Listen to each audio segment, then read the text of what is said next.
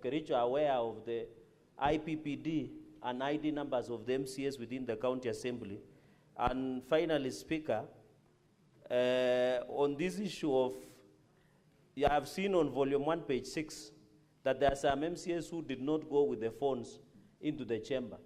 After the adoption of Standing Order 77, were they aware that they were supposed to receive their links or SMS links in their phones? I yield, Mr. Speaker, sir.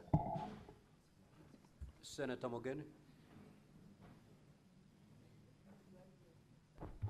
Yes, sorry, I just want clarification, page 31. Did you say that the IP address that looks similar, these MCAs voted from the same gadget? We have the static IP within the chambers. Did they use the same gadget, the same laptop? These three who were assisted? With the static IP, it can allow multiple users to log in using that static. It doesn't. Same gadget? Maybe the person who was inside the chambers can confirm how they voted. Okay. If you were to assist one MCA, roughly how many minutes does it take? One who doesn't understand the system. Like a minute. A minute? Yes. Now, finally, there is one who was assisted at 1922.27 seconds, and the next one was assisted at 1922.33 seconds. Can you move from one MCA to another within 5 seconds? Which one was that? Excuse me. Can you assist two MCAs within 5 seconds? Kindly refer to the volume, please. I said at page 31, yes. You assisted an MCA at 1922.27 seconds. Yes. And the next one, 1922.33. That means the difference of 5 seconds. That is the issue of the static IP. It can allow multiple devices to log in using the same IP. You know, I'm referring, the IP address is the same. Yes. The explanation is that the gadget was one. They were using the same gadgets, unless we are lost. That's the clarification I need from you. You need to convince me what happened. IP address is the same, and the time taken is 5 seconds. If you convince me, I'll be persuaded. I'm lost there. Do you get me? Yes, I do. Would you want to respond to it, or you respond later as you respond later. to that? Oh, okay. That should be easy. The only clarification is that Senator, the use of witness, static. Yes. Witness, yes, Honorable Speaker. Let me make it easier. The senator is referring to the assisted MCAs. If they're not assisted, then they can log in at the same time because they're not assisted. Yes. But these ones were being assisted. I so you assist one, yes. you clear with one, then you go assist the other one. Now his concern is the efficiency that was deployed in that in assisting. We had two ICT officers within the chambers. And we have the static IP. I think the issue came from the static IP that we are using in the chambers. Senator Boni. Thank you, Mr. Speaker. Mr. Alfred Korir, yes. You have truly impressed me with your honesty when you're responding to the question raised by the two young lawyers from the governor's side. I would like you to uphold that standard.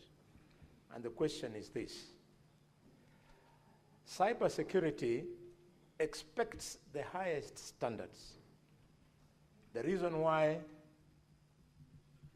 end-to-end encryption is the standard, specifically to address what is disturbing us now, namely to make it impossible for unauthorized persons to access the system. Yes. So given that you honestly accepted that your system is not foolproof, do you still want the Senate to use your evidence to remove the governor when it was porous? That's question number one. The last question, since you've said you're the expert, who asked you to advise the County Assembly of Kericho to use a system which you, the expert, knew was porous? Senator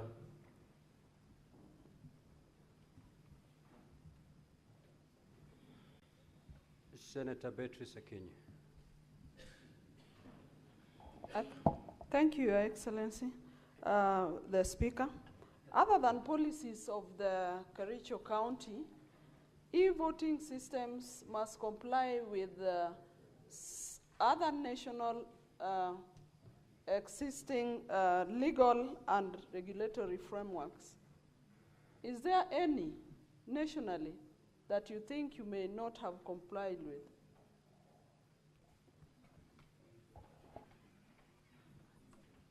Senator Thangwa.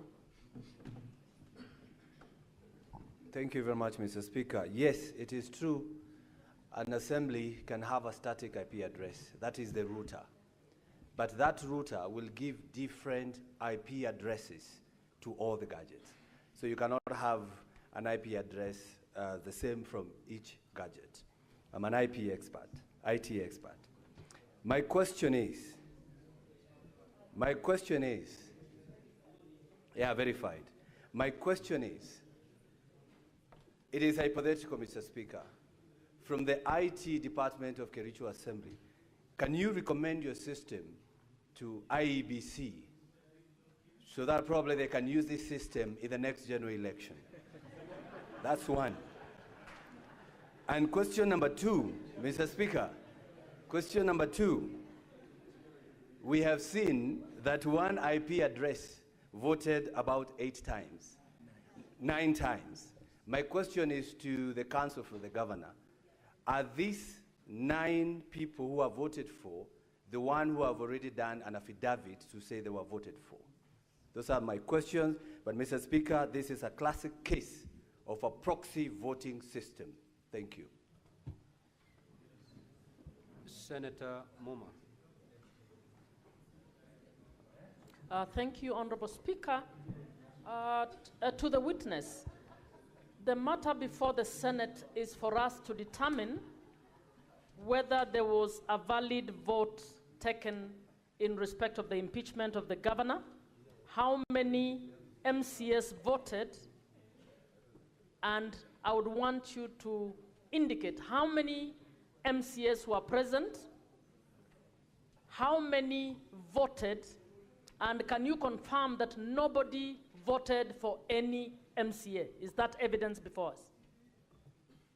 Senator Kisang, order Senator for Narok County.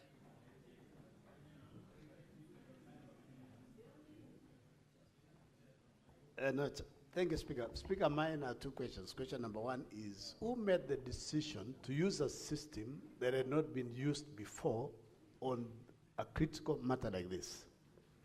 Secondly, as the County Assembly of Kericho, are you registered as a data processor and data controller or not? Number 3 is, as an IT expert, yourself and myself, I have 34 years of practice. Did you send the IBBD numbers and IT number and ID numbers as bulk, or you sent to each person individually? And what was the use of using? Because I believe each MCA, they know their own IBBD numbers and they know their IDs. Do you have a system also to regularly assist the MCAs to change their passwords? Thank you, Mr. Speaker. Senator Eddy.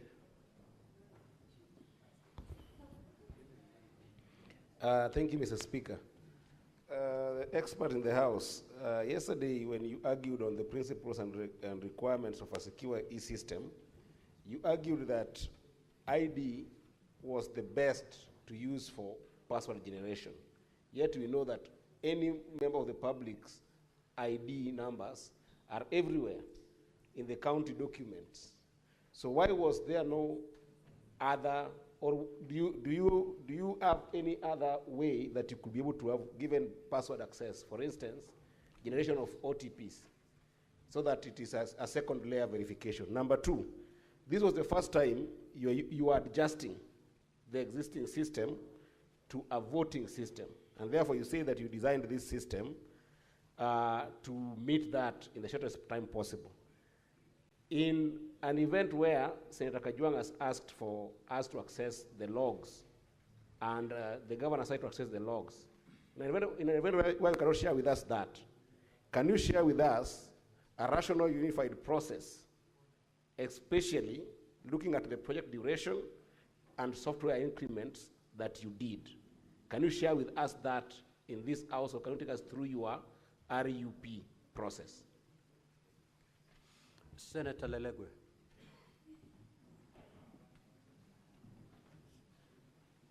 Thank you, Mr. Speaker. Alfred, I want to point you to page 12, where it's contained, where message confirmation report is contained on electronic voting link. In that page, I wanted you to confirm whether that link is manually or system generated.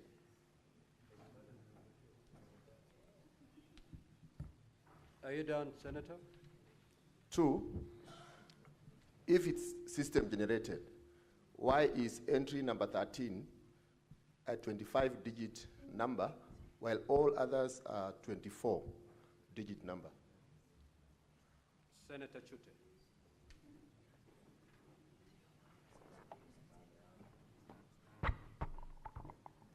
Thank you very much, Honorable Speaker. To the witness,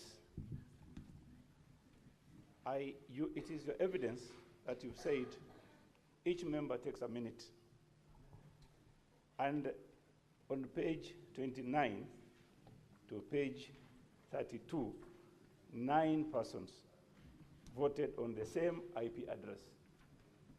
And it is your evidence also, said there are 2 devices in the premises. So the IP address is on a particular device. So my question is, unless you want us to remove the governor on a flimsy excuse, why should you use the same IP address? That takes 1 minute for each person. That's already 9 minutes.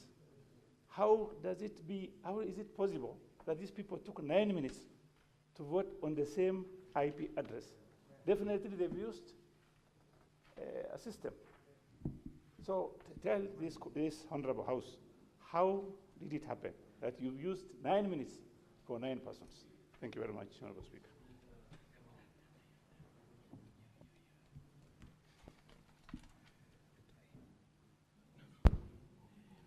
Thank you very much, Mr. Speaker. Mr. Speaker, I wanted to know from the witness, for how long have they been using the electronic voting system in the County Assembly of Kericho? That is point number 1. Number 2, I also wanted to know, in the event of system failure, which system have they kept in place to assist the members of County Assembly of Kericho to vote? Thank you, Honorable Speaker.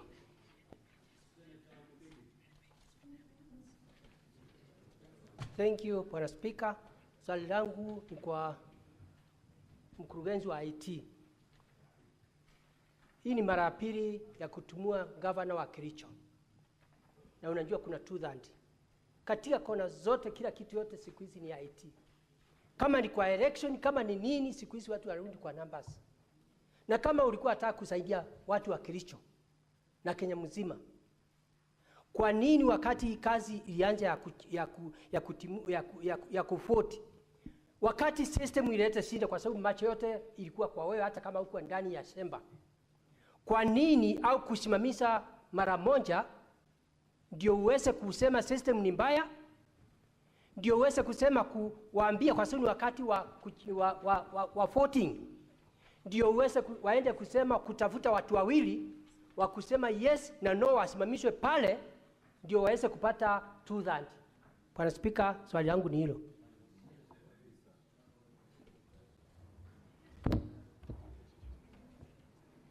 Thank you, Mr. Speaker, for this opportunity.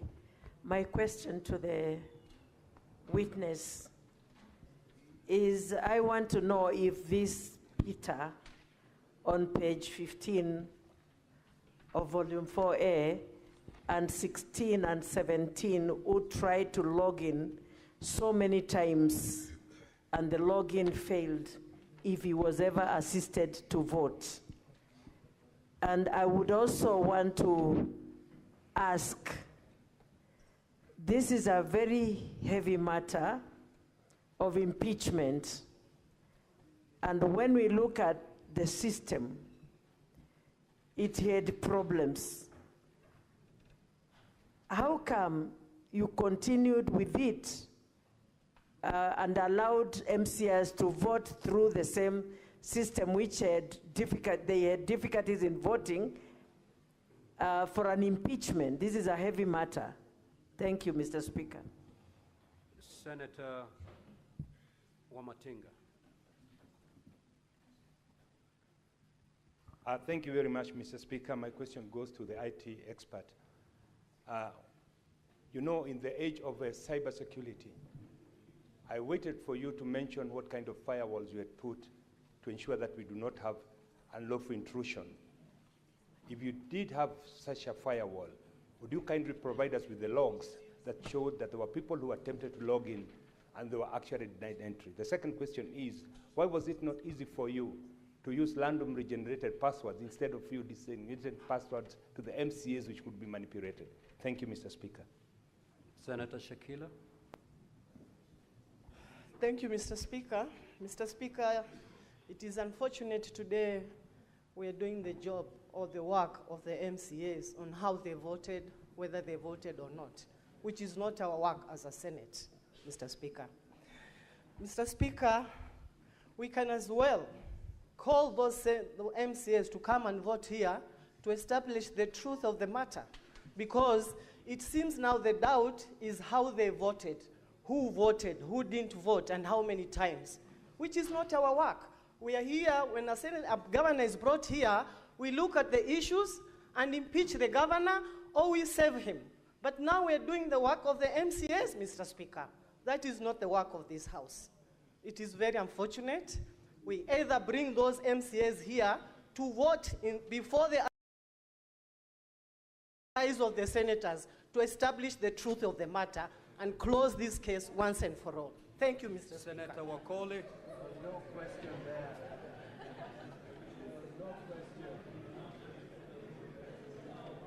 Asante. Order, honorable senators. Senator Wakoli, you may proceed.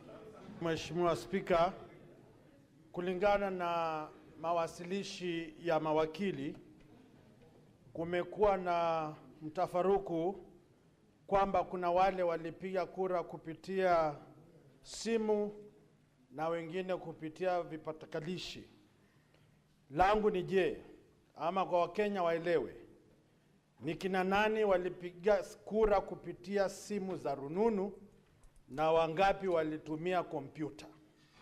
Pili, kulingana na uweledi wa mtaalamu huyu, kuna thibitisho kupitia kanda ya video kama sasa jumba la Senate wa Kenya wanafuata moja kwa moja.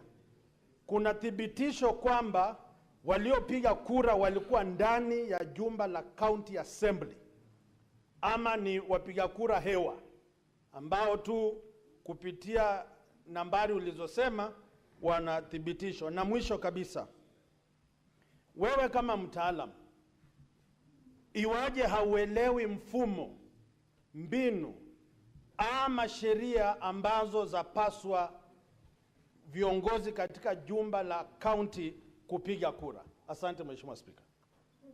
Senator Morango James. Asante sana Mr. Speaker. Nilikuwa nimezima kwa sababu swali nilikuwa nataka kuuliza lilikuwa na Senator Wakoli. Then take your seat, Senator Methu. Mr. Speaker, sir, I would just want to confirm from the witness who is on the stand, and the witness has taken an oath. There are so many documents here. The witness on the stand has sworn with the Bible. Mr. Witness, just a confirmation. is it your position before God and before the Senate that indeed 33 MCAs voted or 28 MCAs voted? That would be my first concern. And the second one, do you actually also know the implication of the oath that you have taken before this House if it is later found out, indeed because it can be found out, that not 33 MCAs voted and 28 voted? Do you actually know the implication of that oath that you have taken as a witness before this House? Senator Abbas. Thank you, Mr. Speaker. If you go to volume 4A, page 12, if you look at the bulk SMS that has been sent, if you look at the bulk of SMS that has been sent, there are 28 out of the 47. So why did the member send, I mean the witness sent only 28 and not the 47 as a bulk SMS? Two, you have 47 MCAs, and I think they are all in the chamber at that time. Where are those who abstained and those who have not voted against the governor? Senator Olekina.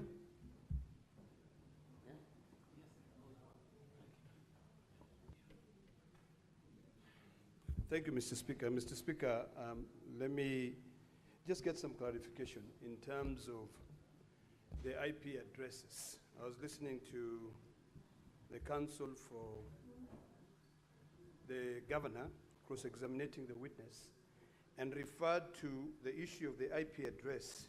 And the first question which was asked, which is what I want clarity, is whether or not one device or two devices can use the same IP address. That is the question.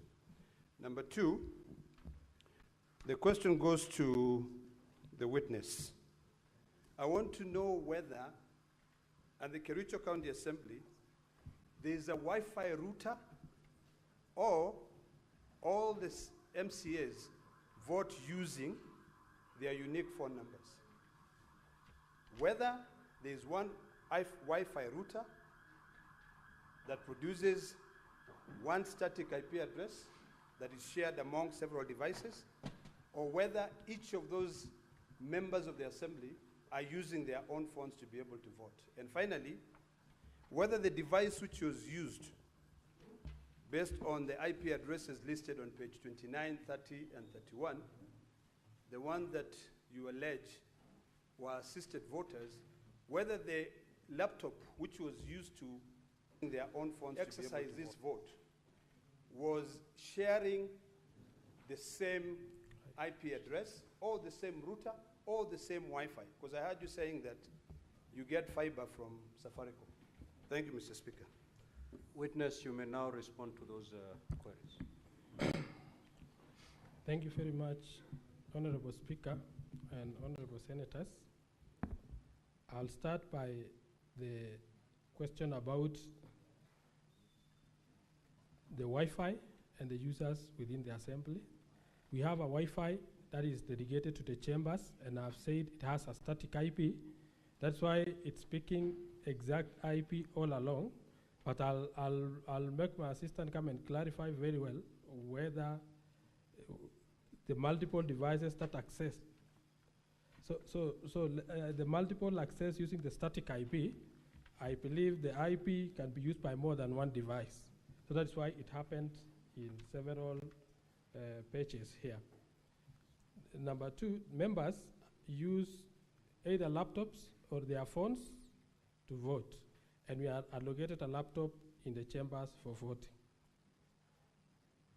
On the implication of the oath, I understand, Honorable Senator Matthew, that I know the implications, and on the number of MCAs who voted from the system, I can say as an administrator there are 33 votes casted, and the authenticity of the votes, because there are 4 contesting the votes, is what as an expert at the back end, since I was not in the chambers, cannot confirm.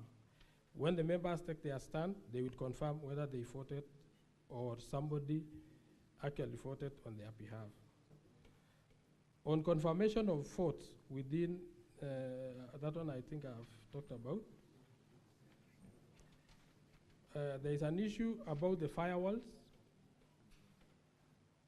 and I can confirm. Mr. Witness, is it possible to mention the question that you are responding to? The senator who asked the question. I didn't note the name of the senators. Oh. So I'll just answer them. So on the password generation, where I used the IDs, that was the easiest method for my honorable members of Kericho County Assembly to remember immediately the ID because of the timelines of 5 minutes. I've realized the Senate has got a voting system that is taking a minute because there are these electronic voting machines. Should they have had the electronic voting machines, it could have been faster. So I was thinking of the best way, they can easily log in and cast their votes with the shortest time possible.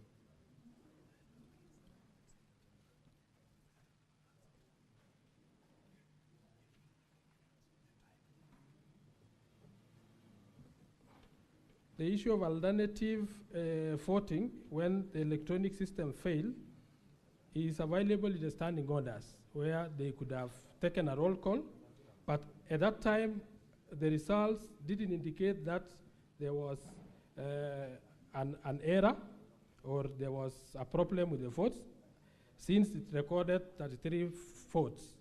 So the other members who didn't vote remain in pending. That shows they didn't trigger the voting pattern, and that is why under the display dashboard, we only have 0-0 because they didn't log in to either abstain in the system or vote no.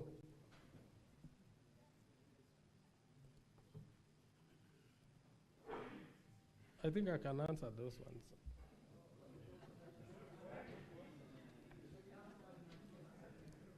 I've not chosen to answer. I'm trying to. The decision to use data processor, the decision to use data processor or data experts. I think I didn't get that question correct. Honorable Senators, you know, if the questions have not been answered, it is you to make the decision at the end of the day in one or the other. So you cannot force him to give you answers that he doesn't have. So if you are done, then we can step you down and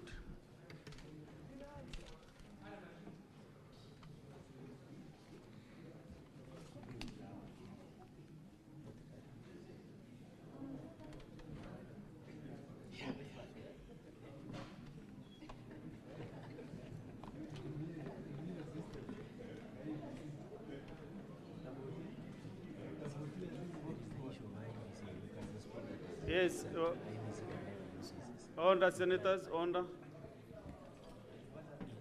Yes, Counsel for the Governor, what is it? Mr. Speaker, sir, there was one question. There was one question directed at us by Honorable Karongo on whether the part of the MCAs we are contending did not vote a part of the 9 who were voted using the same IP address. And we want to confirm 3 of them are there. The first one is at page 31, MCA marked as 2022-029-61-110 nominated. That's Edna Chepkemoi. So we are looking at volume 2, page 31. I am looking at the column marked MCAs. Volume 4A, sorry, volume 4A. Or let me use the column of word, page 31, volume 4A. Let me use the column for word.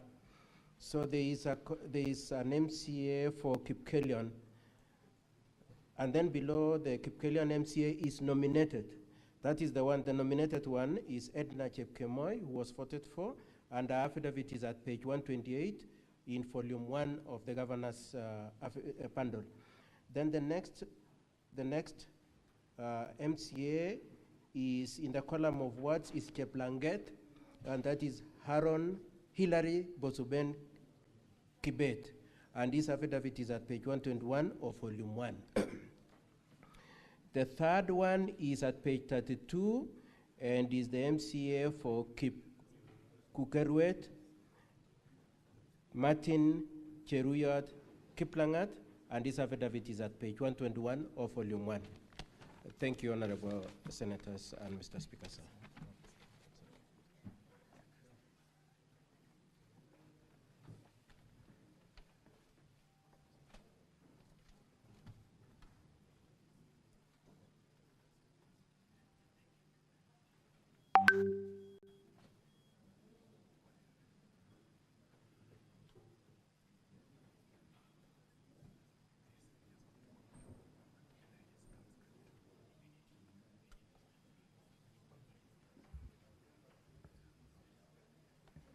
Well, I was of the impression that the main witness will maybe take time to respond to the many queries, but I'm told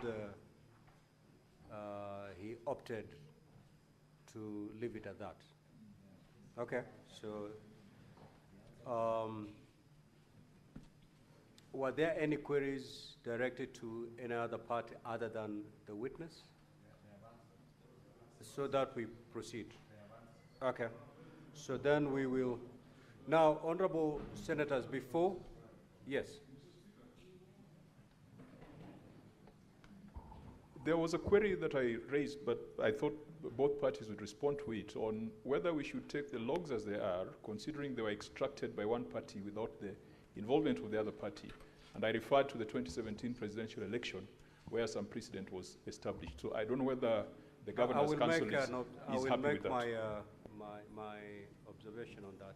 Now, before we allow the team from the County Assembly call the next witness, there was a request that had been made by the Council for the Governor, and I want to proceed to make a ruling. Council, just take your seat, please. Okay.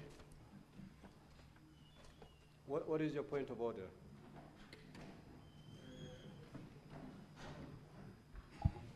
Honorable Speaker, before you make that ruling for the application which was sought by the Governor's Council, Mr. Speaker, in your ruling yesterday, you indicated that Senate will make some determination on threshold before voting on the main impeachment charges. Mr. Speaker, listening to the witness, the examination in chief, the close examination, the examination, and also maybe point of clarification from the senators. Honorable Speaker, before we make this decision tomorrow, whether there was threshold in the County Assembly, we didn't need an expert, Honorable Speaker, to assist us to verify the information that has been brought to this House, Mr. Speaker. You know, the side of the County Assembly, they are defending the voting was right. The other side, the Governor's side, they are also defending their goal that the voting did not go on well. So, Mr. Speaker, because the Senate leaders should be assisted, I'm not doing this application to assist either sides, but for the benefit of the Senate of the Republic of Kenya, because tomorrow we'll be making a very, very critical decision whether to allow the impeachment process to proceed, to vote for the impeachment charges or not, Mr. Speaker. Mr. Speaker, we have an ICT authority in Kenya which has very, very informed experts. So, Mr. Speaker, we can get someone who can be able to look at all these ID, IP addresses, all these credentials, so that, Mr. Speaker, as we make our decision, we can make an informed decision. So if we get a neutral expert, then we can be better pleased, Honorable Speaker. Thank you. Now, Honorable Senators, this is my ruling on the request made by the Council for the Governor, and also to address the concerns raised by Senator Kajwang and also the Senator from Meru.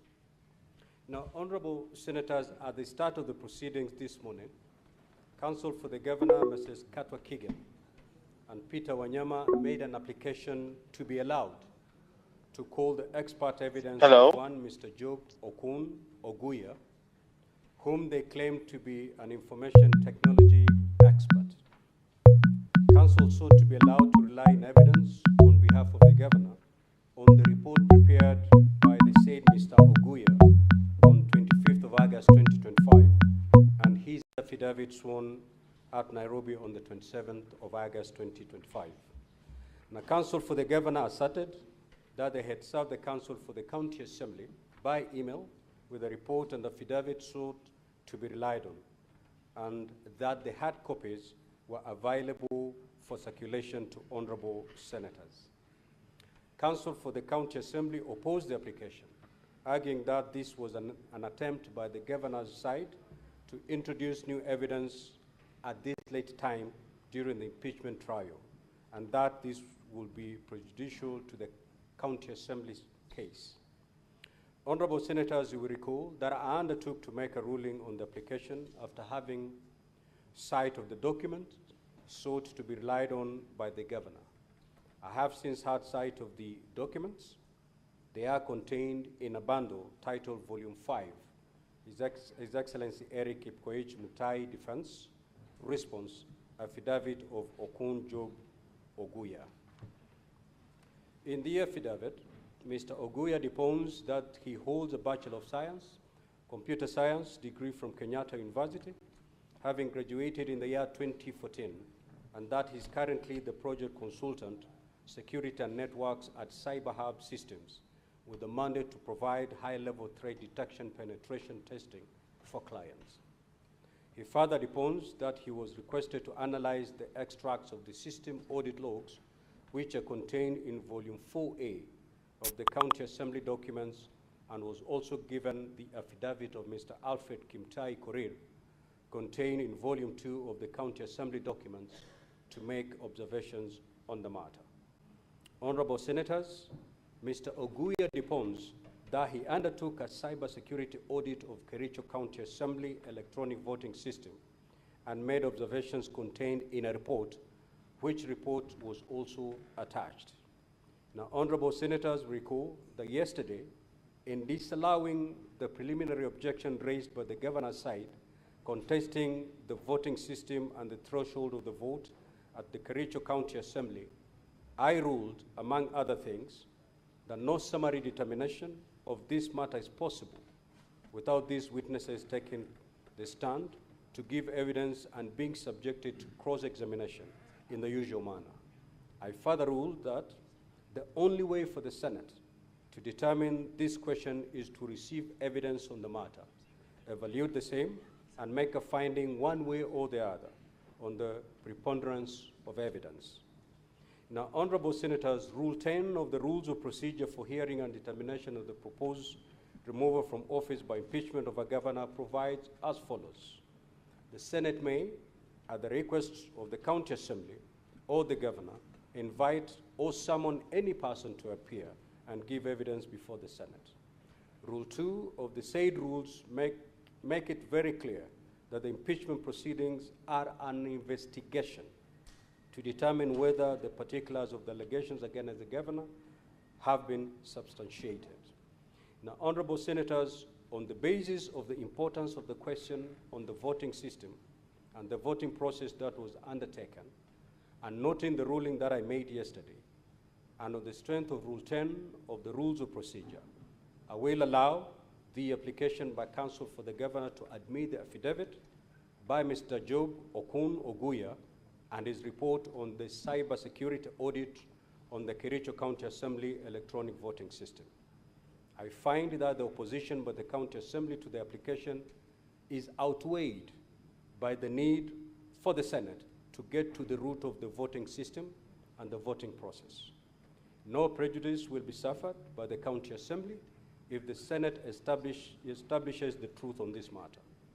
I also note that for similar reasons yesterday, I allowed the County Assembly's application to provide documentation which had been referred in its submitted documents but had not been attached. Now, Honorable Senators, in allowing the governor to call its expert witness, I direct that the governor's side will have to accommodate the witness within its time as already allocated. The evidence of the witness will also be limited to matters raised in the evidence of the County Assembly. The witness will be subject to cross-examination in the usual manner. Honorable Senators, I also wish to make an additional ruling on this matter.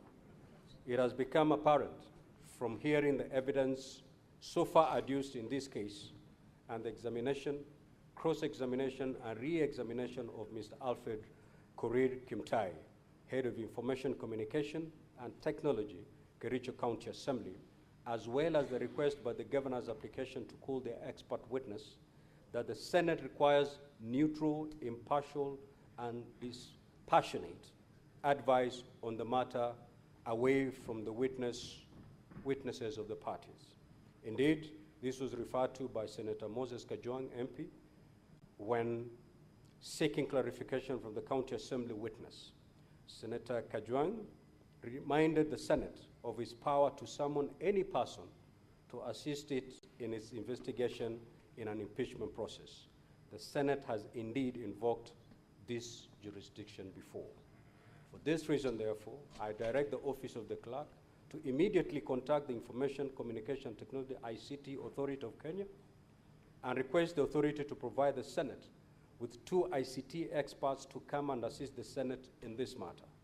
I direct that the Office of the Clerk provides facilities for the 2 experts from the ICT Authority to sit with the head of ICT of Kericho County Assembly and the ICT expert called by the Governor, together with the representatives, whether council or otherwise, of the County Assembly and the Governor, and for the experts from the ICT Authority to prepare a report for consumption of the Senate.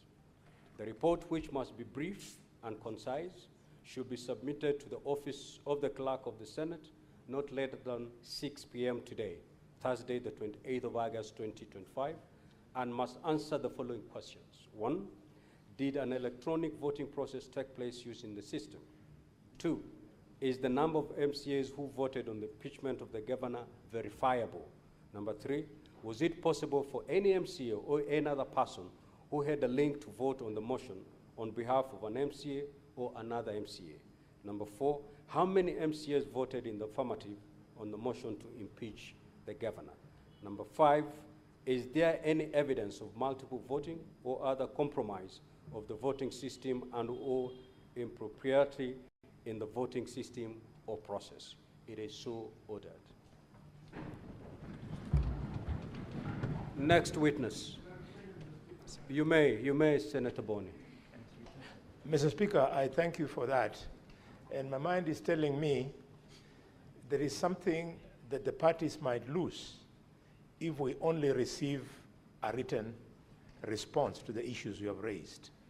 It might offer them a better opportunity, Mr. Speaker, if we allow that expert takes the witness stand, so that besides responding to the 5 issues you've raised, the parties be given an opportunity to interrogate him further. I believe if we do that, we'll better be enriched, Mr. Speaker. The only person who can table this is the one who would have prepared it, and he can only do that when he takes the oath, tables this, go take us through it, and if you need to get any clarification from the experts, you certainly will be at liberty to do so. Thank you. Next witness. Sorry, Mr. Speaker, before the next witness comes, may I request that you direct the governor's side to give us a copy of their expert affidavit and report? We don't have it. One was transmitted to you via email, but you can be served with a hard copy right now. Thank you. You may proceed to exchange documents. Let's hear the next witness.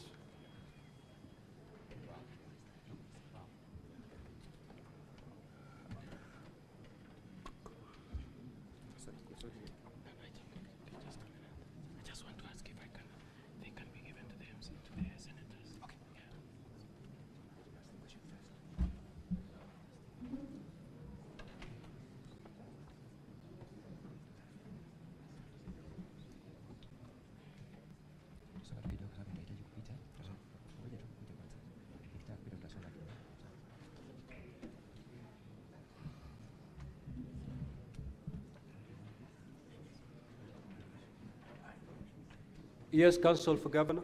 Mr. Speaker, so I was requesting if the hard copies of the said report can be given out to the honorable senators. Absolutely. Thank you very much.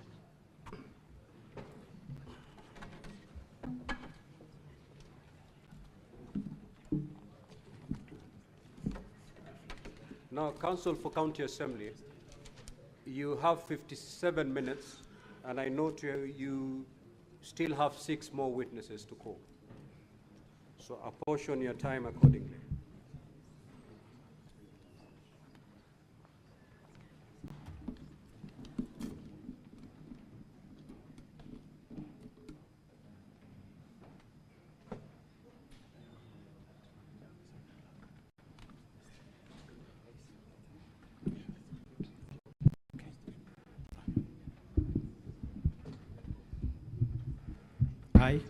I, Kipko H. Albert, do solemnly swear that the evidence that I shall give before the Senate in respect of the matters before the Senate shall be the truth, the whole truth, and nothing but the truth. So help me God. Thank you, Mr. Speaker. We now wish to move to the next limb of the impeachment motion, which will be about the alleged theft of public funds. Tell the Senate your full name. Thank you. My name is Albert Kipkoech. Where do you live? I live in Kericho, a place called Kaitui, in Soin Sigawet sub-county. What do you do for a living? I'm a member of Kericho County Assembly representing Soliat Ward. I understand that means you are an elected member of Kericho County Assembly? Yes, I'm an elected member. What other roles do you discharge officially within Kericho County Assembly? Okay, at the Kericho County Assembly, I'm a chair on on budget appropriation committee. I'm chairing that committee at the Kericho County Assembly. Is there any other committee you may have chaired or been a member of in that county assembly? Okay, last month, that was July, through an establishment of the assembly, I was given a responsibility to chair a committee, an ad hoc committee on fictitious payment. I didn't get the name of the committee, the ad hoc committee? Ad hoc committee on fictitious payment. Thank you so much. So we wish to now move to that committee on fictitious payment. Did that committee do its work as established? Yes, we were given a mandate, and that mandate is in my affidavit, paragraph 8. And the first thing that we did... Allow me to put the question. So let me take you a step further and ask this question as follows. Have you presented an affidavit before the Senate? Yes. It is in my... It is in volume 2. Are you able to give us the page? Is that the affidavit at pages 51 to 78 of volume 2? Yes. Do you stand by the contents of the affidavit at pages 51 to 78 of volume 2? Yes, I stand. Allow me then to briefly move to the mandate of that committee. What made that committee to be established as an ad hoc committee? Okay, on 10th July 2025, His Excellency Deputy Governor Fred Kirui wrote a letter to the Assembly on issues on financial impropriety. And that is what made the County Assembly to establish an ad hoc committee. Thank you so much. Let's go to how you discharged your mandate as a committee. How did you get or take evidence as a committee? The first thing that we did is that we invited witnesses, and it is in paragraph 9 of my affidavit. And the first witness was Deputy Governor. Because we don't have time, just give us the list of the witnesses. The senators will read for themselves. Just give us the list. Okay, the first list, the first person was Deputy Governor. It is in volume, the invitation letter is in volume 4, page 221. The second person was CC Finance, Jackson Drop. It is also in volume 4, page 222. The third person was Gillian Soy, Director of Procurement. The fourth person was Betsy Jebet, CEO Agriculture. The invitation letter is in volume 4, page 230, and also page 231, because there were two chief officers. Another invitee was Jacqueline Langat. Her invitation letter is in volume 4, page 227. The next person was QS Anderson Terrer, CEO Public Works, Roads and Transport. They will find it, the invitation letter is also in volume 4, page 229. Keblangat Richard Mitei, CEO Water. Invitation letter is also in volume 4, page 228. And the other witness was Dr. Jafet Cheruyot, CEO Health Services. It is also in volume 4, page 225. Then CPA Kenneth Omondi. And the last person was Richard Toney, Chief Officer Education. The invitation letter is also in volume 4, page 224. Very briefly, what material generally, in the interest of time, did these witnesses present to your committee? Okay, it is in paragraph 11. That is procurement plans, payment vouchers, local service orders, delivery notes, requisitions, and other relevant documents. So they essentially gave you accounting documents for the county government of Kericho? Yes. Did this committee complete its work and produce a report? Yes, we produced a report, and that report is in volume 4A, page 108 to page 190. Thank you. Generally, what departments in the county government of Kericho were of concern from the findings of that report?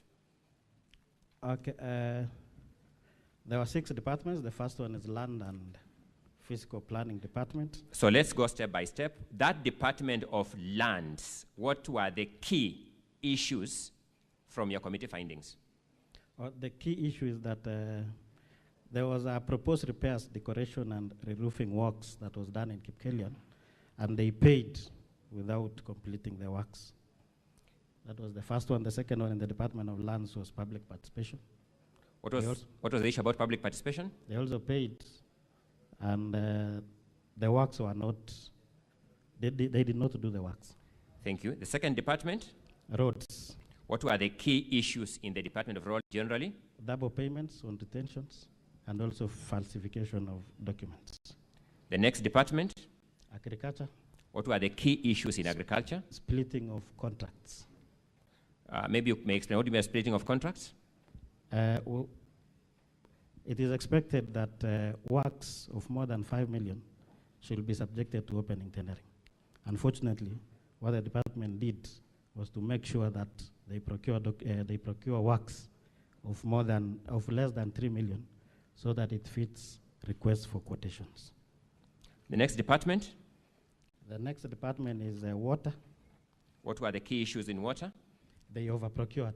Money that was budgeted there was only 1 million, but they procured works of more than 3 million.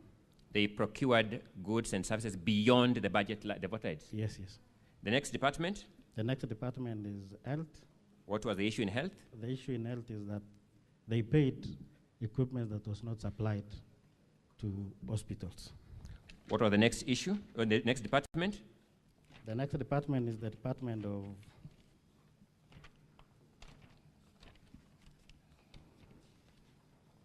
Finance. What were the key issues in finance? The key issues in finance was there was no documents, especially... documents to support or to do what? Yes, to support payment. And I can take honorable members to page 74, whereby there is a table there.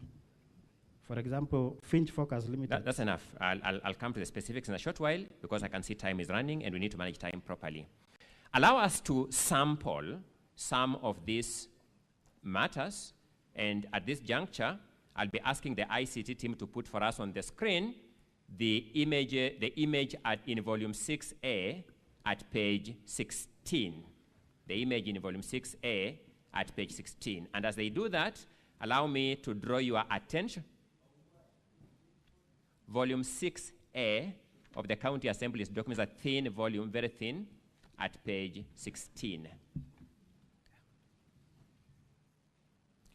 As the ICT team is putting up, Mr. Speaker, you may direct them so that we see it up. I'll be going to the next question that we save on time.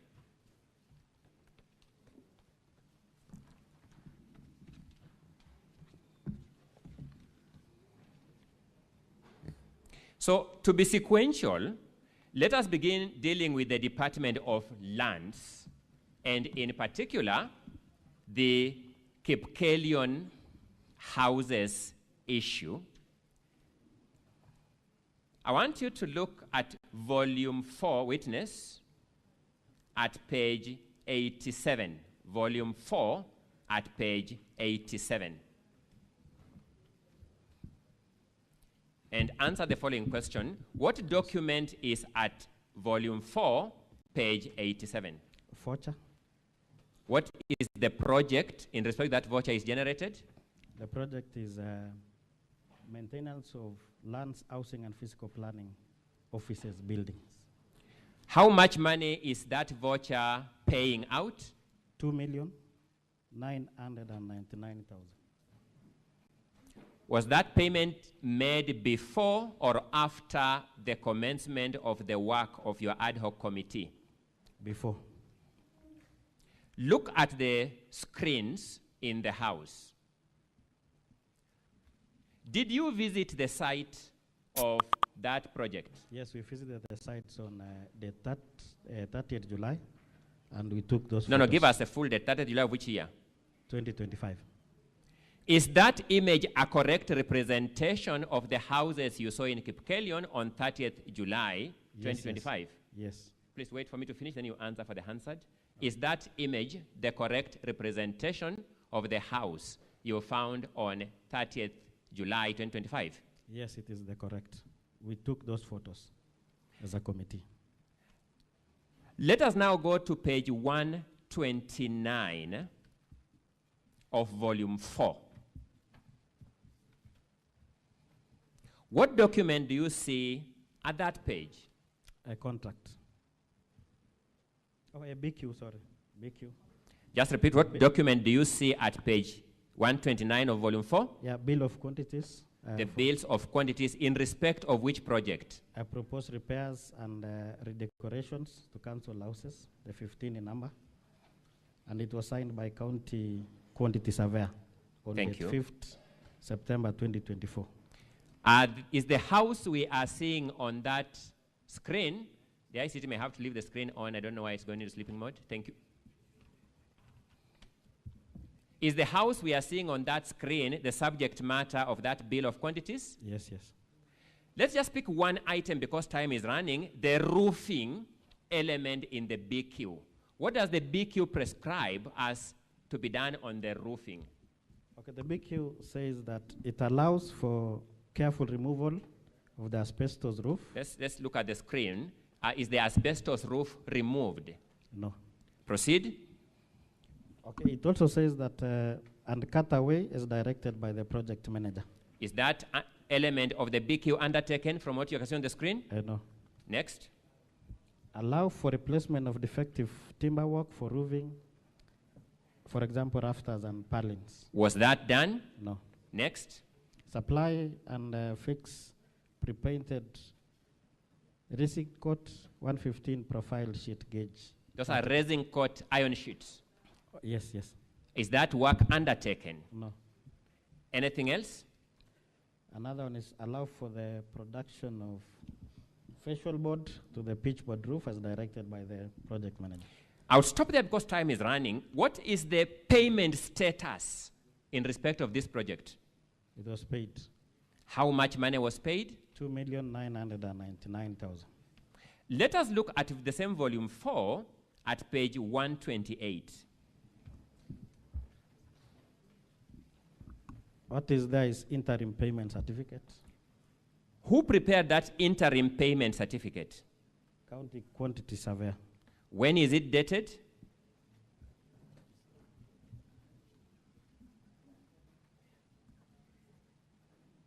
February 22nd, 2025. Look at the municipality in respect of which that payment certificate relates. What is that municipality? Kericho Municipal Board. Sorry? Kericho Municipal Board. To your knowledge, are these houses at Kipkelion within Kericho municipality? No, it is not within Kericho municipality. What is the recommended figure to be paid in that interim certificate? 2,699,100 shillings. You may just look back at the voucher that we looked at earlier at page 87. How much money is being paid according to that voucher? 2,999,000. Let us pick some other element, because this is the sample we are going to do for the Department of Lands, and look at volume 4, page 92. What document do you see there? An LSO. When is that LSO generated on the face of it? 20th February 2025. Let's now look at page 93 of the same volume 4. What document do you see there? Invoice. When is that invoice issued? 6th February 2025. Between the payment invoice and the LSO, which one is issued first, according to those documents? An LSO is issued first before billing. Billing is invoicing. That's the practice. Yes. But those documents, which one was issued earlier? Invoice. The invoice was issued before? Before LSO. What do you make of that aspect of your evidence? Of course, this one is, they were forging documents so that they will be able to pay. Falsification of documents. Allow me to then move to the second element from the Department of Lands in the interest of housing, that is the Chelimo settlement scheme. As I begin putting these questions, I will ask the ICT to put on the board the document, the image at volume 6A, page 11. The photo at volume 6A, page 11.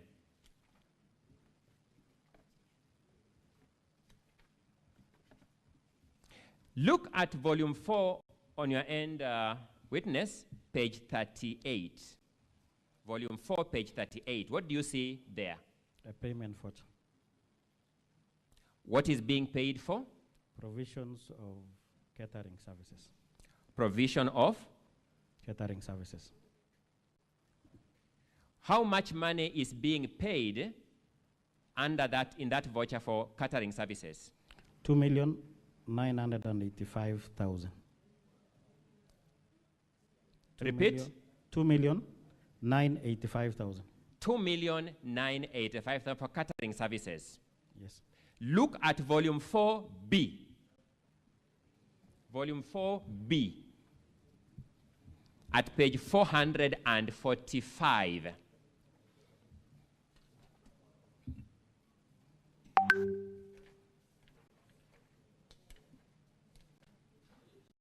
Page 445, 445.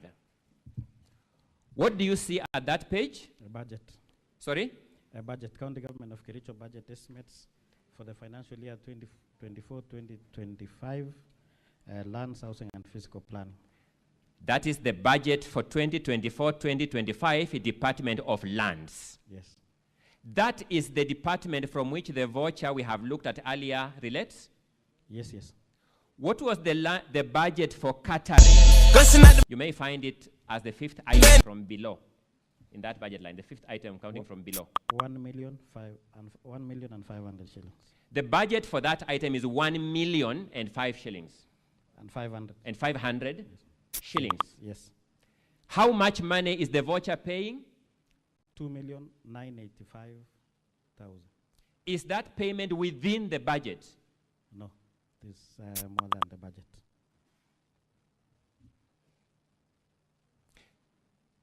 Let's look at volume 4, the first volume that you are looking at page 41.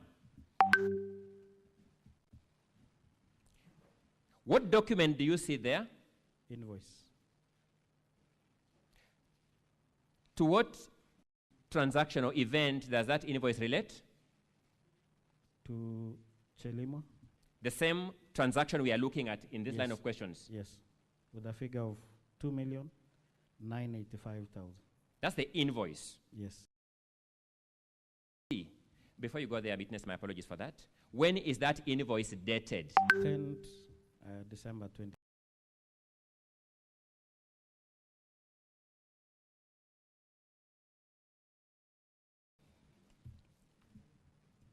An LSO.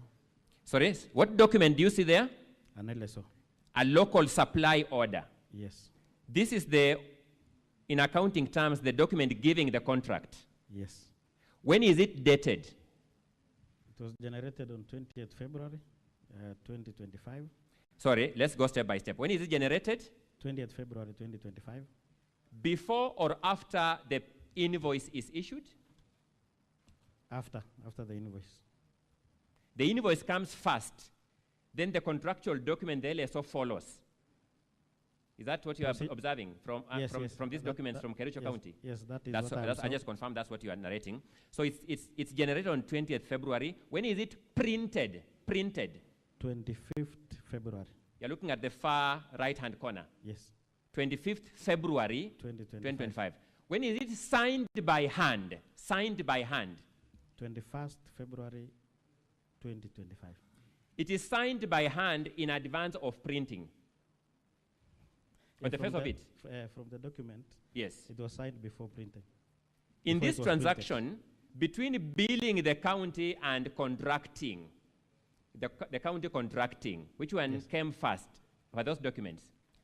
Billing came first. The county was billed first, then it Before contracted later. Yes. What do these documents tell you as the chair of that committee? Okay, our observation is that they were trying to do forgery because, as you can see, they were in a hurry to make sure that they have prepared documents for payment. We had, I had requested for volume 6A, page 11 to be on the screen. If you can just be returned kindly, I'll run through them very fast in the interest of time.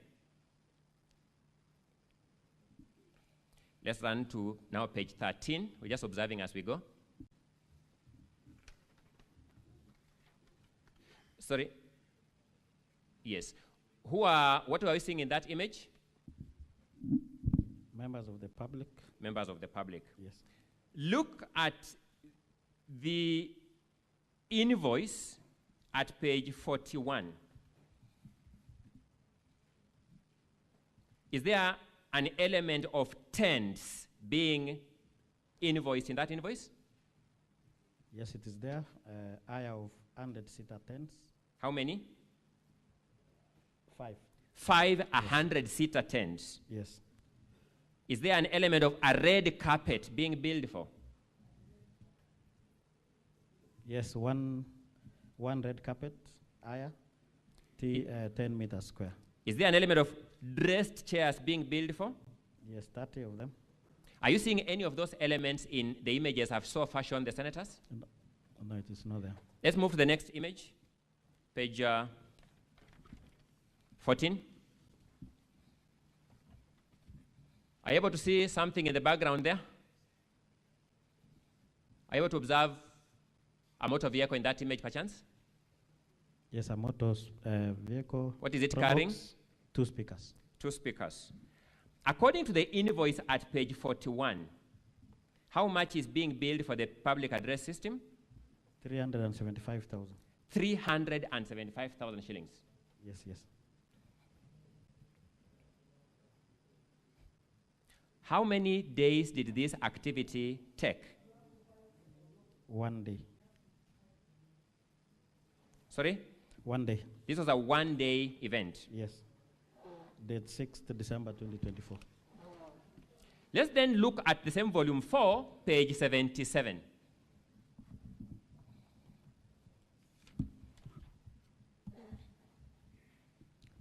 There is a requisition for facilitation during public participation at Chelimo. Internal memo. This is the requisition. How much money is being requisitioned, that requisition?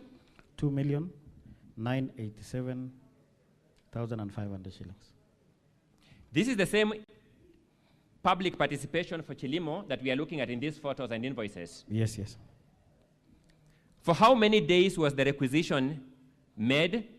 5 days. There's a requisition for 5 days for an activity that took how many days? 1 day. And the public participation was expected to be done on 18th November 2024 as per that requisition. And the invoices say it was done when? The invoice, page 40.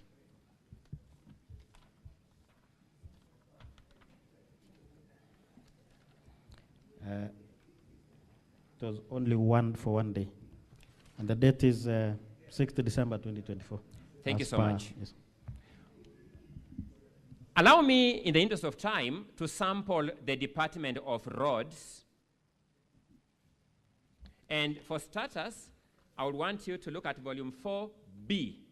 Volume 4B, page 343. Volume 4B, page 343. What transaction do you see at that page? It's an internal memo, a report on inspection and acceptance for construction of Lelsotet Bridge. It's an internal memo by the inspection and acceptance committee. Yes. What is the importance of that document in procurement and government financial terms? It will enable the department to prepare a certificate. A certificate. Yes, payment certificate. When is that memo dated? 27th September 2024. Read that date. That date is crucial. 27th September 2024. To whom is it addressed? Mrs. Lea Chirchir, CEO, Public Works, Roads and Transport. Is Mrs. Lea Chirchir, or was Mrs. Lea Chirchir CEO of that department at that time in history? No. Do you know Lea Chirchir? Yes, I know her. When did she stop serving as CEO of that department? 2022. 2022, following the election? Yes. Look at page 348 of volume 4B. What document is there? Internal memo, also for the appointment to Inspection and Acceptance Committee. From who signs? Who has signed? Under whose name is that memo signed? Mrs. Lea Chirchir. When is that memo dated? 20th September 2024. 20th September 2024, this department is generating memos in the name of Lea Chirchir. Is she the CEO in that department? As we speak, she is not the CEO. At that time, was she the CEO? At that time, that date? 20th September 2024. Yeah. No, she was not the CEO. Was she working in Kericho County government generally, to your knowledge? Yeah, she was working from 2017 to 2022 as a CEO. In 2024, was she working there? No. She had left the whole Kericho government structure? Yes, yes. There's a different... What do you make of those observations? Of course, these ones are falsification of documents. They are trying to do a lot of false issues for the purpose of payment. Looking at the time, we will now summarize for the senators where your observations are found for the rest of the transactions in your documents.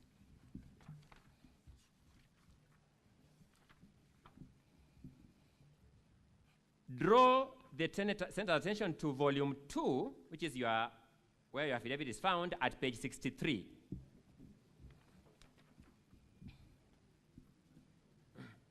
Then turn over leaf to page 64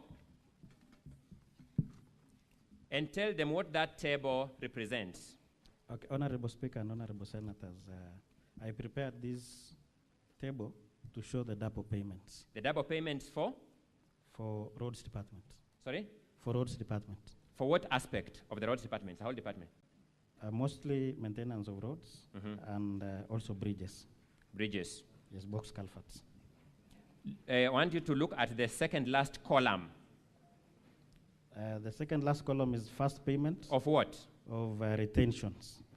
And the second column? The second payment for the same project. and it is also retention of the same amount. My apologies. Volume number 2, page 65. Just count the binding. 64. 64 now, page 64. Sorry, Council, what is it, Senator Onyonka? I was saying, could you please give us the page reference? Thank because you are so fast. My apologies. And I know you're fighting time. I'm wrestling time. Thank you so much, Senator. Thank you so much. We are looking at the table in volume 2, and the table starts at page 64. Volume 2, the table starts at page 64. So, just so that we don't miss the point, what do you say this table represents? It represents a double payment of retention fees. Where did you get this data from? From the retention register. From the retention register? Yes.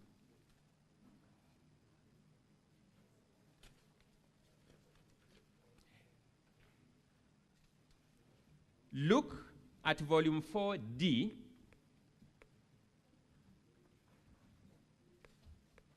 For dog, at pages 221 to 244.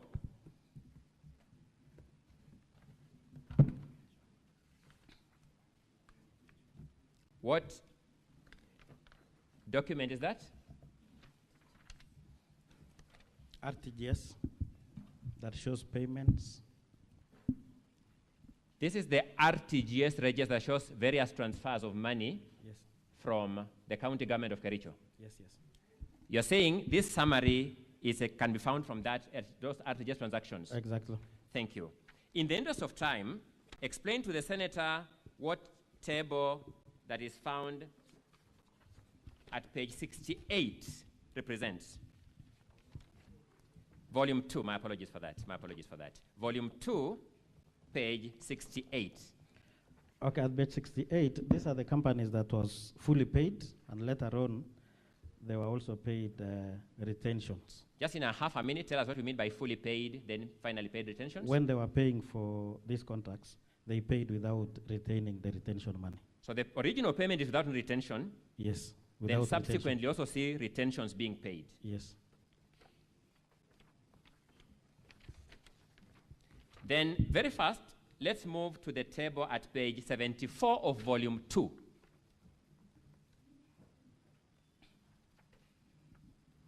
What does that table represent?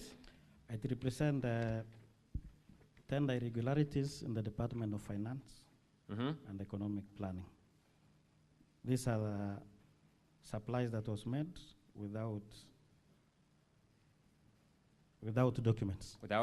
For example, there was no tender. For example, this one, Fitch Focus Limited, they were supplying and delivery of stationaries. There were no professional opinion. There were no tender award letter provided. There were also no tender opening and evaluation minutes. And there was also no inventory in the form of ledgers, that is S11 or S13 provided. In a nutshell, what are you telling the senators at paragraph 25 on page 77 of volume 2 regarding the Health Services Department? Paragraph? 25 at page 77, yes. Okay, in that paragraph, the department contracted 2 companies to supply medical equipment at a total cost of 4 million. These companies, one of them is Afroscape Limited, at a cost which I would request honorable members to look at volume 4D, page 84, and also volume 4D, page 146, whereby they splitted the contract. They split the contract to bring it within the permissible limits for request for proposals. Request for quotations. For quotations. In a summary, what was your quarrel with the Department of Water, Energy and Environment? The Department of Water is that in this department, they contracted Rolly Fenders Limited at a cost of Kenya shilling 2.7 million to supply office furnitures. And unfortunately, there was no budget. What was the budget line for that item? 1 million. Sorry? 1 million. And how much, what's the value of the sum being contracted? 2.7 million. 2.7 million.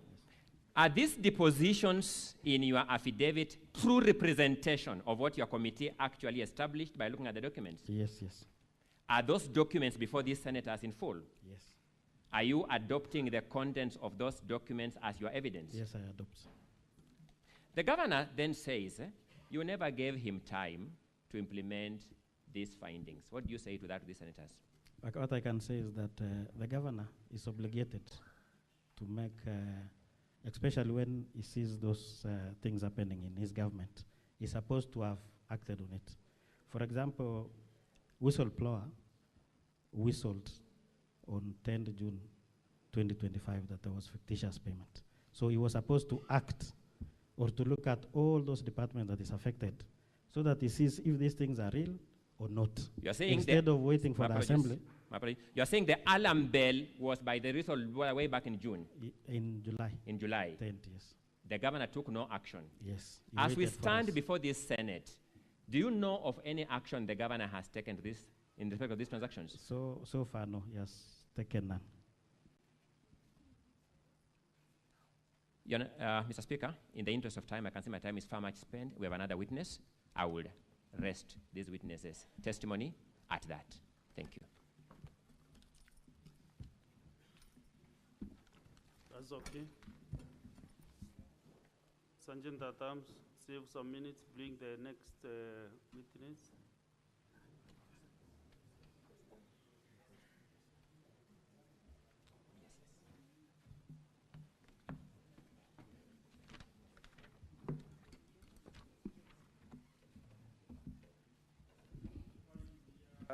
We are embarrassing of the time. You can go ahead, Council of the Governor.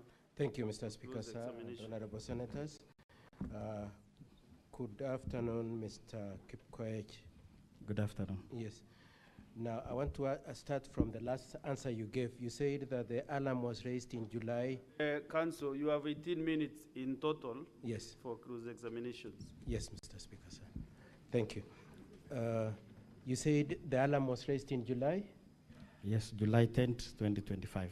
July 10th, 2025. Yes. And the impeachment, the motion was moved for impeachment on which date? 6th of August, isn't it? I cannot confirm that. You don't know when the motion the was only moved? person who can confirm that is the move of the motion. May I ask you, Mr. Kipkoech, Yes. you are not in the assembly when the motion was being moved for his impeachment? Of course, I was there, but I cannot answer for somebody else. Did you participate in those proceedings? In voting, yes, I participated on date 15th. On 15th? Yes. So if it is the issue of date 15th, I will answer. And you don't recall, okay, that's okay. You don't recall that the motion was moved on 6th of August. You don't remember that? I will leave that to the motion mover. You don't recall or you do? Of course, I recall, but I will leave it to the mover of the Now, motion. so the alarm, as you say, was raised on 25th, and the motion was moved on 6th of August.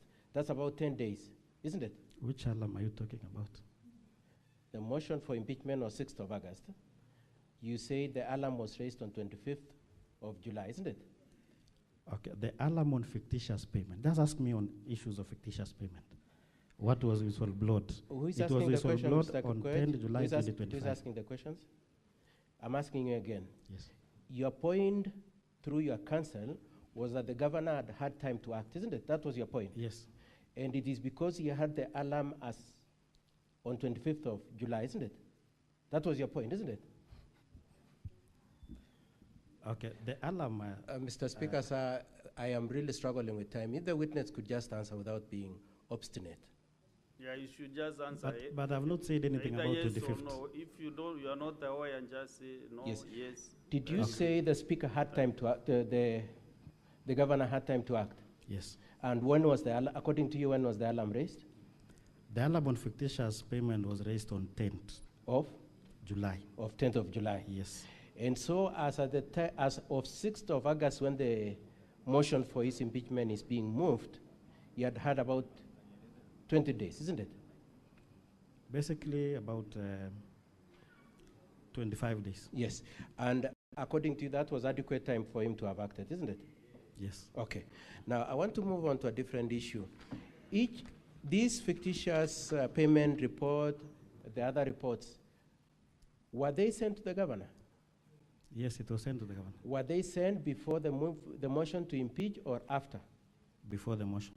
Before the motion? Yes. Which date were they sent to him? 5th of? August. 5th of August. Yes. Just a day before the motion for impeachment, isn't it? The speaker has told you to answer the question. Please, if you don't know, say you don't know. They were sent a day before the impeachment, isn't it? Yes, a day before. Okay. And that one day was enough for him to act? He had enough time from the Let me ask you a 10th. different question. On 10th of July, when you say the alarm was raised, do you have any document showing that indeed a communication raising the alarm was made? During, in the report, you'll Please realize just answer my question. In the totality of the documents you've brought to court, do you have any document saying, I can place my finger on this document showing that indeed the governor was notified on 10th of July that there are improprieties in the county? I don't have. You don't have. Okay. And each of those reports provided for time to act, isn't it? Yes. These fictitious payment and all the other reports gave timelines within which the governor was to act, isn't it? Yes.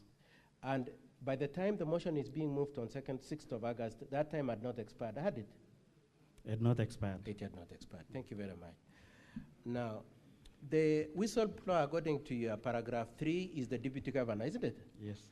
That deputy governor deputizes the governor himself, isn't it? Yes, yes. Have you moved to impeach him because he's equally responsible? We have not. You have not? Yes. Firstly, so just a minute, Council. Yes, Mr. Speaker. The House is supposed to rise at 1, but the use of standing order at 4:2. I want to extend for 15 more minutes so that you can conclude your close examination. Thank you, Mr. Speaker, sir. The motion, the whistleblower was the deputy governor, and you confirm you haven't moved to impeach him, have you? There is no impeachment. There is no impeachment. Yes. And if this impeachment succeeds, he is the beneficiary, isn't it? Isn't it? Of course. Yeah, of course, yes. Okay, now, so you have taken us through issues. May I summarize the issues you've raised? You've raised issues of contracts on works and goods. You've raised issues of improprieties in procurements, including splitting contracts and payment of money. Those are the issues you've raised, isn't it? Yes, yes. Now, when you were presiding over this committee on fictitious payments, did you find anywhere where the governor had signed any of the contracts that you're dealing with? Of course, it cannot be. Please answer the question. Did you find anywhere where governor signed? Of course, in terms of signage, no. No. Procurement? But it cannot happen in all the Please departments. answer my questions. I'm the one asking you questions. Anywhere where he was involved in procurement, that he actually advertised the procurement? No. Anywhere where he was involved in splitting contracts? But Council. Please answer my question. But Did you Council, find him it cannot anywhere? happen in all the departments. Mr. Speaker, It is I either the is witness. Please incompetent answer my question. or is incomplicit. Witness, Mr. Witness, please stop that exchange. Just answer questions. Did you find him involved anywhere splitting contracts? No. Did you find him anywhere going to the bank to withdraw money? Signing? Okay. Now, in your committee, you said some people appeared before you, isn't it? Yes, yes. And some of those people in your report, you subsequently recommended action against them, isn't it? Yes. Now, as you speak today, you are coming to support an action against the governor, isn't it? Yes. Now, prior to taking action against governor, have you taken any action against those people who you found culpable directly? The only person who will take that Please action answer is my the question. governor. Have you taken any action against any of the people you very specifically placed your finger on and said, this one is responsible for splitting tenders, this one was responsible for procuring beyond the budget, this one was responsible for... Yes, we recommended. You've made recommendations? Yes, sir. You've not taken any action? Of course, we don't have that mandate. You don't have that Assembly. mandate? Yes. Isn't it true that the County Government Act gives you powers to act on CCs? Yes. And have you acted on any but of them? in this case, most of them were COs. Okay, and Yes. so what have you done in terms of acting? Merely recommending? Yes, on COs, we are recommending it to the And the County recommendation Public is Service to Board. who? County Public Service Board. County Public Service Board. Yes. And have you set up that Public Service Board? It is in the report. Lastly, just to save on my time, prior to the excitement to bring this impeachment against the governor, did you give him an opportunity to react to your concerns? Did you hear him? Did your committee give him an opportunity to be heard? Of course, what we did... Please answer my question. Did you invite him to respond to your concerns? As the Assembly, there is no way we can invite Please the answer governor. my question, Mheshimiwa. Did you invite him to answer any of your concerns? To the Assembly, we don't have that mandate. The only way we can invite the governor is through impeachment. Listen to my question again. You are chairing Yes. a committee, isn't it? Yes. Did you invite him to come and answer any of the questions you had? Mr. Speaker, okay. sir, if the witness could answer my question. Yes, we invited him to respond to these issues through impeachment motion, which is here before us. Okay, so let the senators listen. So the only way you invited him is through impeachment motion? Of course. You did not bring him down and ask him about the building you are splashing on the... And that is why he had an opportunity to be in the Assembly on date 15th. And so this impeachment is meant for him to explain how there was improper procurement, why contracts were, any procurements were split, why contracts were not properly executed. That's Yes, your point? yes. Mr. Speaker, sir, thank you very much for the opportunity to cross-examine. And Mr. Kipkoech, thank you for answering my question. Council for the County Assembly, do you want to do the examination to the witness? Yes, Mr. Speaker, I have some 2 or 3 clarifications through Go the ahead. examination. Thank you so much. Who raised the alarm that founded the basis for forming the ad hoc committee? Deputy Governor, His Excellency Fred Kirui. In which department does the deputy governor work?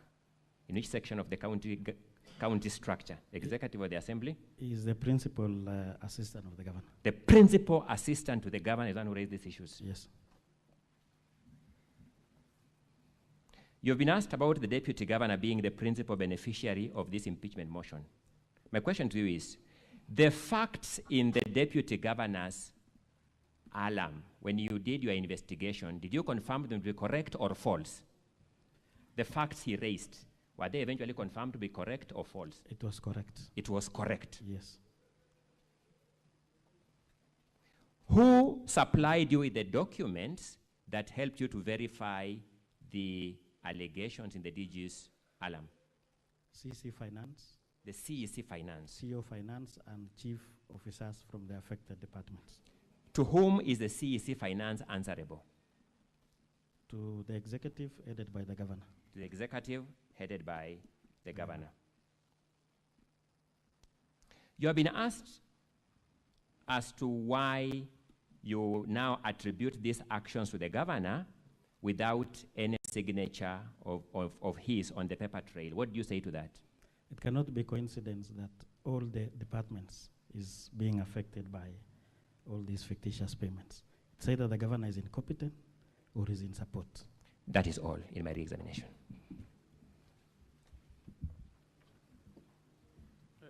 We have more 10 minutes. Maybe I can open to the senators if you need any clarification. Senator Joe Newton.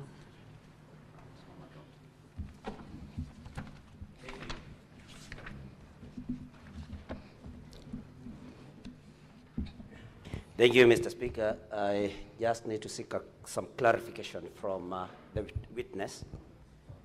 Mr. Witness, when you did this fictitious payment report, yes, you must have been motivated by the need to see that resources in Kericho County government were expended in the right way. Yes, yes. And it is also true that the governor does not or did not sign any of those documents. So once this corruption, because it's corruption, was found to have happened, apart from impeaching the governor, did you as a committee or as a personal level find it necessary to report this crime to EACC as a good resident of Kericho County? Thank you, Mr. Speaker.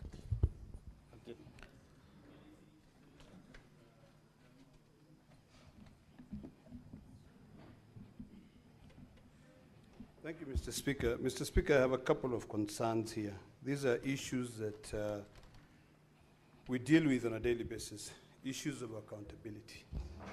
And now I am deliberating on the earlier resolution of the House, as chaired by the Speaker, in terms of calling additional witnesses to be able to verify certain claims which are being raised here. These issues which are being discussed here, Mr. Speaker, relate to the issues of accountability, which falls under two committees of this House. Specifically, the Committee on Public Accounts, Committee of this account. I have followed keenly on the submissions by the Council for the Assembly. I've looked at volume 4, page 87, on the picture which was being displayed on the screens of a building which is supposed to have been paid for 2 million shillings.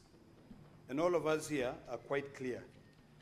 And I've also followed keenly on the issues that have been raised in terms of public participation, on the expenditures which were incurred for that exercise. My concern here is this. The earlier issue that we're dealing with was an issue of technicality. But now we come to the issue of a fiduciary responsibility. The question that I have, and I have two questions for you, Mr. Speaker, is one. Will it be in order? Witness. You know I'm not the witness. Sorry, will it be in, a request for you, Mr. Speaker, will it be in order for us to call for the contractor who was paid this money? Because we're all talking about fighting corruption. If a contractor was paid 2.8 million to fix a building and it was not built, we need to be able to separate fact from fiction. Number two, now to the witness. You have indicated that you have carried out a fictitious expenditure report, and you are able to identify these payments, that payments were made.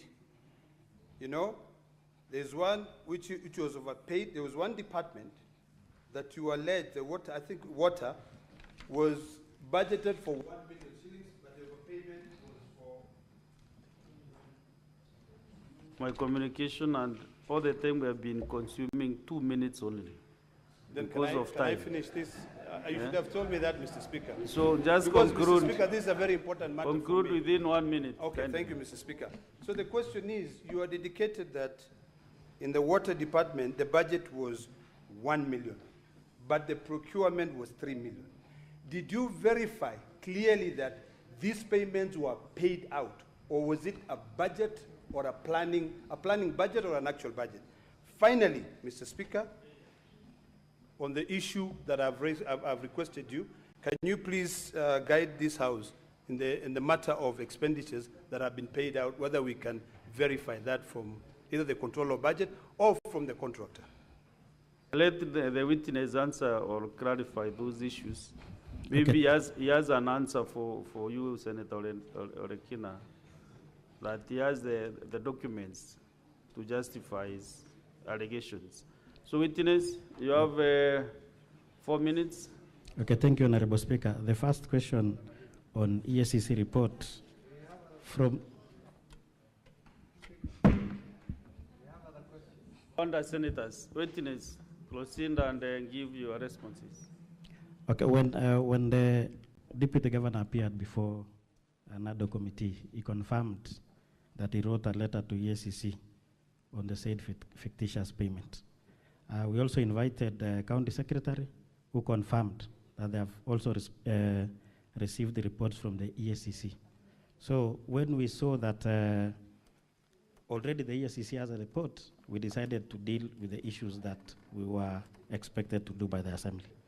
On the issue that was raised by Senator from Narok, we have a budget, and that budget has only a figure of 1 million.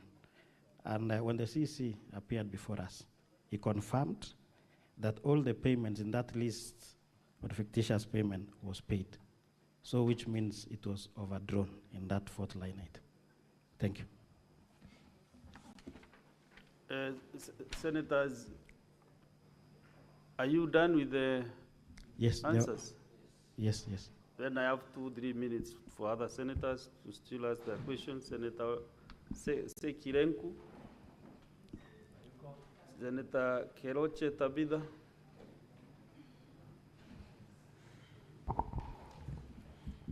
Thank you, Mr. Speaker, sir.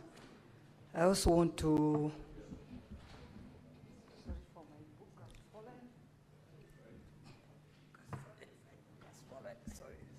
sorry, my apologies. I also want to ask the witness, Mr. Witness, because I believe a county is governed and it has systems and structures. And I believe your department, I mean the committee you hold, plays a great role. Yes. Let's come to the procurement plans, the payment vouchers, and the local service orders, deliveries, invoices, and all that.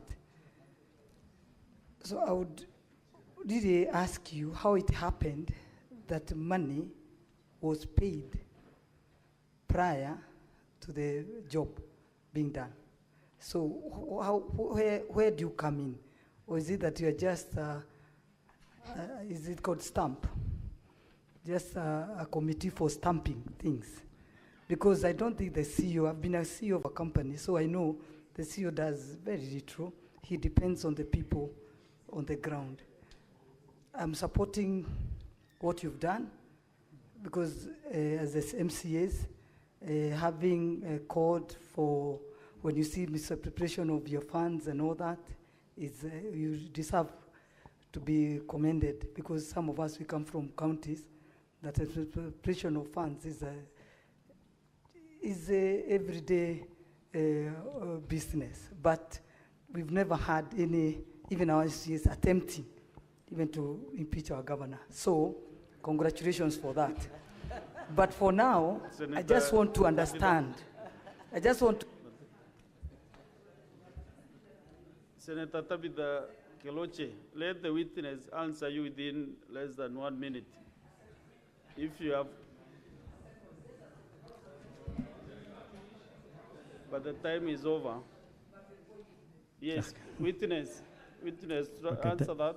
Okay, thank you, Honorable Speaker. What prompted the investigations to be done by the Assembly was the letter that was sent through the Speaker by His Excellency the Deputy Governor, so that we start investigations on that fictitious payments.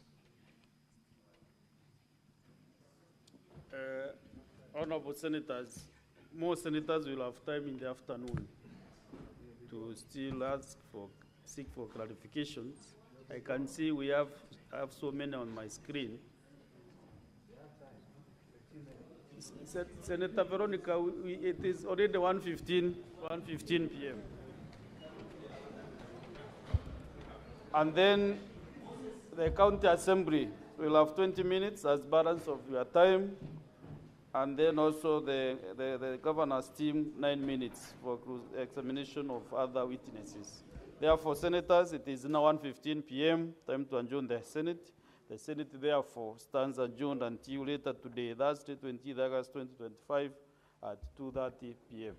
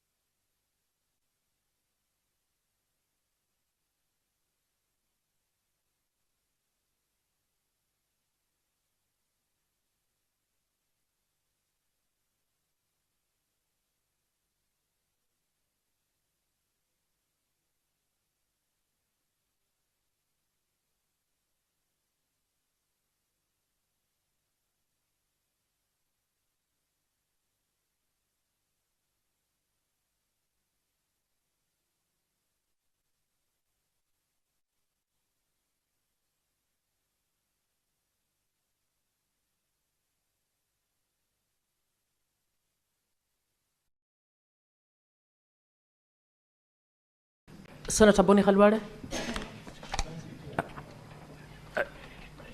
Thank you, Madam Speaker. Madam Speaker, I'm a little bit lost. I would like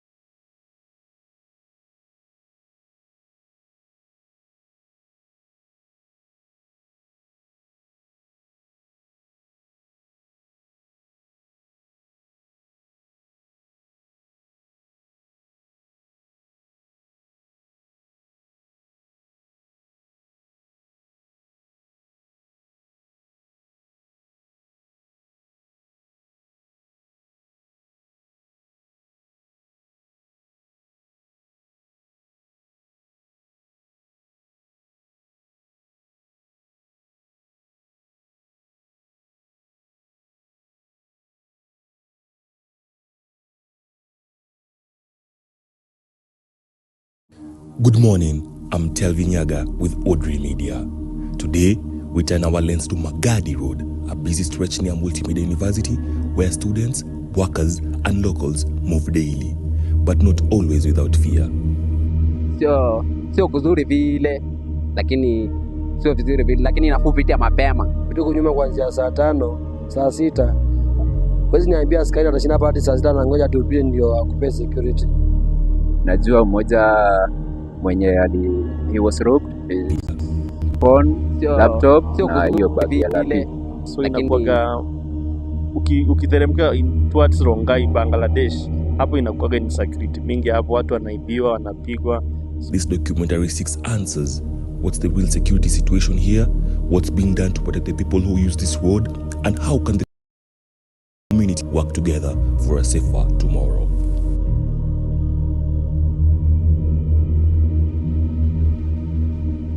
Niaje? Poa sana. So mimi naitwa Telvi na work na Audrey Media, it's a media company, na leo niko na maswali kadhaa kukuuliza. Uko ready? Niko ready.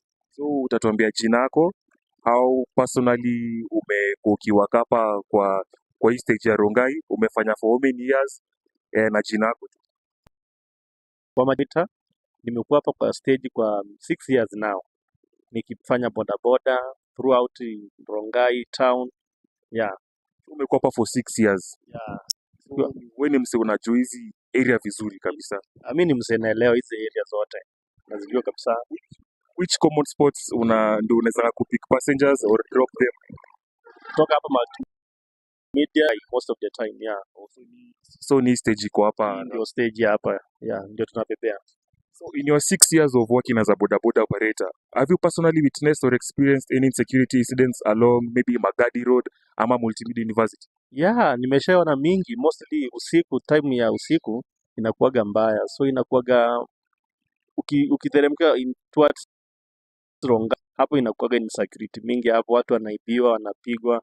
So naweza advise tu mtu kama unajua ni late ama ni past time yenye unaona unaweza fanyiwa kitu mbaya, chukua boda ama panda gari.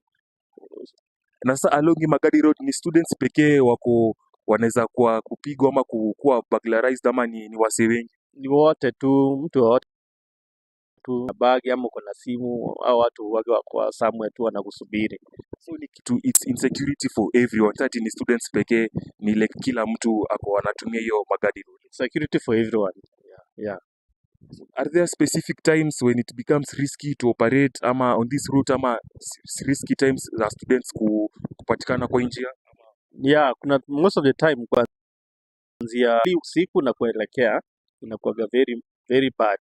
Lakini asubuhi pia kuanzia 5 inakuwa mbaya. Also kuanzia 2-5 kwangi vizuri sana. Kuanzia 5 si mzuri. Kutembea kuanzia 6 kumekucha iko sawa. Yeah. Sasa na customers unabebanga either students ama customers washa express fear of concern when using bodaboda za night kwanga wasana wanaogopa ndio wanasema ni usiku, washa express any fear? Yeah, kitu naweza advise mtu ni kwamba uchukue boda ikiwa kwa stage, hiyo ni sawa. Ukipata mtu anapita na bodaboda ujue anatoka wapi, but ukienda kwa stage umpata kwa hapo uko secure. So ni poa kama wewe ni student ama ni poa uchukue bodaboda hapa kwa stage? Ama kama uko na mtu mwenye umezoea unamuita. Yeah. So, have you ever rescued or helped a passenger during an insecurity incident? Yeah, many of them. Nimesaidia wengi sana. Unapata anafukuzwa na unapaki pikipiki, unaanza kufukuzana na yeye, unamsaidia, unamrescue. Yeah. Unafukuzana na pikipiki na hao watu wanamfukuza. Wakikuona most of the time wanakimbia, wanaachana na yeye, wanarudi, wanaenda zao. So pia kuna vile hao watu wanajuanga wakiona uko peke yako wanaweza take advantage. Wakijua uko mwenyewe, hapo wanachukua advantage kwako, wanakutumia vibaya. Yeah. Do students or other passengers prefer traveling in groups due to feel security? Yeah, traveling in groups is perfect. Unaweza saidia mtu kwa sababu mkiwa pamoja hakuna mtu anaweza kufanyia kitu mkiwa wengi, lakini ukiwa alone anaweza kufanyia haraka. Travel in groups along hii Magadi Road yote. Umesema ni mtu yote anaweza kuwa in insecurity for everyone, not only students. Yeah, when you are more than 10, that's a good number kutembea usiku, si mbaya. Unaweza tembea na ufike vizuri penye unaenda. Alafu sasa on the police and community response, are there enough police patrols or security lights along Magadi Road? Police patrol tunaona wanajaribu but yao waendelee venye walikuwa wanafanya before. Sasa hii wamedelay sana, siku hizi wamelala, waamke pia wafanye patrol venye walikuwa wanafanya. Unaona watoto wanarudi hii August, wanarudi shule. Watu wakuwe chonjo, at least watoto wasiumizwe tena. Hiyo vile ulikuwa unasema walikuwa wanafanya before, ni aje vile walikuwa wanafanya before, unaona ilikuwa imesaidia sana? Ile before walikuwa wanaenda like 2 ama patrol, lakini sasa hii ni kama ni once, unaona wana relax kwa sababu hakuna wanafunzi. Yeah. Sasa na kwa bado hapo kwa polisi na community patrol, do you think the government or local authorities when you are around the area are doing enough to improve safety here? Okay, they're not doing much, but maybe they can make sure that they increase their patrol. People wenye wanatoka Rongai wakikuja tuseme kazi, wakikuja shule, wakuwe wanatembea. Kama unaona ni usiku sana, usitembee kwa bush, tembea along the highway kwenye magari na mulika, at least unaweza ona hata mtu. Yeah. Sasa on the Magadi Road, on recommendations and solutions, what will you suggest to make Magadi Road and the MMU area safe for bodaboda operators na pia passengers? Kwa kila mtu, hii Magadi Road, it's unsafe for everyone at specific times. So like what will you suggest to make Magadi Road na pia around MMU area ikuwe safe for each and everyone, yani accommodate kila mtu? Kitu ya kwanza, bush areas zikuwe slashed down. Kama kuna sehemu za Bangalaba huko down, huko ni mbaya kidogo, wa clean at least hiyo the bush itoke kidogo. Ya pili, mtembee kama tumesema group. Na pili, ya tatu ni patrol. Au polisi wakuwe pamoja, watembee patrol wakisaidiana na watu pia. Unajua security starts with me and you. Ukiona kitu na report, ukiona kitu ignore. Ni hivyo tu naweza sema. Zingine maybe mtu anaweza sema ana pesa ya boda, ana pesa ya gari, anaweza kuwa maybe ni comrade ama ni watu wametoka kazi kutoka kwao, wanatembeanga, najua unaonanga jioni. So unaweza waambia nini kama mtu anasema maybe ana pesa, anaweza taka kupanda boda ama hiyo gari but ana pesa? Atembea along the highway kwa magari huko, kwa sababu si rahisi uibiwe ukitembea karibu na highway ambayo kuna lights zinamulika. Yeah. So kama mtu financial stability yake kidogo iko chini, umeadvise atumie highway kwa sababu huko kuna light. Mkora hizi enda kwa lights, anaendaka kwa giza. Yeah. Sasa alafu nyinyi kama wase wa bodaboda around this area, do you have ways in which you communicate about kama mko na group ama maybe mnaambiana ngaji about insecurity? Okay, kwa group yetu tuko mpaka na chairman wa bodaboda na pia tuko registered mpaka na hadi police station na mpaka Lang'ata, Kalamba. Huyo mkubwa wetu ndio anatusimamia. In case of anything huwaga tuna report online, tuko na group online, huwaga tuna report anything imetokea. Yeah. Alafu sasa kawe mtu wa bodaboda, unajua pia ni binadamu, si ndio? Yeah. Shai fear for your life ama insecurity along this area? Ay, kabisa, hata unaweza beba mtu bana, unasikia damu inaenda mbaya, unasema lakini unakaa rada na huyo mtu sana. So pia nyinyi mnaogopanga? Lazima uogope bana, si wewe ni binadamu pia. Kweli. Sasa despite all this, vile unaogopa, umesema inaweza kuwa hata traumatizing. So what keeps you going on despite the insecurity challenges in this area? The only thing is you only trusting in God. Ukiamini, uamini Mungu anakulinda, kwa sababu hiki ni ngumu. Barabara pia lazima ni Mungu tu, lazima ndio anakulinda. Tunaamini tu, tukiaminia tu Mungu. Yeah. So any message you like to give to students or passengers wangakazi wanatumia nje ya Magadi Road na wanapanda boda, ama any two last message unaweza waambia? Last message kwangu ni kwamba kama umeona umechelewa sana, option ni 2. Panda matatu. Na kama hauna kabisa, tumia main way. Utaenda main road, tembea na njia mpaka Rongai. Hapo najua kuna kitu inaweza fanyika. Lakini ukitembea kwa bushes watakushika hapo, uwaga wako hapo wanakusubiri. Yeah.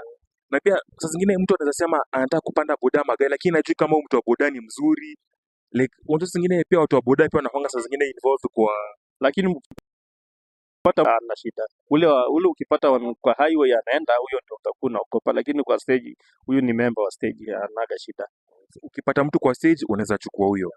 Huyo ni member wa stage, hiyo ako sawa. Hawezi kufanyia ukora. Sawa, asante sana. That was the interview with Telvin Nyaga from Audrey Media. We hope to reach to you soon. Hello. So my name is Telvin Nyaga from Audrey Media along Magadi Road, right? Yeah. So leo niko na maswali nataka kukuuliza. Utatuambia jina lako, what you do, na umekaa Rongai for how long? Nimekaa Rongai for 4 years. So umekaa Rongai miaka mingi sana. So ni msi unajua Rongai. Mimi ni mtu anaishi huku Rongai. Mimi ni mwenyeji ya Rongai. Najua kila kitu ya huko. So pia unajua so kumekuwa na issues about Magadi Road. Hii Magadi Road kumekuwa na lot of insecurity cases. Ushaisikia vitu kama hizo? Yeah. Nimesikia vitu kama hiyo. Kuna hizo ma security, lakini kuna hizo mavitu yote, lakini kuna siku kwanza masaa ya saa moja hivi. Sasa huwezi pitia hii kanjia juu hii kanjia haikwangi kazuri vile. Oh. Wewe sana sana?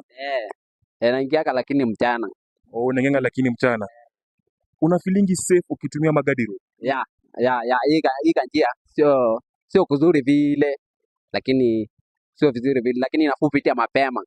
Ukichelewa masaa ya 6 upite hapa utagongwa. Na kwa hii Magadi Road, which time feel uko unsafe sana sana? Maybe ndio time unasema unaweza ogopa, maybe ndio time unasema hapa unaweza kuwa mwoga kidogo. Saa huko Magadi Road huwezi pitia kitu kama masaa ya saa moja hivi ya jioni, huwezi pitia. Ukipitia utahongwa na wakora. So kuna wakora kwa Magadi Road? Kuna wakora bana, sio kuna wakora. Sasa unabidi tu utembee na hata kama ni karungu yako na kanjora yako, ndio akuogopa hata ukiwa umejipanga at least. Sasa ukiwa hapa Magadi Road, ushapata yote ama any case of insecurity? Nimepatana kwanza na wengi. Kwanza kuna mmoja juzi ameruka kwa hii ukuta ya multimedia. Akaruka akakuja akanipitia hapa bana. Ako karibu kwenda na mbuzi yangu. Sasa nikabidi wanisaidie. So alikuwa mkora along hii multimedia hapa tu. So akakuona alafu akaruka kaingia multimedia. Akaruka. Sasa akaniona akaruka akaingia huko ndani ya shule. Sasa nikabidi nikaita hao askari, hawa security wakuja washike. Ni mwizi sana. So huko umeogopa juu maybe unaweza ona hata kufanya huko nimeogopa. By the way, najua ni watu wenye wanajipanga. Sasa mimi niko na rungu yangu, niko na panga, niko na njora tena. Akileta ujinga na malizana naye hapa hapo. So indeed kuna wezi along Magadi Road. Magadi Road kuna wezi. Hii Magadi kuna wezi wengi. Una experience nyingine ushapatana na mkora ama any thief along this Magadi Road ukitembea? Kama huwezi pitia hapa. Sasa kuna wengine wale wenye wanasungushaga vitu, wao wanaibiwa anytime.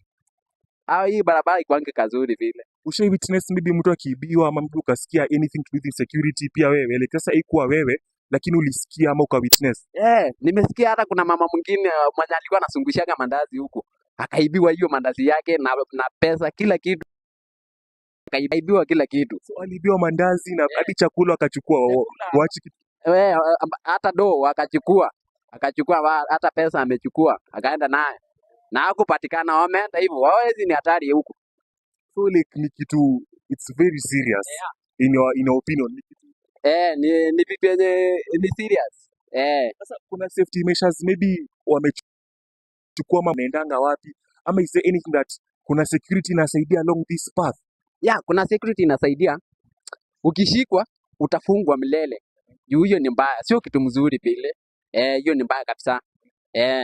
So like na sasa in case anything happen, watu wana reportingi ama watu wanafanyangaje? Maybe wewe unatembea hapa mtu akafanya kitu Magadi Road.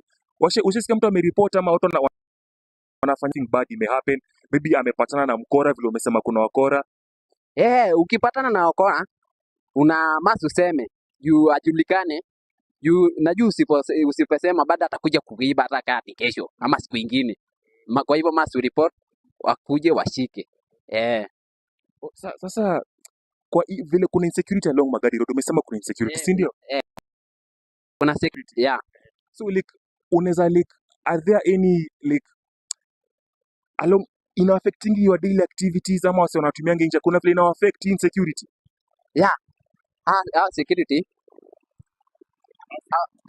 Security wanasaidia, ukiona wanasaidia kwanza hii place. Kwanza hii area. Kitu yenye itaita heaven watakama ala sasa wanashikana wote ama security, wanakuja wanasanya, wanatafuta. Sasa wanatembea polepole. Wakipata mkora wanashika, maybe wanapeleka sasa kotini aenda deal. So ni nini maybe unaweza penda kuambia watu wanatumianga hii njia, wanatembea ni njia Magadi Road? What is advice gani unaweza wapatia? Kuna watu pia kuna students, si ni kweli? Hii njia ni watu wengi wanapitia sana. So nini kitu moja unaweza waambia, ukiangalia tu kamera, ni unaweza waambia tu mtu yote anatumia njia, what he should do, what he should not do, na nini anafaa kujiandaa akitembea njia, kwa kujiandaa nayo? Watu wenye wanapitia njia ya Magadi Road wanafaa tu tuseme kani ya asubuhi tu kama 6, waanze kazi 6 ya asubuhi mpaka saa 10 hivi. Hii njia inakuanga mzuri masaa kama haya. Sasa masaa ya jioni kipitia hapa eti masaa 1 hivi. Ya huko kuna okoro huwezi pita by the way. Huwezi pita huko. Kwa hivyo kitu yenye naambia watu wenye wanapita hii wafanye tu kazi yao vizuri na watembee tu vizuri bila shaka, juu inajua mchana inakuanga mzuri, lakini hii kanjia usiwaipitia usiku, usiwaipitia usiku kabisa, lakini hii kanjia unafaa tu upitie mchana peke yake. Na kama mtu anafanya kazi yake usiku atafanya aje? Saka unafanya kazi yako usiku, maybe sasa uingie 6 mapema sana, ama mapie kazi yako, uende ukae na kazi yako, uende ukae huko mali unafanya kazi. Au usipitie njia tena eti masaa ya jioni, masaa 1 huko. Kama unaenda kazi, tuseme unaenda kazi Kisembe ama unaenda kazi mali kwingine tu huko mbele, hakikisha umetoka mapema na umerudi mapema ukifunga wera. Tumeshukuru for the interview na tumeshukuru for the insights umetupatia. Umeadvise watu na pia ukaambia watu vitu wanafaa kufanya, na ukapia sema kuna ukora, so watu wanafaa kuwa very keen wakitumia njia, right? So what is that, kitu ya mwisho maybe unaweza sema tu, maybe kuambia watu wako nini ya mwisho unaweza sema watu wanatumia njia, yani anything, any last comment maybe una feel hatujatackle but unaweza penda kusema? Kitu yenye naweza mwambia wenzangu, naambia tu mtembee, mwende salama na mtembee vizuri na msio na shaka mkifanya kazi yenu. Unajua kitu yenye sio wizi na sio timeiba, kitu haki yako. Yani naomba tu Mungu bless, juu Mungu ndio kila kitu na Mungu atakusaidia kwa kazi yako yote. Kwa hivyo mimi naambia tu kila laheri, naambia mfanye kazi yenu vizuri. Sawa, asante sana. Sasa salama sana. So mimi naitwa Telvinyaga na work with 9.00 Media Company. So maybe kama unaweza tuambia jina lako na kenye unafanyanga. Kwa majina naitwa Paul Kituko Mweni. Mimi ni mkaaji wa Bangala. Nimeweka biashara ya maua along Magadi Road, karibu na Multimedia University. How long have you been selling flowers in this area? For now it is 3 years. 3 years. So mbona ulichagua hii area, when you choose this specific spot along Magadi Road ama near Multimedia University? Nilichoose hii place because hii hapa hivi kwa karibu na maji. Secondly ni matunda ni bado nafasi unaweza hiyo biashara. So ni iko karibu na place, kuna ka biashara inaweza boom hapa around. Biashara iko hii kazi kitu moja, just give it in time and then you work on it. Watu kuna bidii. So ni mse umekuwa hapa umesema for how long? 3 years. So for 3 years niko sure in terms of insecurity, have you ever experienced theft ama harassment ukifanya hapa kazi? Tamu kupanda sukuma au makomrade wanachuna sukuma, but for now siku hizo wachunangi. So ilikuwa kitambo ni kama lini? Hapo hivyo miaka 2 ni kitu kianza miaka 2 mwaka wa kwanza ndio alikuwa anasumbua, lakini siku hizo hasumbui. So ukifanya hapa kazi, do you feel safe operating here, especially during early mornings ama night kuna honga na issues, ama asubuhi sana, unakuanga comfortable kufanya kazi hapa? Tunatufungua maua hapa hivi kwa barabara, security imekuwa hapa kwa sababu mwezi pora mtu asubuhi, mara mingi si uingia saa 12 na zingine tunachelewa kwa shamba za zingine unapata security hapa hivi iko poa sana. So pia si wanauza maua kando yako huku, security in terms of vile wanaongelea wanasema kuko sawa, marafiki partners wanauza maua, security iko sawa pia kwao? kila mahali security, kwa mimi nasikia mtu akisema ameibiwa. Security iko fiti sana. Na security iko fiti, una the reason security ilikuwa poa ni juu ya nini? Just security imekuwa poa kwa hiyo wakati before tufungue mambo hivi yote ilikuanga msitu. Sasa mtu angejificha hivi kwa hiyo msitu apige mtu ngeta ama kwa zile mabushi zote zimejaa. Kwa sababu baadaye tukafika zote. So hata mtu hapo hivi akijificha mahali unamuona tu direct. Na kuna wanga police patrols hizi area? Ya kuna kwa na wao kuanzia saa 2 hivi saa 3 kuna wenye kwa hivyo kwa hapo kwa Multimedia University. Kuna makara upiga patrol kila siku jioni na asubuhi. But ni kudent kidogo maybe akawizi hapo. Zo kuwa moja moja, lakini unapanga na yule mtu labda ametoka anaishi shule ndani na ametoka labda ameenda amelewa, kuliko yeye apitie kwa barabara na apitie huko nyuma. Unajua ukipitia huko nyuma kuanzia saa 5 saa 6 wezi niambia askari atashinda hadi saa 6 na ngoja tupie ndio akupe security. Ndio mnatatu saa kuanzia saa 3 kupanda, kama ni kurudi shule pitia kwa barabara mahali unaonekana kila mtu.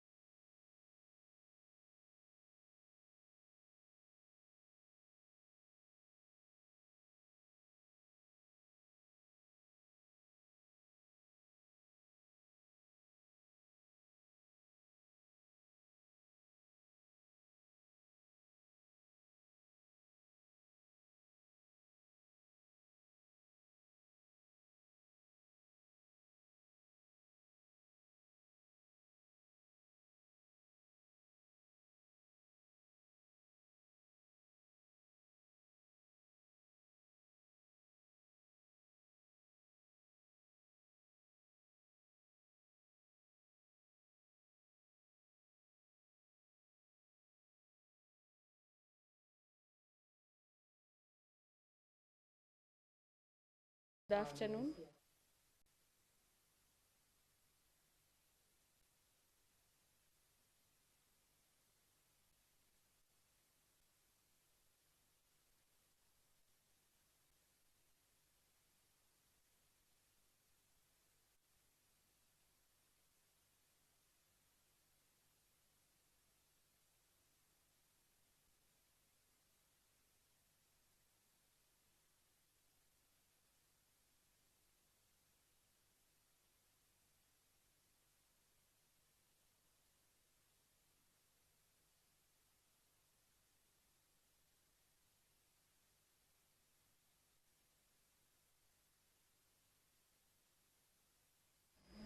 Good afternoon to you and welcome to the live proceedings of the Senate this afternoon.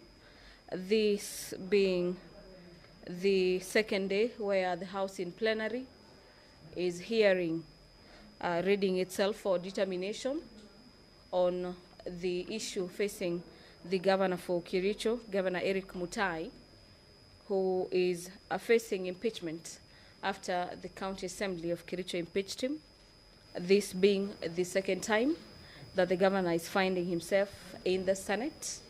He was saved earlier on this year, but yet again, the governor is at the mercy of senators who will have to keenly listen and observe to the presentation in form of evidence that will be adduced before the House before making a determination in form of a vote to either uphold the impeachment by the County Assembly of Kericho or to quash the charges facing the governor. The Speaker's procession is making its way into the chamber with that announcement from the Sergeant at Arms notifying senators that the Speaker is making his way. You can see them upstanding, ready for that live broadcast that is being brought to you by the Kenya Broadcasting Corporation in partnership with the Parliamentary Broadcasting Unit. Allow me to hand you over so you can follow up during this afternoon sitting where the House will be concluding on the presentation by MCAs and moving on to the Defense Council. Mwenyezi Mungu, twakusihi ututazame kwa neema nyingi na baraka, sisi watumishi wako ambao umeridhika kutuita kwa nyadhifa za uongozi katika jamhuri hii yetu. Twakuomba utuwajalie tuyatende na kufikia mambo yote yatakayofikishwa mbele yetu kwa njia ya haki na uaminifu ili kustawisha amani, ufanisi na heri ya nchi yetu na wale ambao haja zao umezikabidhi mikononi mwetu. Amen.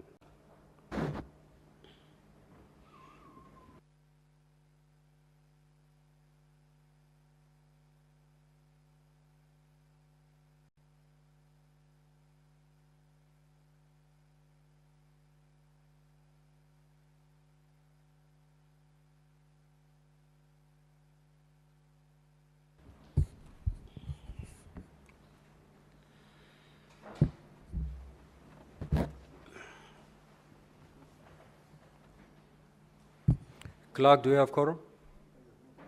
Sergeant at Arms, kindly ring the quorum bell for 10 minutes.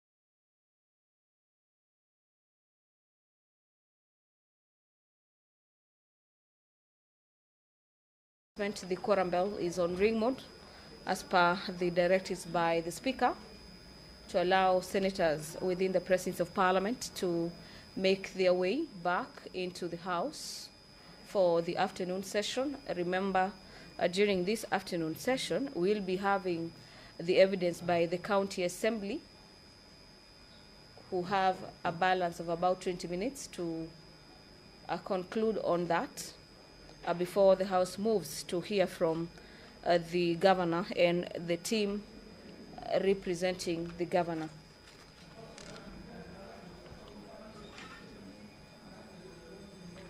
It is a balance of 20 minutes, and there'll be provision for re-examination. After that, the House will be moving to the Defense Council, where the Governor has been allocated a maximum of 2 hours for cross-examination, and the balance for cross-examination from the witnesses presented by the County Assembly. The Governor's team has 10 minutes for cross-examination.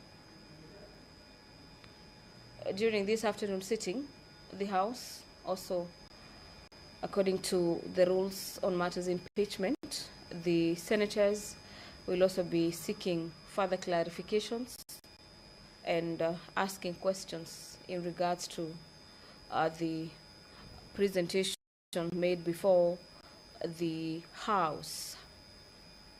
According to the running order or the program for this impeachment, the Senate has planned itself that about 3:30 p.m. to 6:30 p.m. the Senate will be considering the evidence by the Governor, this being the evidence of witness, if any, cross-examination and re-examination. It is an exercise that has been allocated 5 hours, with the Governor having a maximum of 3 hours for evidence by witness and re-examination. Now, we will therefore proceed with the afternoon's business as contained in the order paper. Clerk, you may proceed to call the first order.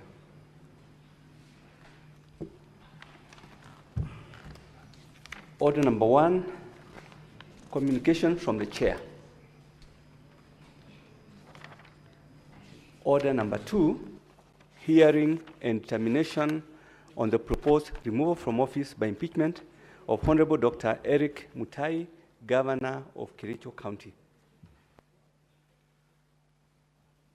Now, at the rise of the House, we had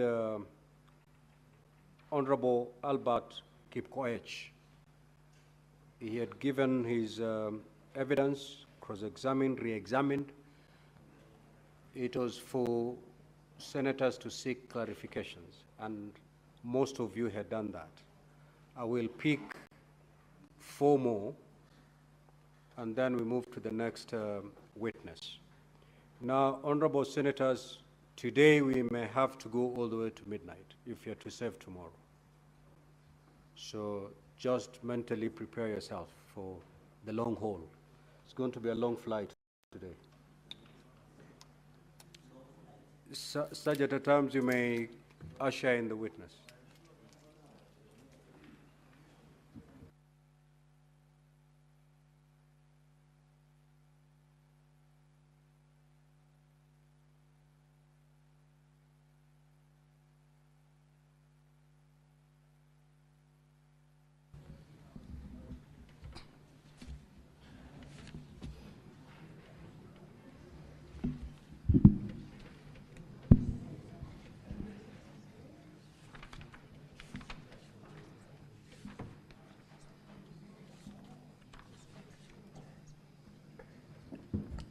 Honorable Albert, just to remind you that you're still under oath.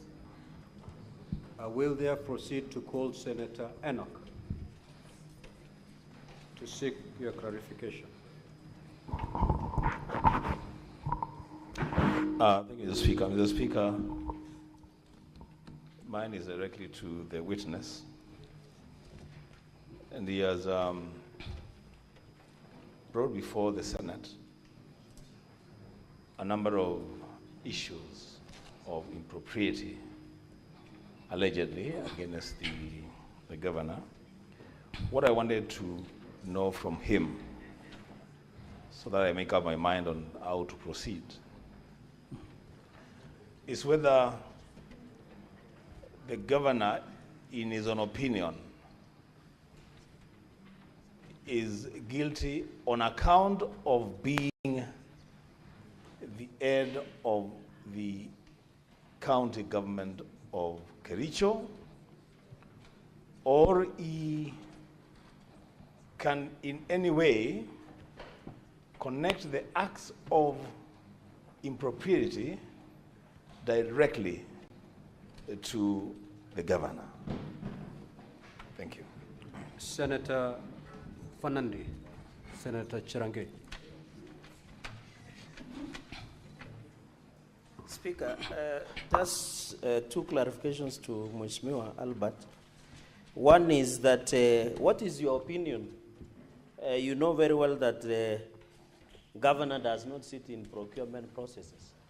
So what is the nexus between what you have tabled before the House and the governor's role? Number two, looking at page 41 on volume 4, I can see there is lunch, tea, and snacks, soft drinks. I can see in this 2.985 million, 25 soft drinks of 500 ml has been paid, not majority liter, but milliliters, so that there is clarity, of 293,750 shillings.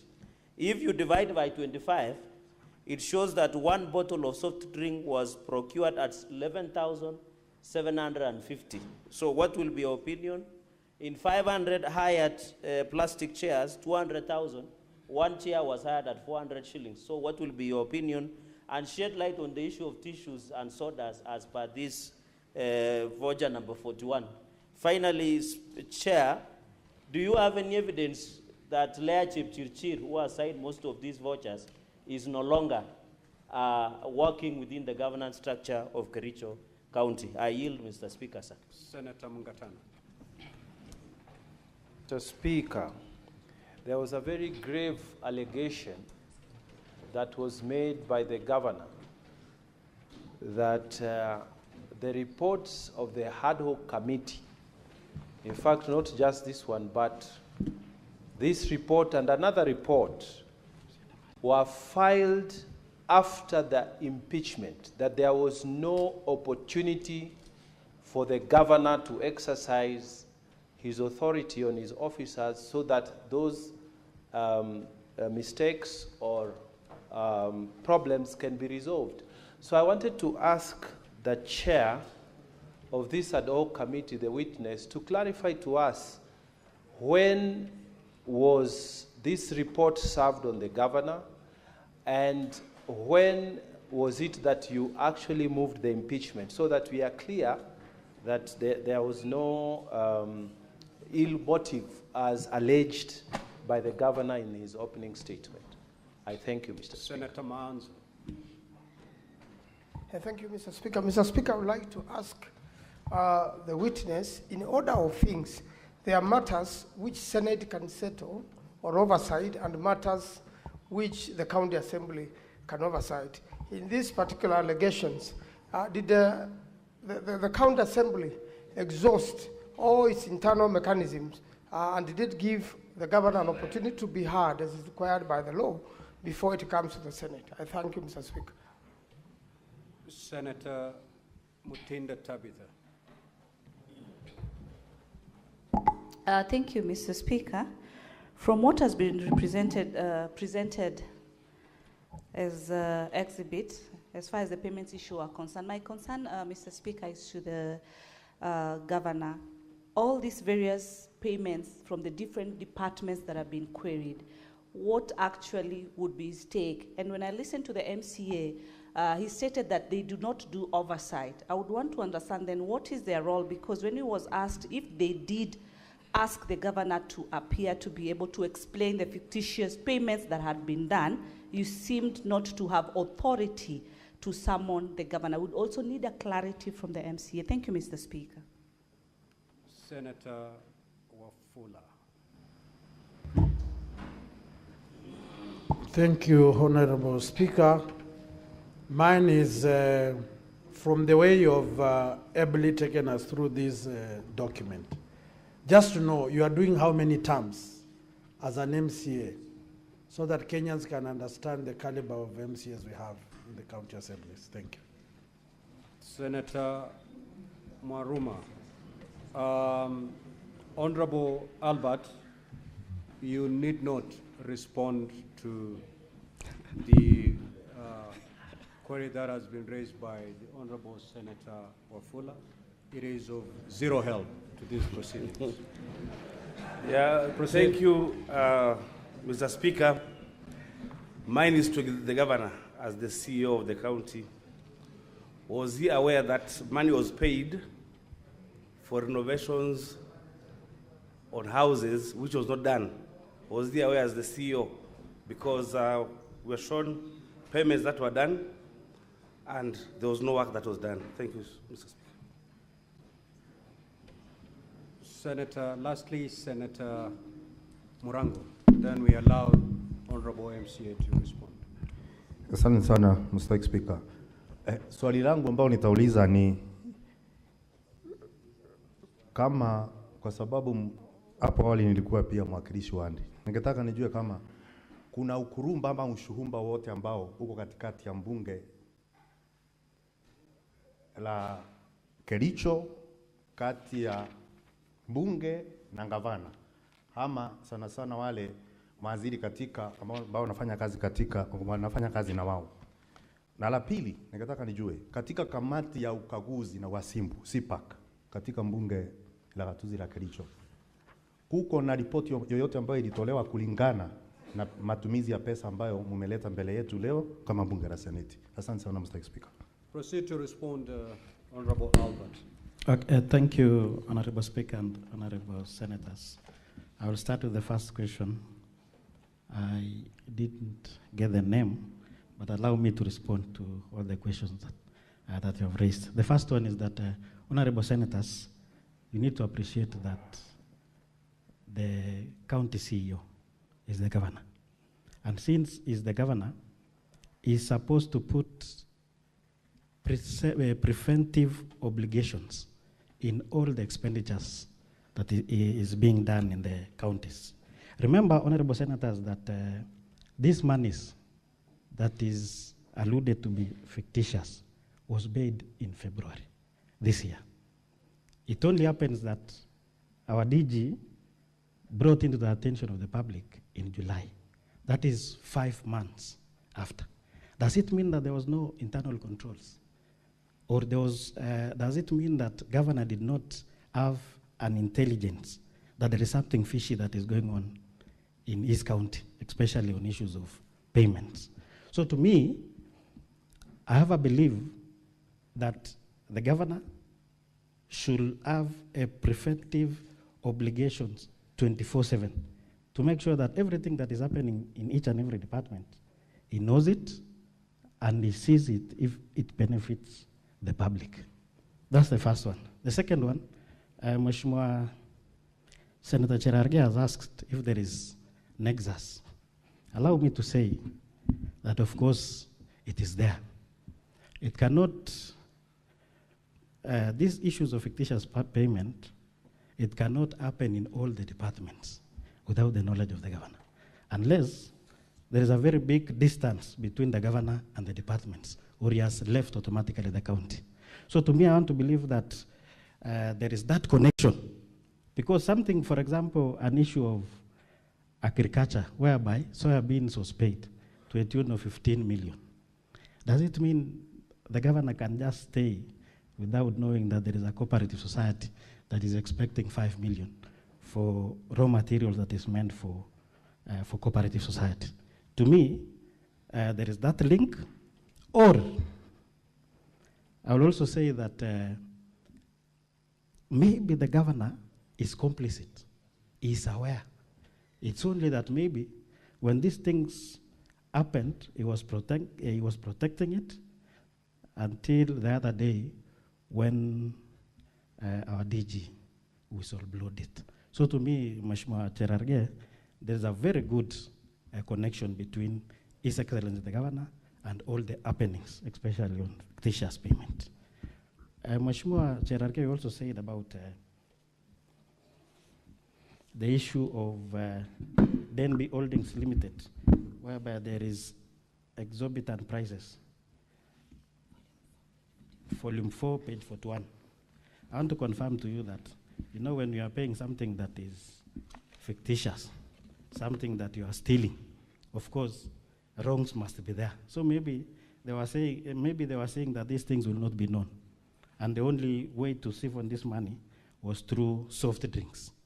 And that is the reason, unfortunately, when we noticed it, is when up to today he has not told us the truth, if that soda or that soft drink costed that 500 shillings or 1,100. Another thing also about Lea Chirchir, I can confirm that. I want to confirm because I was elected in 2017, so I was with Lea in 2017, 2022. And then when the governor came in, he brought his people as chief officer. So I'm very much aware that Lea Chirchir was there before and is no longer there today. The CEO that is there is QS Anderson Terer.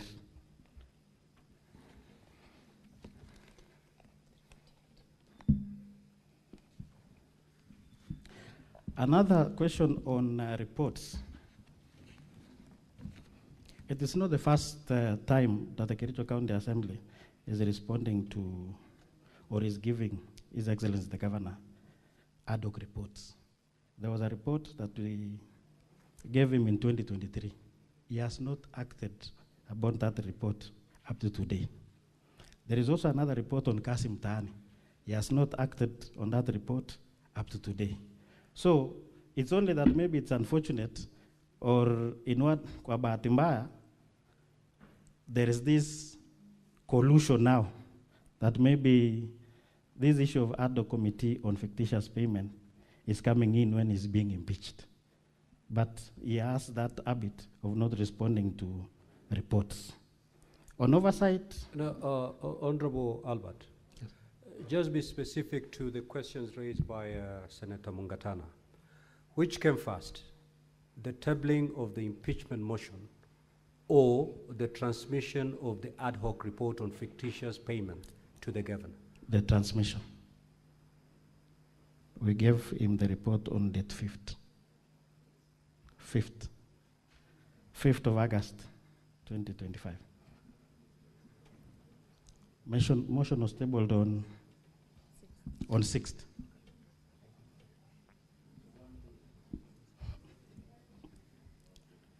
Okay, on issue of... You're saying the report was transmitted on the 5th? Yes. And the motion tabled on the 6th? Yes. Okay, proceed.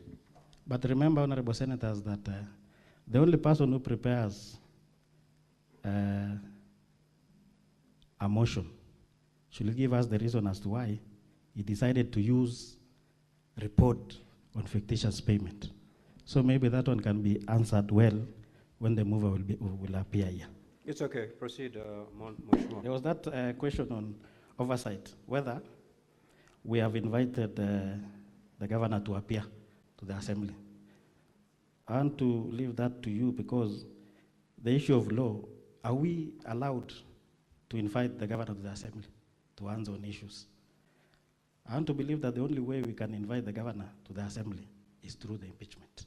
And that is the reason why we invited him on date 15th to answer on these issues. Unfortunately, he did not answer on that particular day, especially on 85 million that was siphoned through fictitious payment. Mheshimiwa, the Honorable Senator for Makueni asked this question.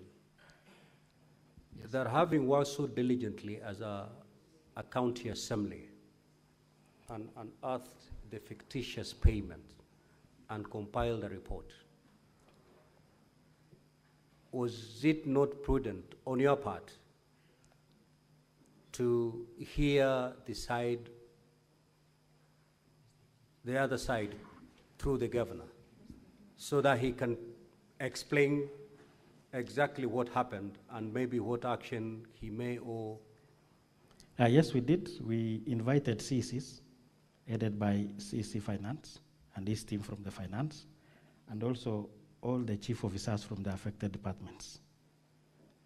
And I want to believe that since he heads the cabinet, those people were responsibly represented him at the assembly. Okay, you told me not to answer the issues of terms, but in a nutshell, I was here since the inception of devolution. I got an opportunity as nominated, then thereafter I was elected. So I've been here for 3 terms. On the issue of PAC, the Assembly responded to these issues of 85 million financial impropriety because DG wrote the letter to the Assembly listing the 46 companies that was affected. And he advised the Assembly to investigate. And that is the reason why we started with establishment of a committee to look into these issues, and maybe later on, if all these issues will appear in the audit reports, that is where maybe public accounts will look into it. Otherwise, I think I've finished all the questions. Maybe, thank you. Maybe if there is any that I have forgotten. What is your issue, Senator Tabitha? I thought it was the issue of oversight, and he has responded to it. We will now move to the next witness. We need to make progress in this matter. Senator Kavindu, you had an opportunity to ask a question. Okay, before we stand down the witness, just take this one question, last question.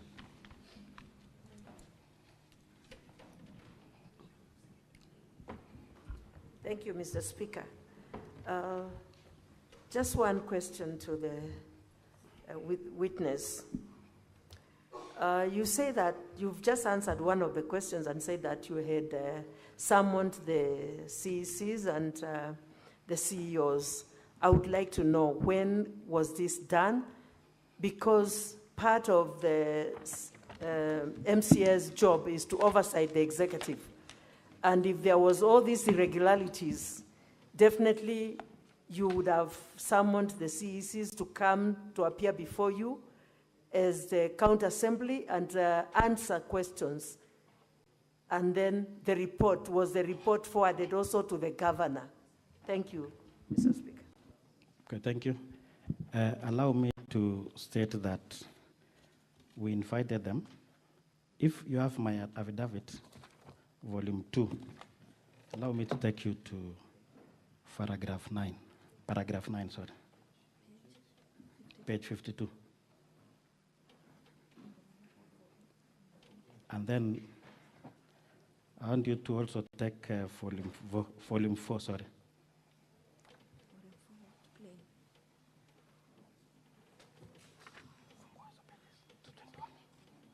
The first witness invitation letter is in page 221.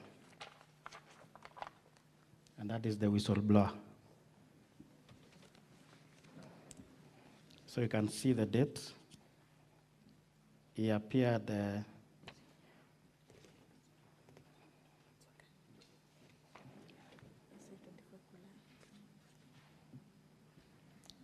on 24th July. So we invited all of them, and it was based on the letter that was written to us by DG on 10 July. We were not acting as the normal oversight, because if it is normal oversight, it means the CC Finance will be invited by the Committee on Finance. If it is the issue of lands, there is Committee on Lands and several other committees of the Assembly. But this one was an exceptional case because the DG wrote a letter to the Assembly requesting that we investigate this matter, which it had 45 companies that was paid in February and in March. Thank you. Honorable Albert, are you therefore saying that it is the governor who requested you to investigate? The deputy governor. That is the office of the governor. Is that your testimony? Of course, since he's the principal assistant, it's the office of the governor. That requested you to investigate? Yes. Thank you. Okay, we will now move to the next witness. We need to make progress in this matter.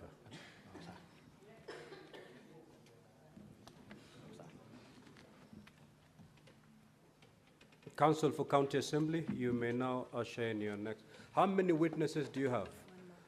Because between this witness and your last witness, you have only 20 minutes and 32 seconds. Thank you, Mr. Speaker. Sir, for the constraint of time, we will be calling our last witness.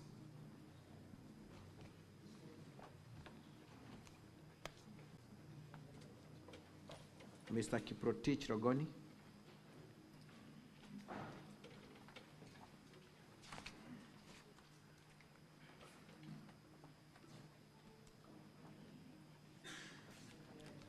And as we usher him in, his affidavit is to be found at volume 2 at pages 1 to 50. Volume 2 of the County Assembly's documents, pages 1 to 50.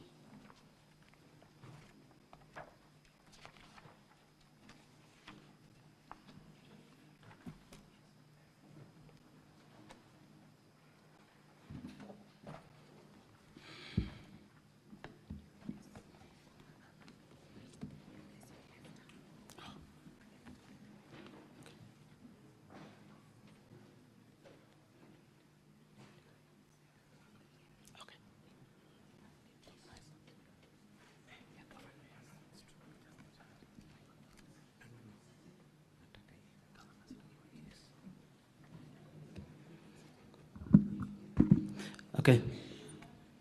I, Honorable Kiprotich Rogony, do solemnly swear that the evidence that I shall give before the Senate in respect of the matters before the Senate shall be the truth, the whole truth, and nothing but the truth. So help me God.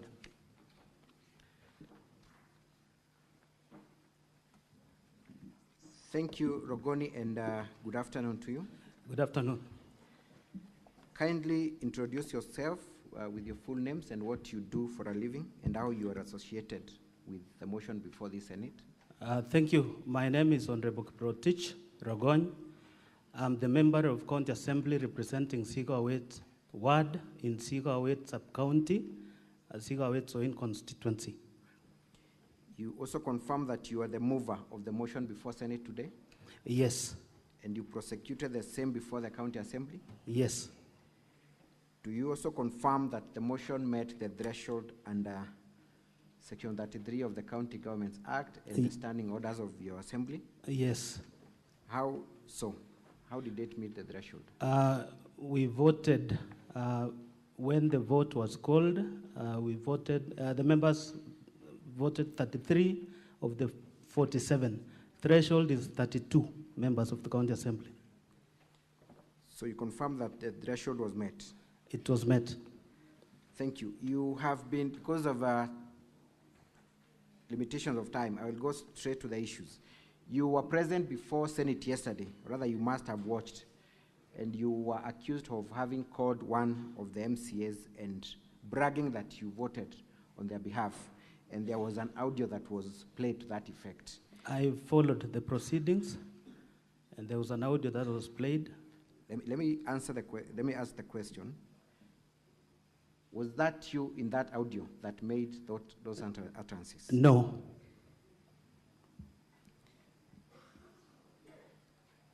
Have you, at any given time, talked to that member of County Assembly making those brags? I don't recall. I've never spoken to him on the subject matter that was played out in this Senate. So you confirm that you did not call the honorable member making those allegations? I didn't. And as a matter of fact, did you vote for this member of County Assembly or any other member of the County Assembly? I only voted for myself.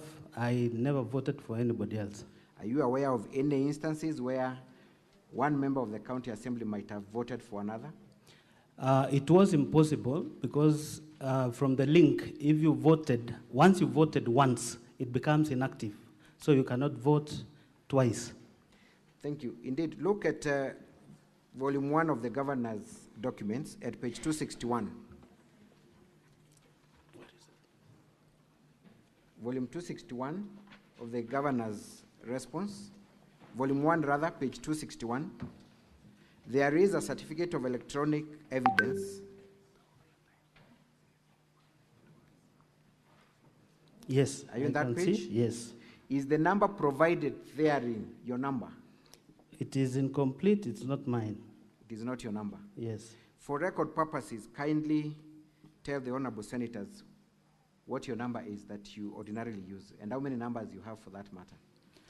I have only one number. My number is 0724 290 295. Is that the number that appears on that electronic certificate of electronic evidence? It is not. Thank you. What would, that is at page 261 of volume 1 of the governor's response, at paragraph 2. Volume 1 of the governor's response, page 261, at paragraph 2. What would you say then of the member who accuses you of having called them, confirming that you voted for them? The claims by the member, I can say, is malicious because even from the audio, I could not even tell who the person he was talking to was. So I wasn't the one he was talking to. Thank you. You have been following proceedings in this impeachment process. Most of the grounds have been covered by witnesses who came before you, so I will limit your evidence to the remaining issues. Let us go to the issue of the Londiani accidents and how you allege the governor of having misappropriated funds that were donated for the victims. First of all, confirm how many members of the public lost their lives during that unfortunate accident. From the report of the ADO committee, 52 members were lost in the accident. How many others were injured? From the report, 77 others were injured. Were you a member of that committee? I was not. You are not. But are you familiar with the findings of the report? I am aware because the report was tabled before the House and I was part of the people who were present. Thank you. Let us play County Assembly's videos, KCAV 8. KCAV 8 of the County Assembly's videos, kindly.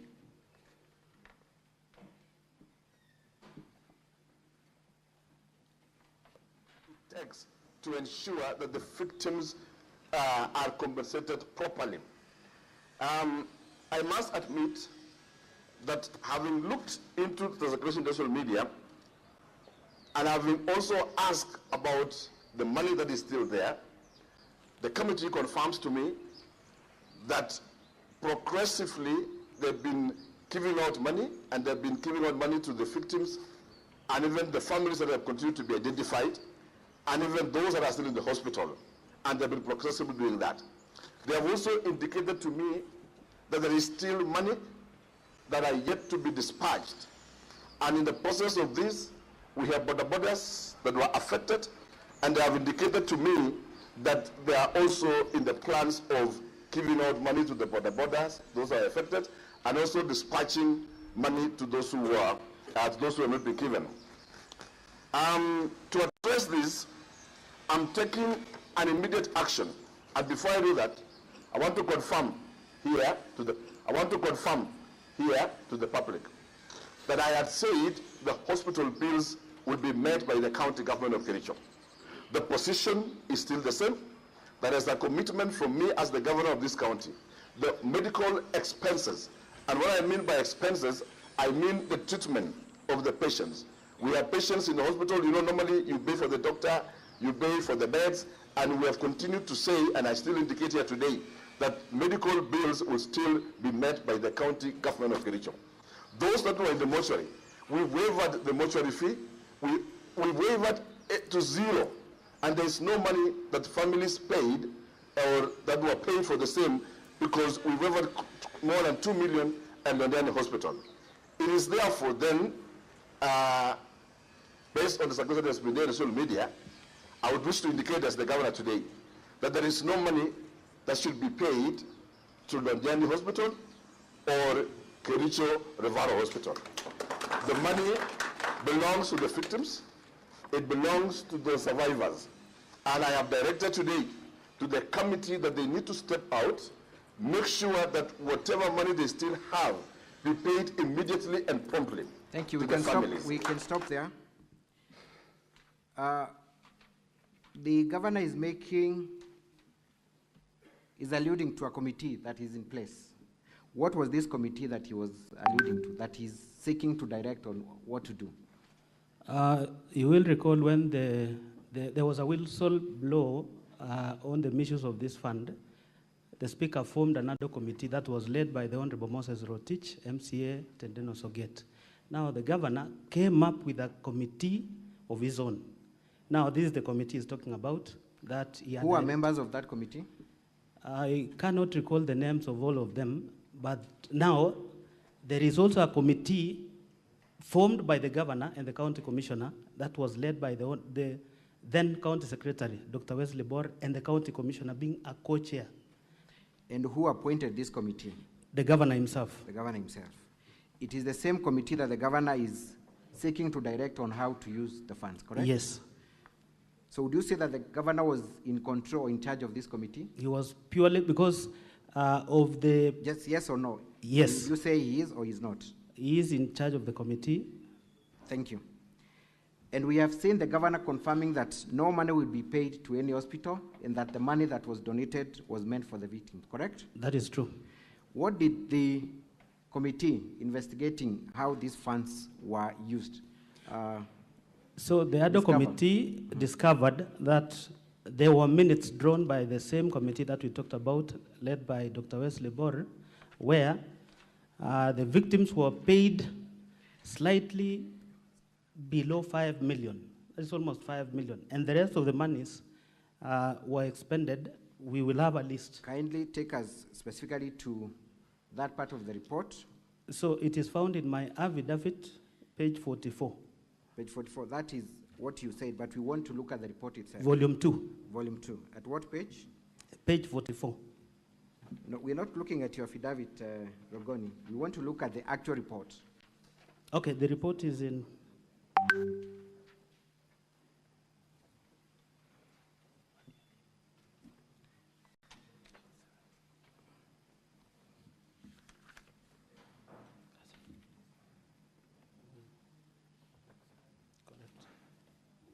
Have you seen the report?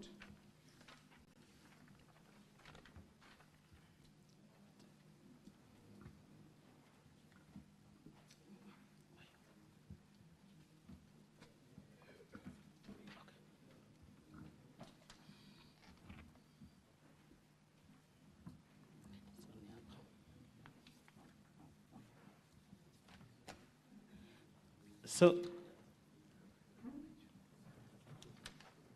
in page 58 of volume 4B, the committee was able to establish the following findings: that each victim, those who are alive, were paid 60,000, and that is 52 of them. Before we go to the amount paid to the victims, how much was raised in total as per the committee? 14 million. 13 million in form of cash and 935,000 M-Pesa. There was a pay bill. Was there a specific pay bill or bank that these funds It was a pay bill. And where were these funds supposed to be deposited? Any bank account? There was a Kericho County donation account that was opened. So the pay bill number was 806-2001. Account title is Londiani Accident Victim Support. Thank you. So what were the findings of the committee in terms of how the 14 million was spent? Can you take us to the specific page where the committee... Page 61. How was the money spent? So this is how the money was spent. The other committee was able to find that 48 families have received 90,000, that is 4.3 million. 8 survivors have been compensated for 80,000. That makes a total of 4.8 million. Now, there was an expenditure. Thank you. Before you go there, let me ask you the question. Other than paying the victims 90,000 each, yes, was the money used in any other way? Yes. Contrary to the governor's direction? Correct. How was it utilized? Kericho Referral Hospital, that is Kericho District Hospital, received 2,037,524. Londiani Hospital, 1,534,190. Supertrix, these are tents at Londiani Stadium. This was during the fundraiser, and 2.945 million. Supershine, tents at Ray's Hotel, 411,000. And we have Ray's Hotel lunch for 100 people, 100,000. PSM, those are the ward administrators and the rest, printing and refreshment, 423,000. County Commissioner, fuel and meal allowance for the team, 300,000. So we have the damaged motorcycles, 300,000, and that brings a grand total of 13,540,714. What was left in the account is 112,296. And remember, they have not added what was in the pay bill. Thank you. So what percentage in your assessment went to other expenses other than compensating the victims, contrary to the wishes of the donors? So nearly 10 million shillings went to other expenses out of the 14 million that was raised. And that is nearly 60%, 60-65. Let's go to volume 4D at page 57. Volume 4D of the County Assembly's documents at page 57. Were you able to collaborate from bank statements that indeed the monies were spent yes, in other ways other than compensating the victim? Let us go to page 60 of volume 4D. That is true. Confirm from, first of all, page 57, in whose name is that account? Kericho County donation account. Was that where monies in respect to... This is where all the monies from the fundraiser were deposited in. Page 4, volume 4D, Honorable Senators, at page 57. Go to page 60, and I want you to look at the last transaction. Page 60 at the last transaction. The third last. The last transaction. Oh, the last transaction. At page 60. Yes. Tell us what is the nature of that transaction and whether you know who the person that transacted was. Fernandez Korir, who is a signatory to this account. And what role does he play in the county? Is the Director of Finance. Is he the CFO? CFO, that's okay. He's the Deputy Director, but CFO. How much was withdrawn in cash? 423,000. Can we go to the second last transaction on the same page? Supertrix Limited Entertainments. Was that the same company that you had discovered supplied tents and was supposed to be paid? Yes, how in much? Londiani Stadium, 2,945,000.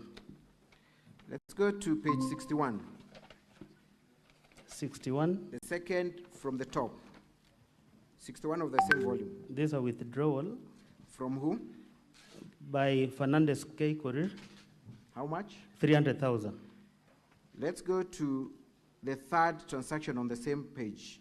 This is a withdrawal again. By who? Leonard Oti. The amount? 100,000.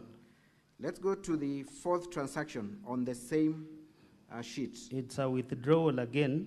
How much? By Leonard Oti, 300,000. Council for the County Assembly, keep your eye on the clock. Proceed. Thank you, Mr. Speaker, sir. Maybe perhaps at this juncture, I would seek for your indulgence to be just given 10 more minutes to complete with this witness. I will be able to shorten my examination. Very well. 10 more minutes. Thank you. What is the nature of that transaction? It's a withdrawal. Yes. Of 300,000. 300,000. By Leonard Oti. Who is Leonard Oti? This is a signatory to this account, and this is an employee of the county government of Kericho. In what capacity? He is an accountant. He's an accountant. Are these people who are appointed by the governor to sit in this committee? I believe this is part of the team that sat in the committee of the Londiani. At the beginning of your testimony, did we see the governor saying that you'll direct the committee on how to utilize the money? We saw the governor. So do you then think that the governor was aware or ought to have been aware of the transactions that took place in this account?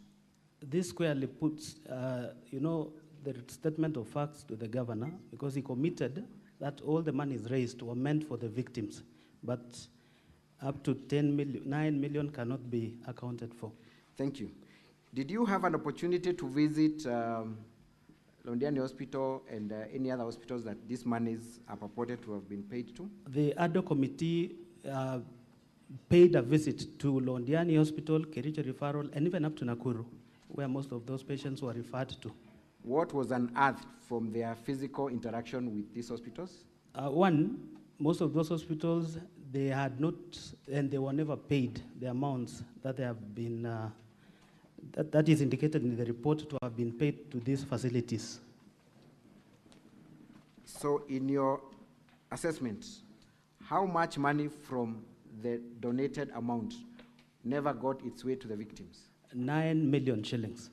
To date, has the governor explained to your satisfaction or even to any level of satisfaction how that money was spent? Even after the report has been produced, the governor has never given any explanation. And when was the report produced and forwarded to him? In 2023, that is the month of August. 2023, the month of August. So was this motion in anticipation of the report, or it was the report that came earlier? It is the report that came earlier. And remember, this motion, the motion to impeach the governor in the previous impeachment, this motion featured as one of the grounds. What were the specific recommendations you sent to the governor in respect of the handling of this fund? That the monies that were meant for the victims, which the governor honored to ensure the victims were paid, was never paid. We requested the governor to investigate and ensure all the monies that were meant for the victims and the families that lost the loved ones was paid. I am made to understand that the specific officials that were highlighted as having misappropriated this fund subsequently went to court to seek injunctive orders against the implementation of this report, correct? Yes, they anticipated disciplinary action. Is that true or not? That is true. Who were the parties of that case? It was once Dr. Bor, there is a CEO, Betty Chebe, and others. Was the governor an interested party in that? He was an interested party. Did the governor swear an affidavit for or against that request by the CCs? He did in support of the officials. So he went to court and asked the court not to implement the report. That's what true. you're saying? That is true. That is captured in an affidavit, correct? Yes. Would you then say that the governor had the intention of implementing this report? He had no intentions of implementing the report. To date, has the governor given any contrary audit or report of how these funds were used? He's never. Almost 1 year down the line. 2 years down the line. 2 years down the line. What would you say about his conduct then? He's a complicit in the whole setup. Thank you. Mr. Speaker, thank you. I was looking at the watch. Thank you. Let's move to the other issue. Kazim Tani. Again, tell us when a report on the Kazi Mtaani initiative was made by the respective committee? Kazi Mtaani, I sat as the vice chair, and the chairman was one Honorable Paul B. Honorable Senators, may I refer you to volume 4A of the County Assembly's documents at page 229 to 355. Volume 4A, page 229 to 325. 355. Proceed, Mr. Rogoni, directly to the recommendations and findings of the committee, and tell us when this report was finalized. This report, we did the report in the month of July. August, we came up with the report. Remember, the program started in February. And the findings, the report is with the governor, because once we've done our part as the assembly, a copy of the report is sent to the executive for implementation. Yes. But shockingly to date, the governor has never even implemented a single recommendation out of this report. And remember, the county government of Kericho, through the two municipalities, lost cumulatively 39 million. And have you seen the response of the governor in respect to that allegation? What has he said about it? From the replying affidavits in the previous motion, the governor alleged the county government of Kericho did not lose funds through the program. But from the report, you can see there are even companies that were not pre-qualified. They did nothing, but they were paid without a single document. I'm talking about the LSO, because if you're given a job to clean a place in town, you've got to have an LSO. Not a single LSO of all the 16 companies, 9 for Kericho and 6 for Litein municipality, were given or supplied with an LSO for them to process for the payments. Maybe you might want to take some time and highlight, because not all of us are aware of this initiative. What was the nature of this initiative? How would it work, and who are the beneficiaries, and who are the participants of the initiative? When the governor launched this initiative in 14th February 2023, it was meant to give an opportunity to the youth, the women, and the people, the marginalized from the two municipalities. That was more of like offering them a job opportunity through that program. But because there was no policy, the governor resorted to engaging those contractors who were doing jobs in the Department of Environment. Because there was no law, there was no legislation, there was no legislation to support the process. Now the governor used contractors procured in the Department of Environment underwater.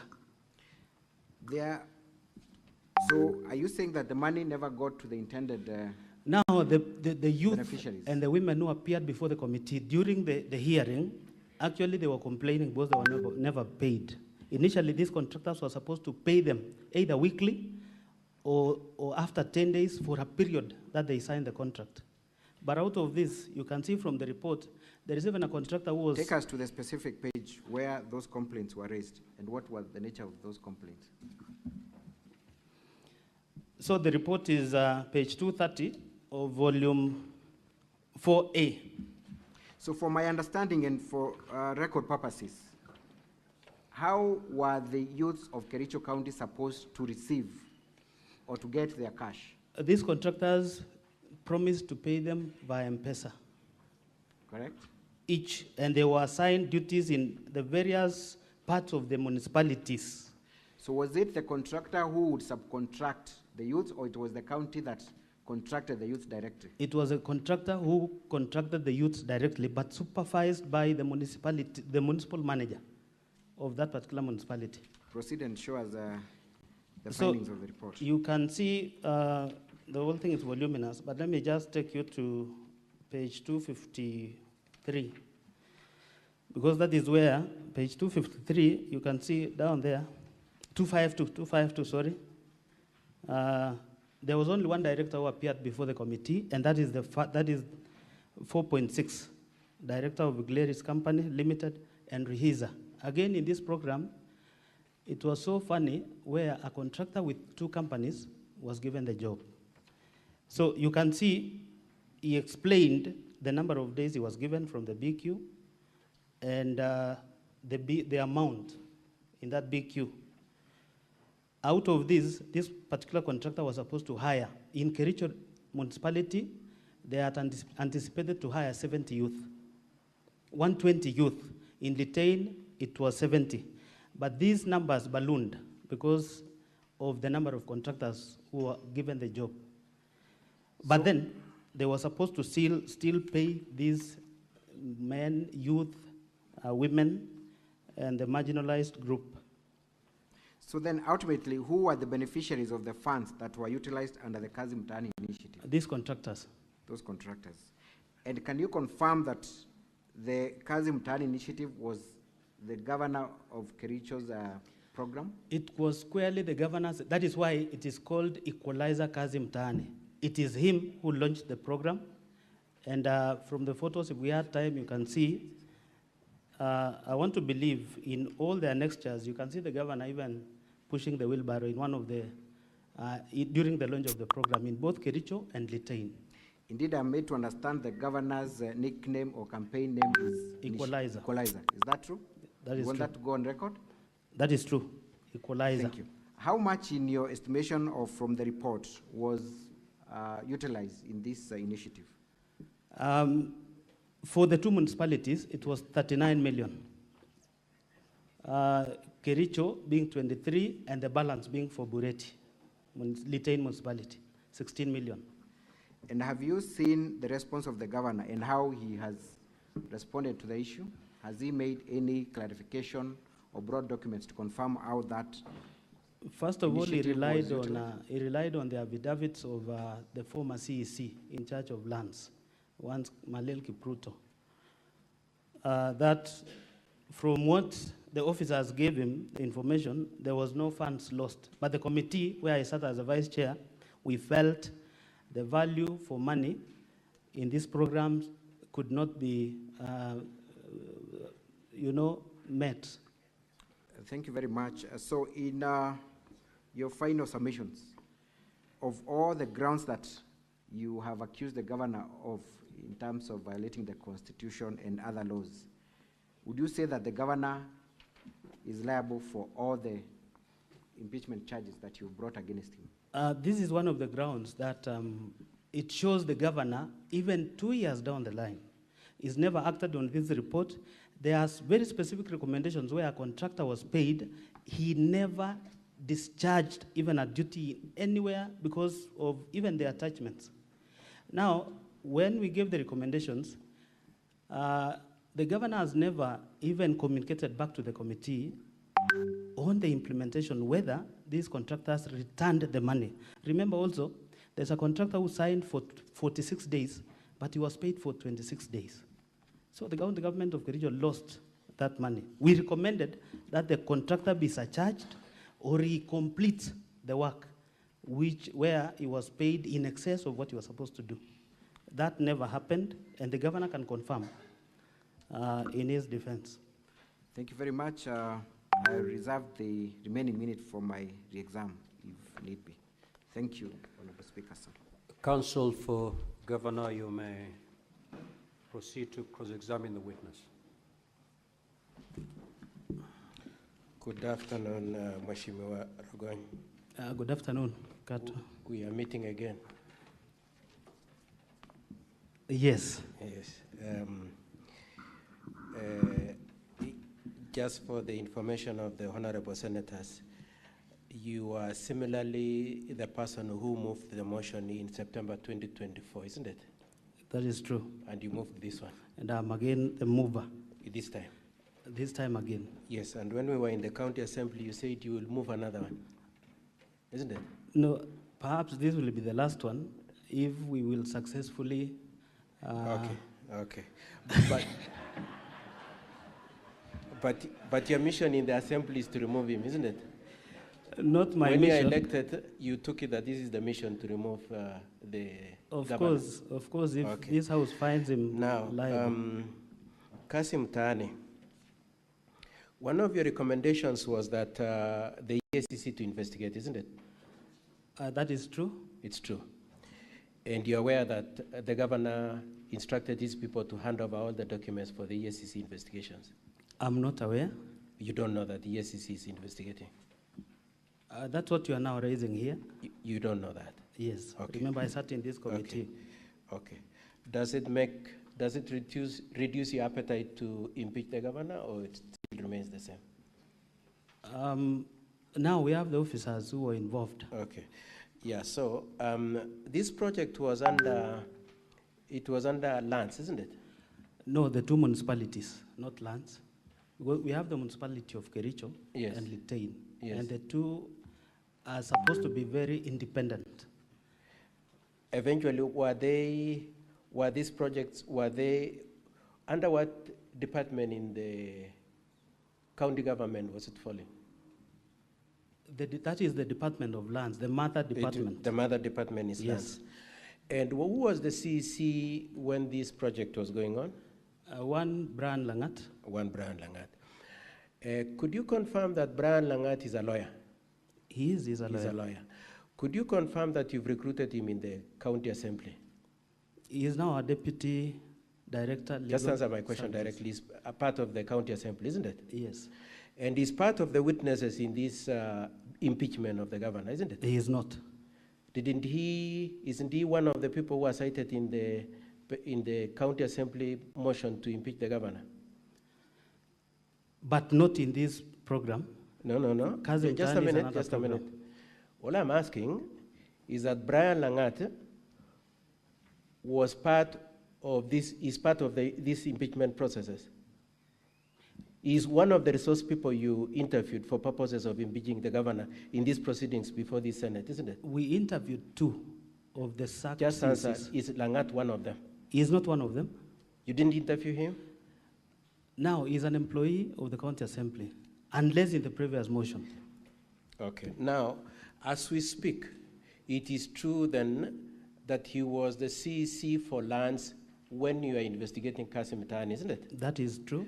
And it is true that the governor has removed him from employment, isn't it? That is true. So, to what extent then are you telling these honorable senators that indeed the Senate, His Excellency the governor has done nothing, when indeed it is on record? Just listen before you answer. I know you want to answer. To what extent can you say he has not done anything when, number one, he has forwarded the files to ESCC, and number two, the only thing he could do, being to remove the person who is answerable to him, the CEC, he has sacked? Council, that will be hypocritical because one, Wakili Brian Langat was the CEC. We have the CEO who is still serving. Okay. And that is, that is the accounting officer. Yes, sorry. Thank you very much. So you have, apart from the CEC, Brian, you also have the CEO and you have the county managers. Yeah, the municipal managers. Municipal managers, who are you are implicating. Yes. Now, could you tell the honorable senators, are they answerable to the governor? Yeah, the governor is the CEO of the county. Can he sack them? He can sack the CECs, even the county chief officers. It's a disciplinary process. Isn't it true that they are answerable to the Public Service Board? In terms of please just answer the disciplinary question. action, Who employs them? the Public Service Board. And who disciplines them? The Public Service Board. And who retires them? The Public Service Board. So what are you trying to say then? Now, you say that some of the contractors were improperly paid and that some youths and women came to complain to you, isn't it? To the committee. To the committee. You also saw the list provided in reply to your complaint, a list of youths and women saying they were paid. You saw that in response to the petition. It is only... Please answer the question. It's only one list, one contractor with a list that shows some M-Pesa transaction, but you cannot confirm whether those monies were channeled to those numbers. Could I ask the question, please? It is true that the governor has provided a list of women and youth who are paid in response to your complaint that some youths were not paid, isn't it? Council, it's an amorphous list. Please, let's not argue. Is it true that you've seen that the governor has provided a list of the youths? It is in the report. It's there. Okay. Now, these are the youths that you say have come to complain to you, youths and women. Has any of them, to the best of your knowledge, gone to court to complain about non-payment for work they had given to the county? Is Council. there any case of a complaint that I have worked and I have not been paid filed in court? They complained before the assembly. Just asking you, are you aware of any court case? I'm not aware about court case. On this Kasim Tani? Yes. Are you aware of any complaint to the police on this Kasim Tani unpaid payments? I'm not aware. You're not aware. And Kasim Tani was done which year? In 2023. 2023. So we have about 2 financial years between then and now, isn't it? That is true. Have you seen that issue of Kasim Tani featuring anywhere in the auditor's report? Because that is the only, that's an independent entity that would audit. Have you seen that case You're of Kasim talking Tani? about the Auditor General's report? Yes, Auditor General's report. It featured in our reports as a Please answer my question. Has it featured in, you are interested, you're interested in impeaching the governor forever. So I want somebody independent. Has the Auditor General captured any complaint about Kasim Tani losses of money? To the best of your knowledge. I'll have to. Okay, thank you. Already there is a report on other committee of Kasim Tani project Witness. implementation. Mheshimiwa, that question is either yes or no. Already there is a. Are you aware of any Auditor General's report on that issue? PPRA report. Who has asked you about PPRA? Could you just wait, please? I've asked you about the Auditor General. Is there any report from Auditor General, to the best of your knowledge? I'll need to check then. To the best of your knowledge, Mheshimiwa. Okay, not so far. You're not aware. What of Londiani victims? Is there any, are you aware of any Auditor General's report on that Londiani loss you're claiming? Of course, it cannot find Please just its way answer the to question. Auditor General's report. It's not there? Yes. Okay, good. Now, who did you say was in charge of who was the head of the county government's representation in the Londiani victims issue? Dr. Wesley Bor. It was Dr. Wesley Bor. Yeah. As we speak today, where is that Dr. Wesley Bor? Dr. Wesley Bor exited service in the county government. He left to work. Yes. And it is your case still that the governor has done nothing, yet he has retired Dr. Wesley Bor? Dr. Wesley Bor resigned. He was not removed by the governor. How do you know that he didn't remove him?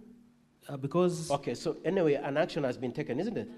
It is not the governor who took the action. Was he answerable to the governor? Yes. He was answerable to the governor? Yes. And do you know whether the governor then told him to resign? Do you know that for a fact? Now... Do you know or you don't know? I don't know. You don't know that, okay.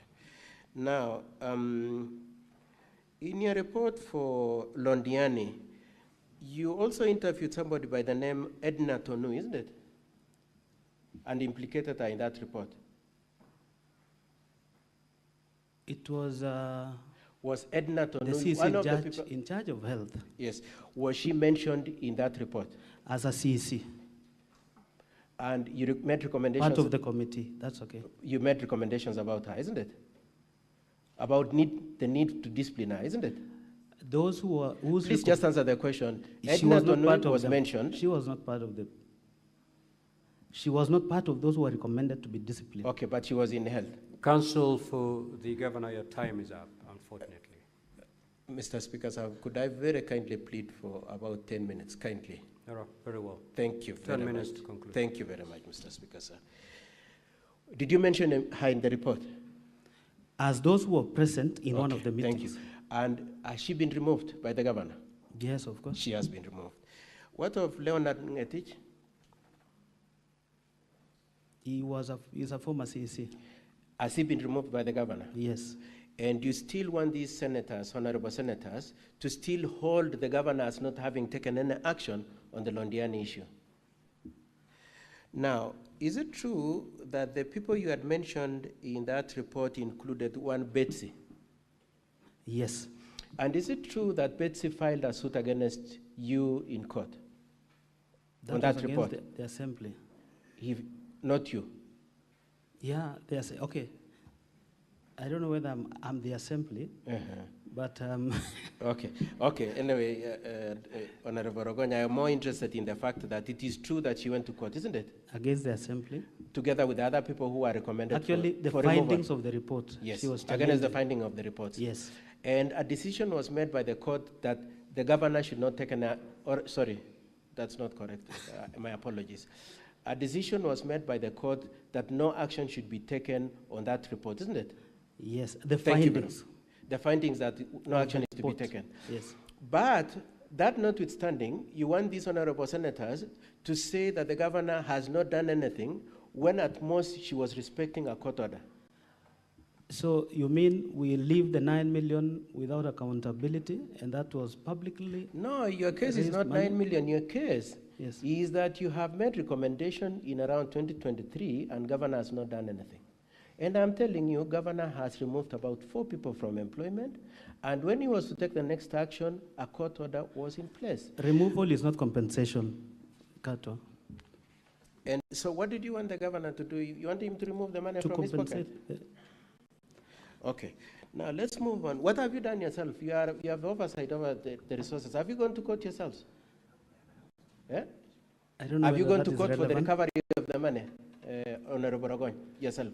Perhaps that is what we should be doing. That's what you should be doing. Have you recorded a statement of the ESCC which is investigating? Have you recorded a statement? Now who records a Have you? statement? Have you? Just answer the question, yes or no. Okay, I haven't. You haven't. Have you written to ESCC to investigate? Counsel. Have you? Out of the report, it have find you its way written to to the ESCC to investigate this issue? ESCC can acquire this information I'm from the asking assembly. you, Honorable Rogoy, you're saying the governor has not taken an action, and I'm firstly asking you, as the accountable person that you want to say you are, have you written to ESCC to investigate this issue if you are as aggrieved as you are, as you pretend to be? Perhaps I'll need to... You need to write. Mheshimiwa, to write. Avoid being dodgy. These are very simple, straightforward questions, so that we save on time. Mr. Speaker, it's a committee on implementation to follow... Proceed, counsel, for the report. governor. Proceed. Thank you. Now, it is true that this issue of Kasim Tani and Londiani were part of the impeachment complaints that you made in September 2024. That is true. Yourself, isn't it? Yes. And you've brought them back again today. That is true. And in the next one that you propose to bring, you will bring the same ones, isn't it? At least it's been prosecuted now. It was not. Remember, our case was not heard in the last impeachment. You are saying these senators didn't hear your case? They didn't hear because of the preliminary objection that you brought in. You are complaining against them? Because our file was never opened. Okay. And at that time, you didn't manage to get 32 MCS, which was 2/3. We now have 33. And this time round, you didn't get until you voted for Kibet yourself, Honorable Rogoy. I voted once, Council. You voted for Kibet, and you called him and told him, let me give you 400 so that you swear an affidavit to say, I have 200. 200 plus Dubai plus Rwanda. Council, that clip is not me. But the voice is exactly this one, Honorable Rogoy. How do you explain that? Council, the person who was talking in that clip was a bit drunk. I'm not drunk. I don't even drink.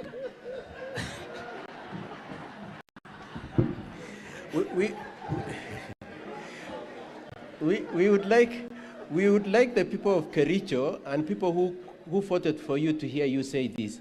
You're saying you don't drink? I don't, Council. Completely? You know, Council. You or you don't drink? Mr. Speaker. No, the issue of drinking you've raised. Let me clarify. Do you drink or you don't? I don't drink. Completely? I'm a Seventh-day Adventist.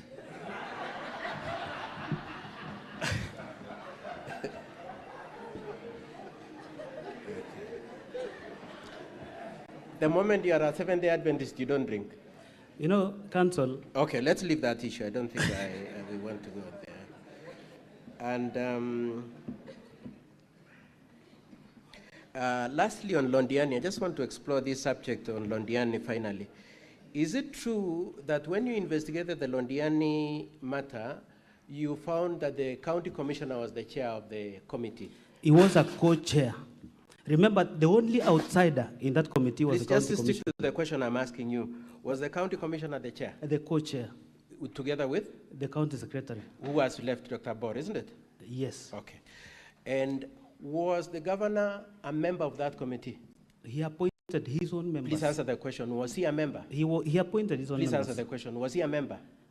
He is the appointing authority. Mr. Speaker, so I'll ask the witness to answer the question. He is not a member, He's not a but he member. appointed the members. You looked at the bank accounts, isn't it? Yes. Is he a signatory to any of the bank accounts? We only have 2 signatories. Is he one of the signatories? He is not one. He's not. And did you trace any money to him from any of the withdrawals? Council. Please answer the question. We had the governor speak. Please answer the question. Was any money? Let's make progress. Just respond to the question. Yes, thank you very much. Was any money, did the governor ever walk to the bank and remove any money? No. Thank you very much. That's all, Mr. Speaker, sir. And Mr. Rogon, you are my friend. I hope we remain friends. No, we will be friends. Okay, thank you. Any re-examination? Counsel for the County Assembly.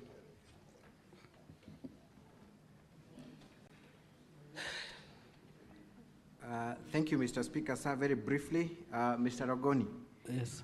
Other than the Auditor General, has any other independent body taken up investigations in respect of the Kazi Mtaani initiative, to the best of your knowledge? EACC says the mother, and PPRA too. PPRA. What has, we're looking at the letter at page, what was the page number? 206, volume 4, page 206. Volume 4 of the County Assembly's document? Yeah. What is the title of that letter from PPRA? A report on ad hoc committee on Kazi Mtaani project implemented by Litein and Kericho municipal boards. Indeed, PPRA is requesting for documentation that they had earlier requested for in the month of January, correct? Correct, 13th of January. So is it then correct for the governor to state that there is no other independent body that has taken up the matter? It is wrong, of course, for him. It is not correct. It is not correct. Thank you. The governor has also stated through council that Dr. Wesley Bor was removed from office by the governor. Has the governor produced any document to indicate that indeed Dr. Wesley Bor was removed from office by the governor as a result of your recommendation? None. Is produced none. To the best of your knowledge, what were the circumstances surrounding the exit of Dr. Wesley Bor? Dr. Wesley Bor, remember, he was heavily mentioned in Londiani accident and again in Kazi Mtaani. So the Honorable Paul B., who was the chairman of Kazi Mtaani, produced an impeachment motion against Wesley Bor. Wesley Bor tendered resignation upon the signatures collection because he was going to be impeached because he's part of the cabinet. He resigned. Thank you. And you confirm that it was in the case before court that barred the implementation of the committee, that the governor saw an affidavit asking the court not to allow the implementation of the yes. committee, correct? Thank you. You've also been told that one of the witnesses who appeared before the Senate yesterday, one Edna, Tonui, yes, was the CEC in charge of health at the time. She I want you to not. look at page 82 of volume 4B of the County Assembly's documents. Volume 4B. At page 82. Page 82. Kindly tell us who was the CEC in charge of health at the time. The CEC in charge of health, that time Council was... for County Assembly, your time is up, unfortunately. Just two minutes, kindly. All right, we'll give you 2 minutes. Thank you. Who was the CEC in charge of health at the time? Bill Brenda B. Is Bill Brenda B still a CEC? She's still serving. She's still serving? Yes. Thank you very much, and that's all for this witness. Thank you. And that brings us to the close of the County Assembly's case, but I will be making a short application after the witness has been interrogated by senators. Thank you. Thank you. Any questions or clarifications from the honorable senators? Clerk, someone should work on my dashboard. It's run blank. Yes, Senator Fernandi.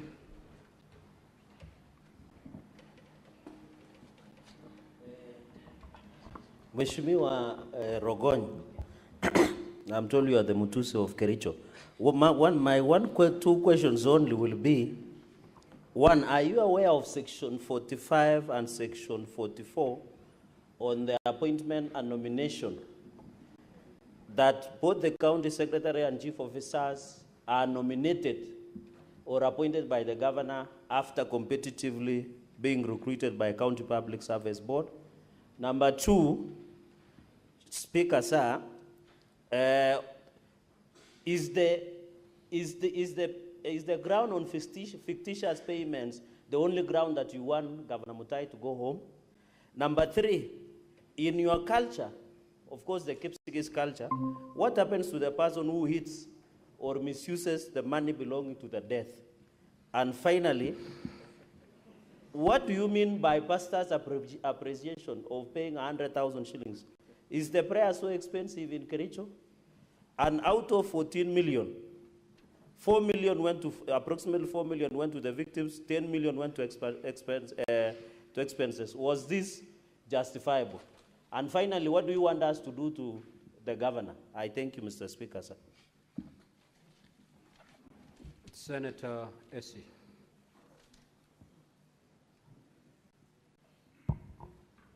Thank you, Mr. Speaker.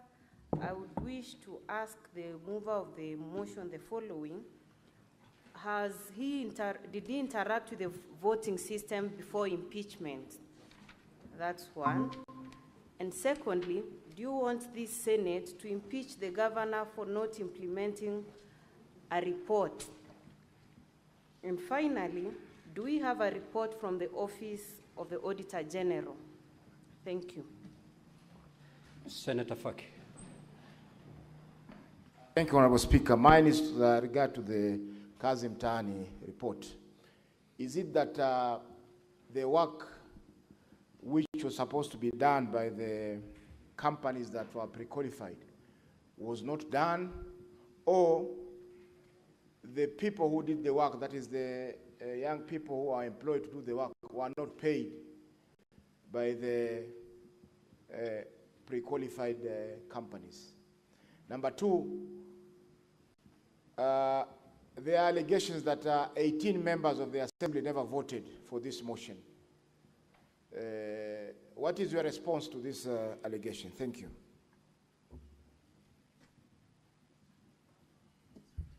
Senator Kericho Tabitha.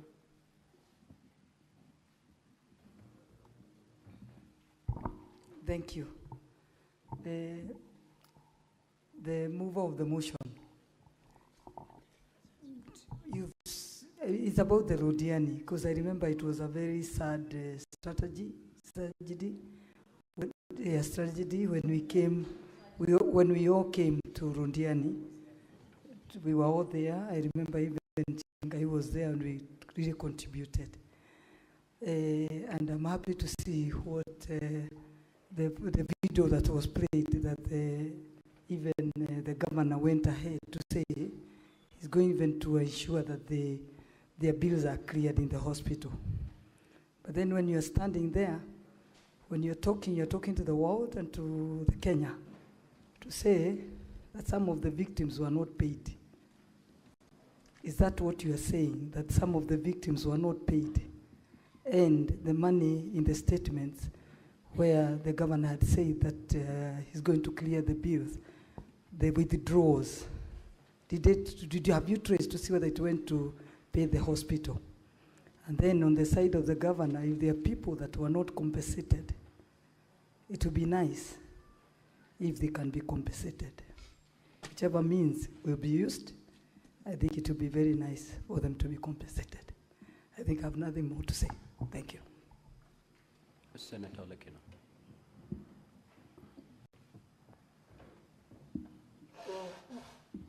Thank you, Mr. Speaker. My question is direct to the witness, reminding you that you are under oath. There's a specific question that you asked, whether indeed you voted for a particular MCA. That is issue number one. And I want you to be very candid on this matter, because earlier on we were dealing with the issue of the threshold. And this is what is going to determine. whether this governor goes home, ends his career, or he stays to serve the people of Kericho. So can you please reiterate and repeat under oath whether or not you voted for the nominated MCA, or whether you offered him an incentive to be able to vote so that you can achieve the threshold? Thank you, Mr. Speaker. Senator Kenyo.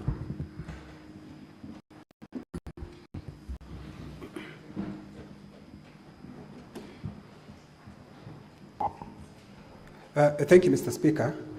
Mine is to the move of the motion. In volume 40, page 60, he was saying that there is somebody called Leonard Oti who withdrew money in particular times when he was presenting. But I don't see the annexes with the issue that money for Rondiani was not reaching the victim, by virtue that the same Leonard Oti was withdrawing the same amount of money long before the Rondiani accident. For example, if you look at the same page 60, the fourth transaction, it shows he withdrew 99,000. Then on 24th December 2021, he withdrew 259, long before the Rondiani. So I don't know the annexes, why you are showing us down here how the money was being withdrawn and showing like those people are correct, but they're the same people who have been withdrawing money long before. Thank you, Mr. Speaker. Senator Muma.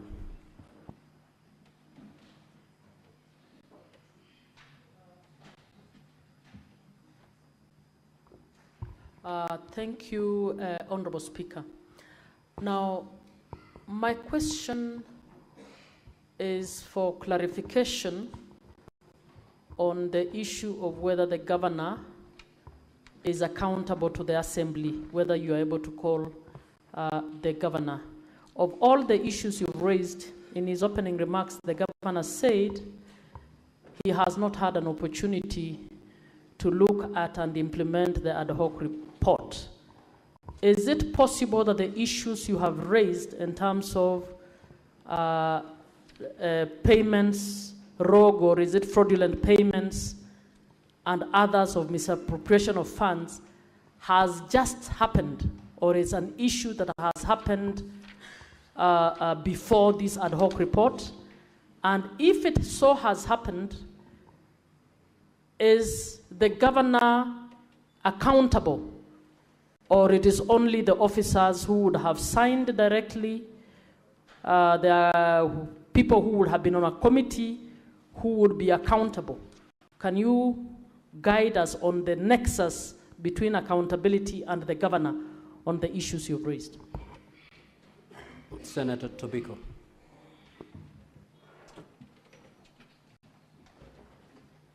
Thank you, Speaker.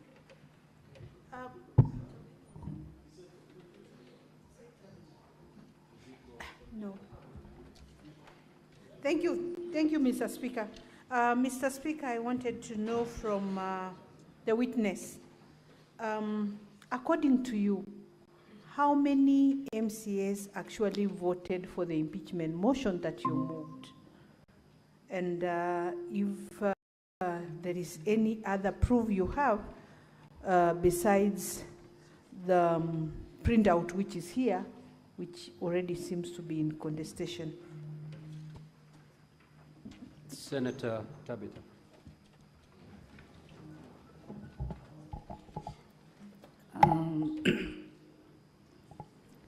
Mheshimiwa, could you clarify before this house if in any way you either forcefully took any of your colleagues' phone and voted without their consent? Number two, in regards to this fund for the victims of Londiani tragedy, what was the total amount that was contributed in order to assist the victims? And lastly, On volume 4D, from page 60, we've seen the withdrawals by Fernandez Coril on 21st, amounting to 423. On the same day again, another withdrawal of 300,000. On the same day, another withdrawal by Leonard, amounting to 100, and another withdrawal by the same Leonard, amounting to 300. Who are the signatories of this account? And as we currently speak, these people are fired. In your wisdom, do you feel that these people participated in one way or the other by fraudulently or in whichever capacity, they withdrew this money for their own personal gain? Again, on volume 4B, page 83, I've been able to look at the total expenditure, the alluded expenditure as you actually explained earlier, amounting to 13.5 million. But you state before this House that 24 million. Senator Mariam Sheikh. Honorable Senators, you have under 2 minutes, so condense your concerns.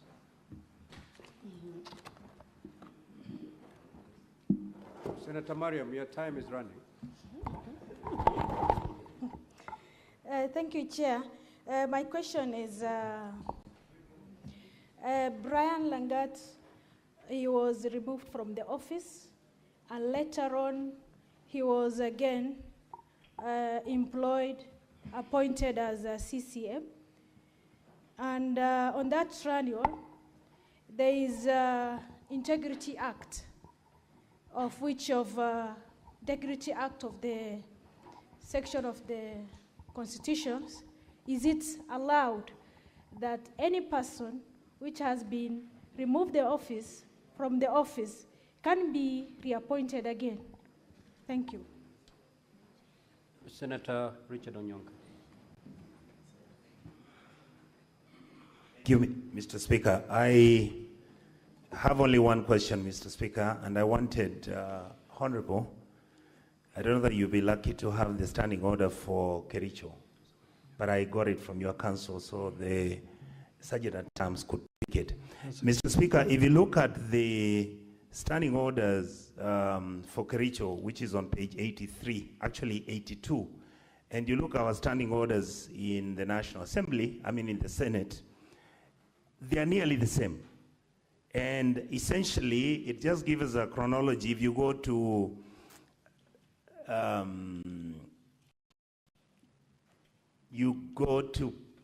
standing order 36.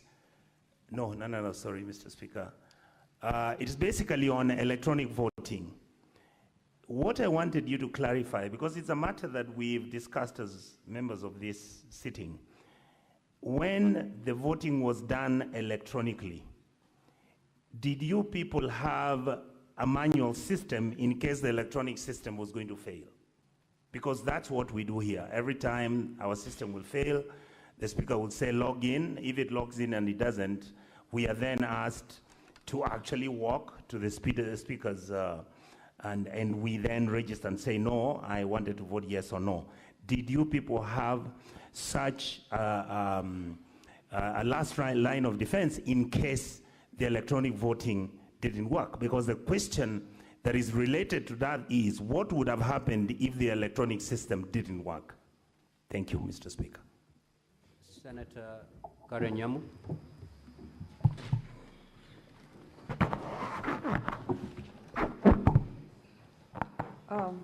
I'd like to ask the MCA, previously, before this impeachment motion, had the county government, the county assembly of Kericho, had they ever used the electronic voting before? And also, what safeguards are in place to prevent alteration of votes once they have been cast? And on Kazim Tani, can you under oath provide any documented instance to show that the governor personally diverted, interfered with, or manipulated the Kazi Mtaani program in Kericho County? Thank you. Senator Boni. Thank you, Mr. Speaker. Mr. Speaker, the honorable member would help a lot. In his opening remarks, counsel for the county assembly told us that the governor is a very bad man. Is it your evidence that he is a bad man? And if so, the people of Kakamega are waiting in respect of the accident that was at Fort Tenan, Londiani. The people who died were predominantly from Kakamega. In fact, Mukulusu village, a family of 4 was wiped out. So they would like to hear that the bad man, the governor, is the one that we are talking about, and more importantly, during your investigation, Honorable, did you establish whether the purported 90,000 that was supposed to go to victims as compensation was actually received, or was it only indicated on paper and the reported bad man did not make the actual delivery?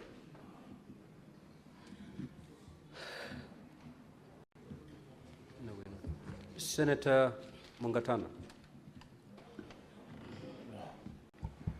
Asante Bwana Spika. Mimi nilikuwa nauliza katika hii ripoti ya Londiani, Mheshimiwa ametuambia kulikuwa wenyekiti wawili.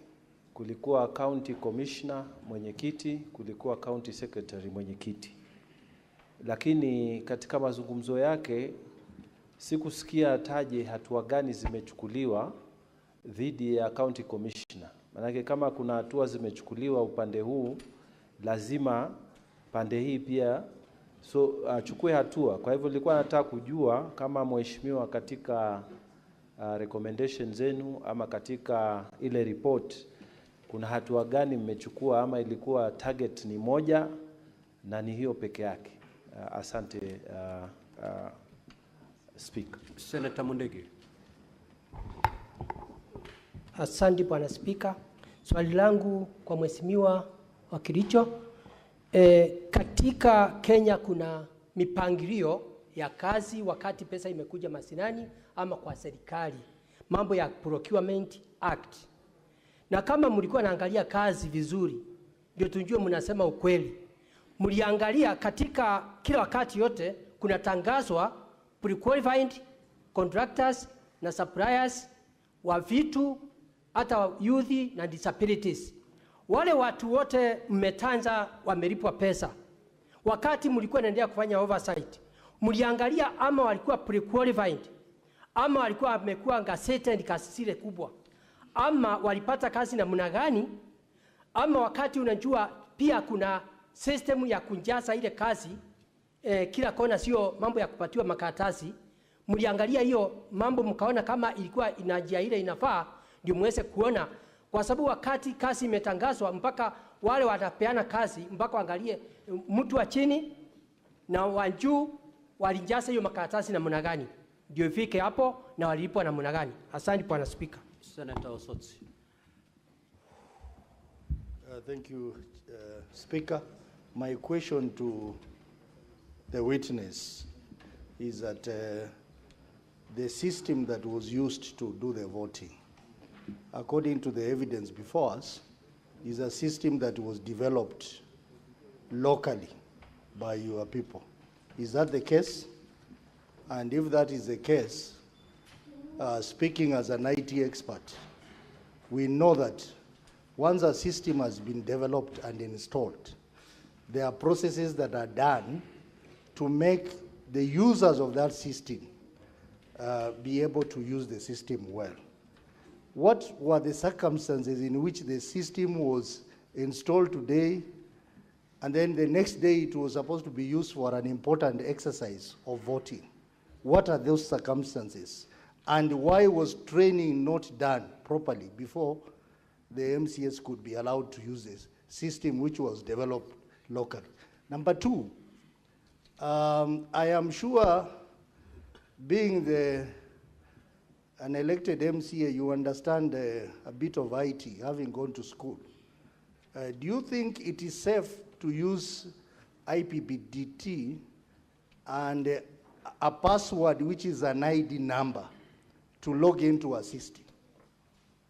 What would be your basic requirement of a strong IT security environment? Would an ID or an HR number, IPDD, be inappropriate to log into such a very high sensitive system? Senator Kisang.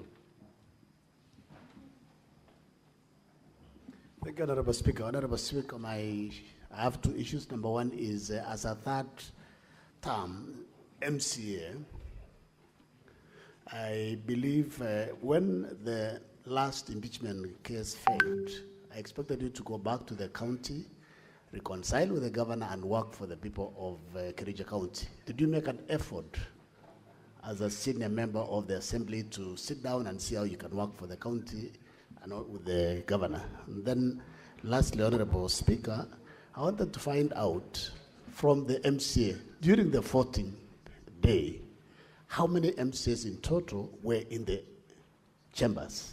Because from the results that we have seen, it's only 33 that voted.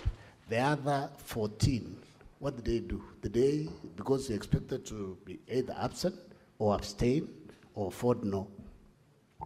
And then the last one, if I still have time, if you go to volume 4A of the county assembly, you have said the challenges they faced at the committee. There was limited access to critical information that the committee required to verify allocations raised in the Kasim Tani. Who is this particular person? How come you were not able to access any information on this particular report on Kasim Tani? Senator Abbas.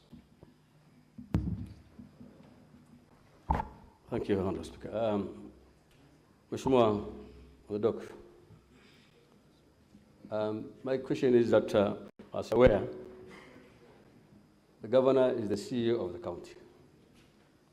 The governor commits no funds, signs nowhere. But of course, we have all the institutions in place. We have the treasury, we have the accounts, you have the procurement, and even the time of giving the contracts, there are committees that have been formed. In your investigation of the other committee, was there anybody who was committed for committing the anomalies that you have now found, that they gave contract to people, they paid the money before you came to the governor? Was there anybody who has been sacked? Was there anybody that you have recommended and the government has failed to sack? Or you feel that the governor is directly capable of doing, all the wrongs that have taken place? Senator Kavindu Agnes.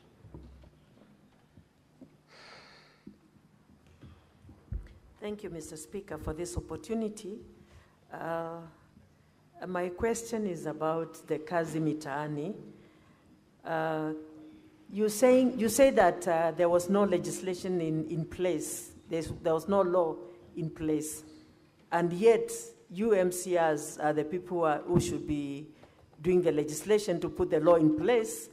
And that said, I'm wondering if you now have a law in place for Kazi Mtaani again, if it happens to come again, and about the procurement.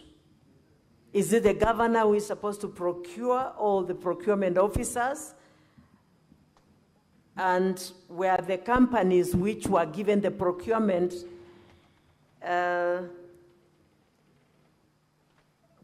pre-qualified in the county? And were the people who worked paid their monies? Thank you. Senator Wafula.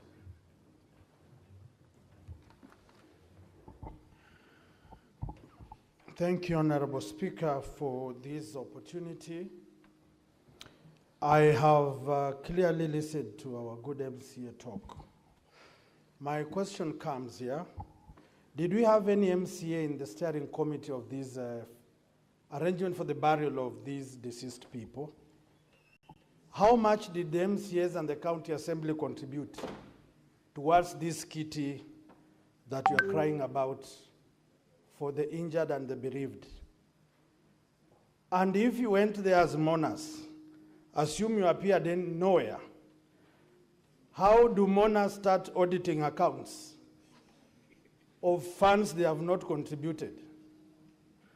And finally, did you expect the governor or any other person to float tenders on how this money is going to be used and who will audit these accounts? Thank you. Senator Sek. Thank you, Honorable Speaker. To the witness, now that we have realized the Londiani tragedy, on the issue of the signatories, where the accountants are staff of the county, we have heard from you that these officers have been sacked. How do you make this house to understand the misappropriations of funds is attached to the governor? 2, the Kazi Mtaani program, the terminations, we've seen the termination and the sacking of employees in regards to this program. How else can you convince this house that the governor has not acted on this issue to make sure that is warrant for his impeachment? Thank you. Lastly, Senator Morango. Asante sana Mr. Speaker. Swali yangu itaenda kwa mheshimiwa kwamba ili kung'amua mbivu na mbichi venye kura zilipigwa na wakilishi wandi, wale 9 ambao wanasema kupiga kura lakini walihusika katika mchakato mzima wa kumng'atua gavana, kunaye yote ambaye walichangia na kuko na ushahidi kwamba isipokuwa kupiga kura peke yake alichangia katika mchakato mzima ule kwa kuongea katika mbunge la kaunti ya Kericho, ili tuweze kujua ya kwamba alisema nini, kwa sababu anayechangia hujulikana na asiyechangia anajulikana. Asante sana Mr. Speaker. Honorable MCA, you may now proceed to respond to those questions.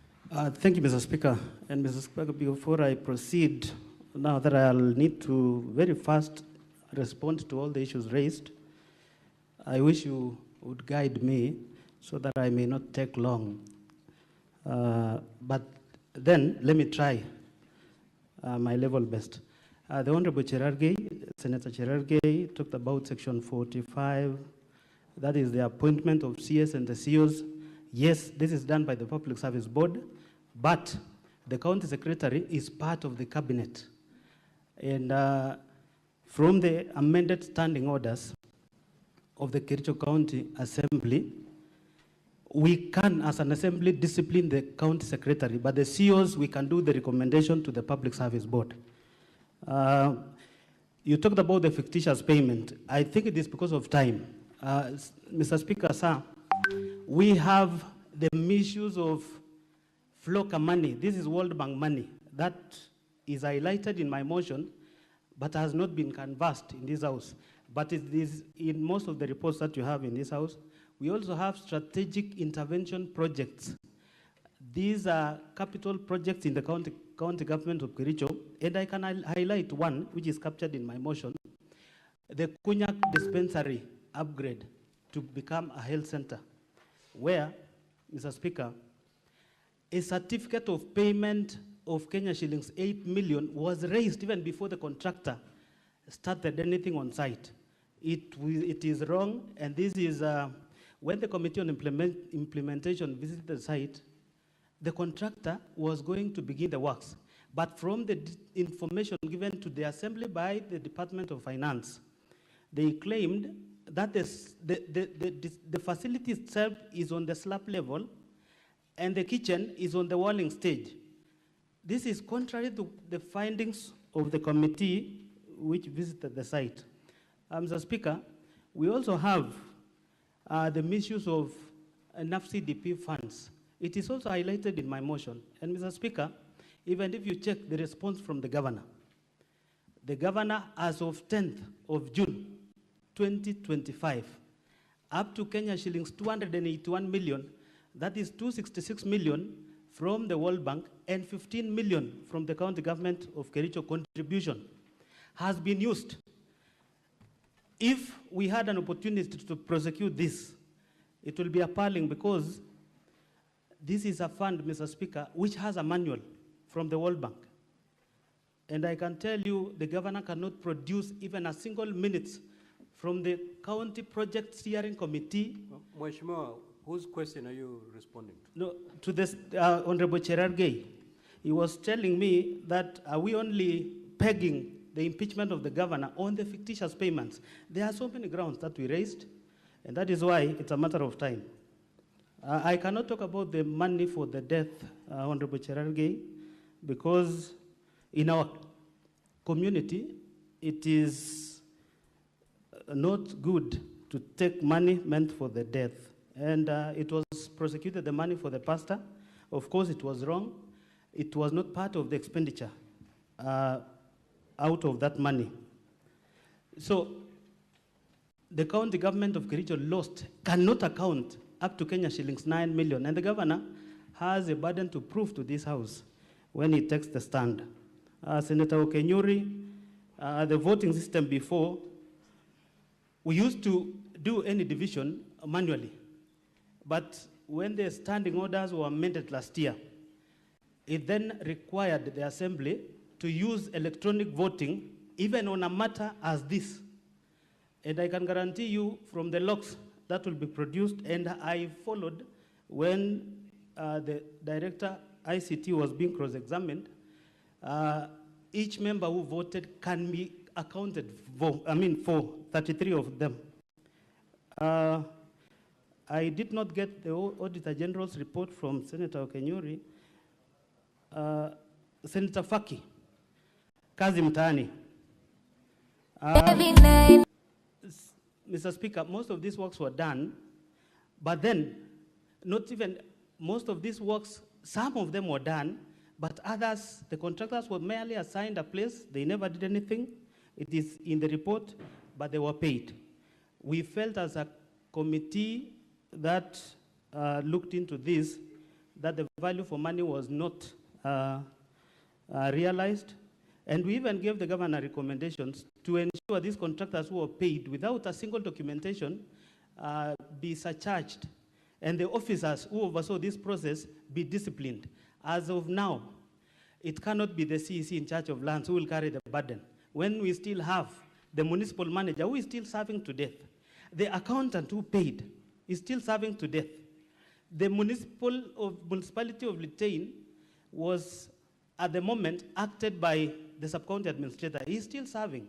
And that is the accounting officer who oversaw the whole process. So most of these officers are currently working. They have never been called to account the loss of 39 million. And that is why I said, pursuant to Article 179, 4 of the Constitution, and County Governments Act, Section 33F, the governor bears the huge responsibility in the way the resources of the county is managed. Senator Tabitha talked about the Londiani victims. I can tell you, if you pay 4.8 million of the 14 million shillings raised, that tells you up to 9-point-something million was not given to those victims. And the commitment by the governor in that clip, how I wish we had time, because to this Senate, we produced 3 clips for Londiani. Governor talking about this is what we're going to do.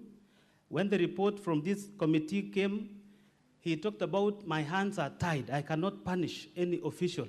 Then we felt the governor is the biggest beneficiary in the whole scenario, because how can you then not even take a chief officer or even this signatory to account where this money was spent? Senator Ledama Olekina, first of all, Honorable Kibet Bosuben is elected member of County Assembly representing Cheblanget. And for the record again, the clip that was played in this Senate, that is not me. And perhaps the member needs to produce, even, you know, if he was recording me, for instance, then there should be that conversation between me and him. In this affidavit is put here, he should be able even to produce, including the timings.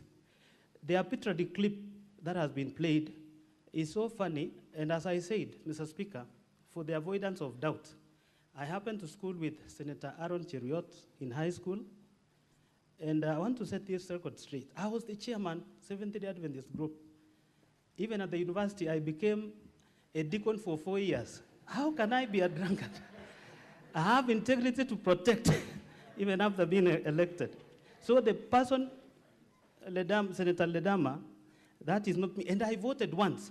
In fact, I was number 4 in that log, because as the mover of the motion, I wanted my vote to count, because I badly wanted all the members to pass the motion for us to come and be heard before the Senate. Last time we were not heard. Kinywa, Leonard Oti, if you check the transaction, I want to just, and I want to believe Kinywa is here. Show me.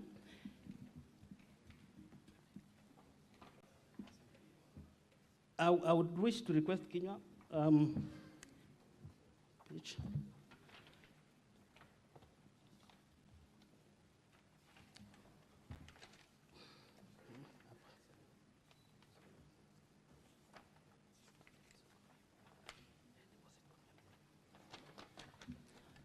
So, members, let me take you to volume 4D, page 60. If you check, when the fundraiser money was raised, Senator Kinywa, on 4th of July 2023, there was a deposit of Kenya shillings 13,653,660. That is in cash that was deposited into the account. And you can see 537,150. That was the pay bill money. That the pay bill was tied to this account. And you can see also 266,361. That money was sent by a businessman in Kericho who supported the family. And we have the 51,051 again. If you add all that money, it brings a total of 14 million and some amount on top. Now, you can see transaction began from date 11 of July. So this account was existing, but the county decided to use this account. So the transaction is where we are beginning from down there, where withdrawals were done. I want to believe I've explained. And so Senator Muma, accountability to the assembly. Of course, the executive is accountable to the assembly through the CECs appointed by the governor. But then, I want to, Mr. Speaker, you know this governor has history for not implementing any single report. The Kazim Tani report was tabled, not a single implementation was done by the executive. The Londiani accident victims, even Senator Boni Halwale, the families who perished from Western, the committee members paid a visit to Western, to the families, to confirm. The county government of Kericho paid 90,000 to those who we lost and 60,000 to the families who survived. But then, out of the 14 million, the national government, through the Ministry of Treasury, gave 300,000 to every family that lost their loved ones, and 200,000 for the families of those, the survivors could be traced. Now, the county government, raising merely 14 million, could not disperse the entire 14 million to the families, and the governor himself committed to doing so. I can tell you it is up to this house to establish whether the 9 million the governor will account, and said he dispersed later on, because what we can trace is only 4.8 million. Senator Tobiko, MCS who voted for the motion are 33, and that is why we are here, because we met the threshold. Tabitha, if you see, being the mover of the motion, I was seated in front. I want to believe if that video will have an opportunity to be played, and I sat throughout the motion until it ended. And I had only one phone in my hand, and only one link. So I didn't vote for anybody. And anybody who claims that I voted for, I saw a ruling done by the Speaker that later on, there is an independent audit that will be carried out on that system. It will reveal if, through my phone, I voted for two people or for myself alone. Otherwise, we can account for the 33 who voted. And so that they don't take you around. We already have one who's sworn affidavit that I voted. And initially, the governor had taken her to Kisumu, hid her for more than 3 days, but she sneaked. And she was able to testify that she voted. We only need the other 3 to confirm they voted. So there was a breakdown by Senator Tabitha. Actually, if you look at my affidavit in volume 2, when you get your time, I was able to break down the entire payment. The 423 was meant to be paid fictitiously to some spending. The 411 that you can find somehow later on was paid to Supertix. These are the people who are not meant to receive this amount. In fact, the governor said the county is not broke. This county is rich. And again, he instructed the same committee to make payments for the expenditure that was never meant to. This one we can prove. And even despite the fact that we came up with this report, he never acted on the report. Senator Mariam, Brian Langat was fired by the governor as the CEC. And if you check the grounds under which the governor fired the 6 CECs was failing to adhere to they talked about executive orders. Executive order 1 of 2022, 1 of 23, 1 of 24. If you look at the executive orders, is failing to adhere or to go to wherever they were posted to. Now, you cannot tie Brian to the incident of Londiani in that firing spree. And we realized Brian is a very young man who had a future. Before he was picked as an executive, he was the legal officer in the assembly. So when an opportunity was advertised in the assembly, he applied. And he was competitively sourced. He is now the deputy director, legal services. We feel Brian was not fired for lack of, or for committing any offense. Senator Onyonga, it is true, your standing orders and ours, we are trying to improve as a county because we felt if we continue using manual, I remember the only assembly that we are still using the assembly that was used by the defunct local authorities.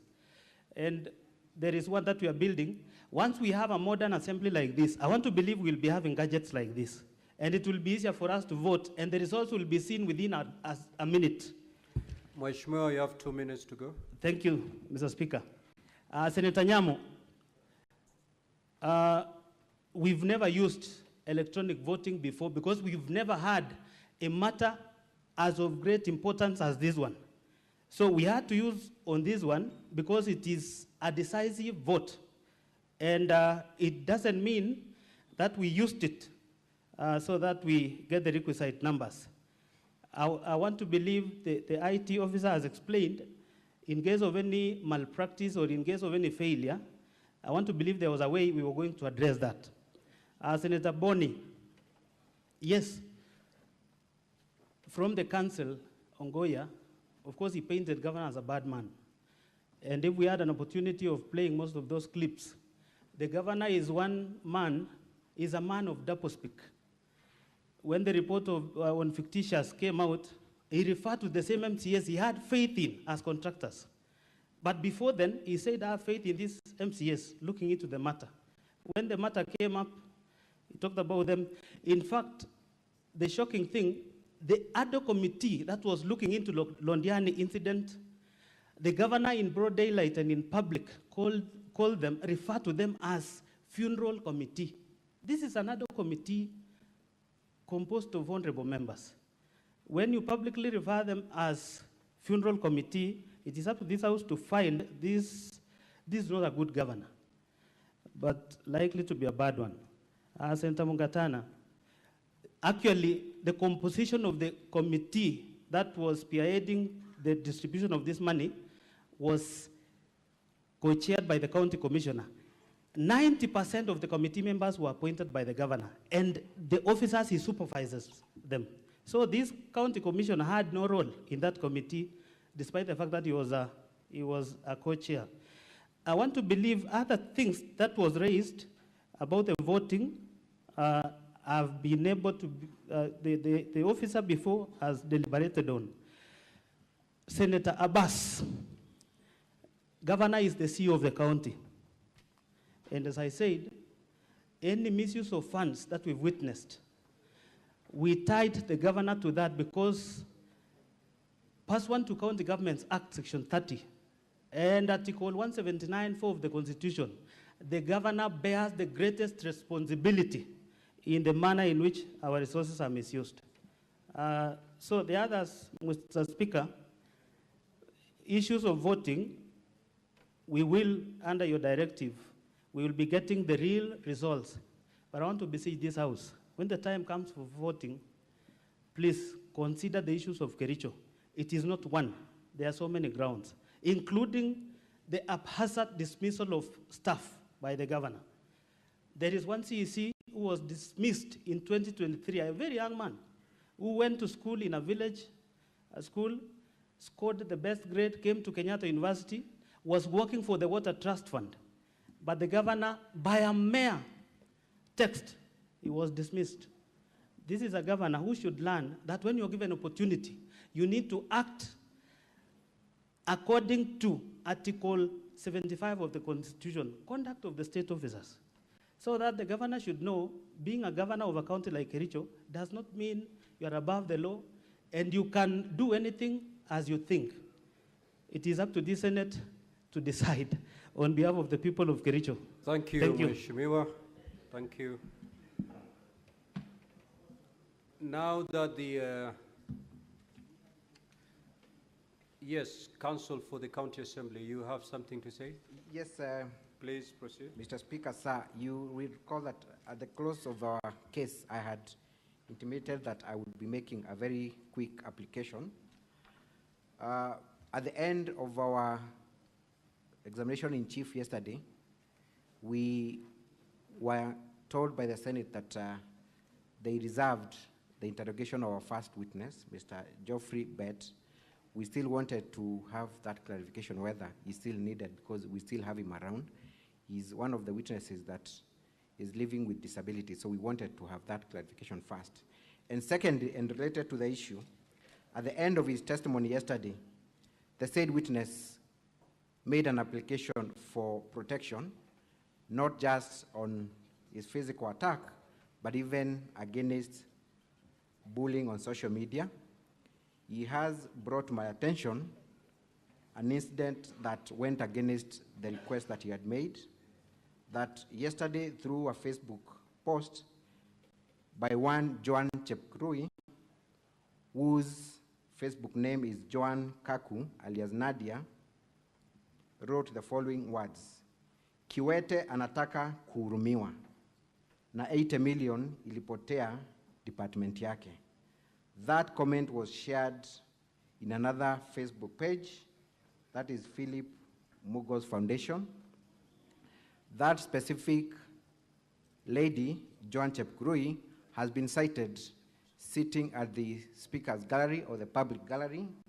In fact, she has taken lunch at the Senate yesterday and today, and therefore the request, the simple request from Mr. Geoffrey is for stern action to be taken against that particular person who is still within the Senate's precincts. I'll usher in my senior to also make a comment on the same.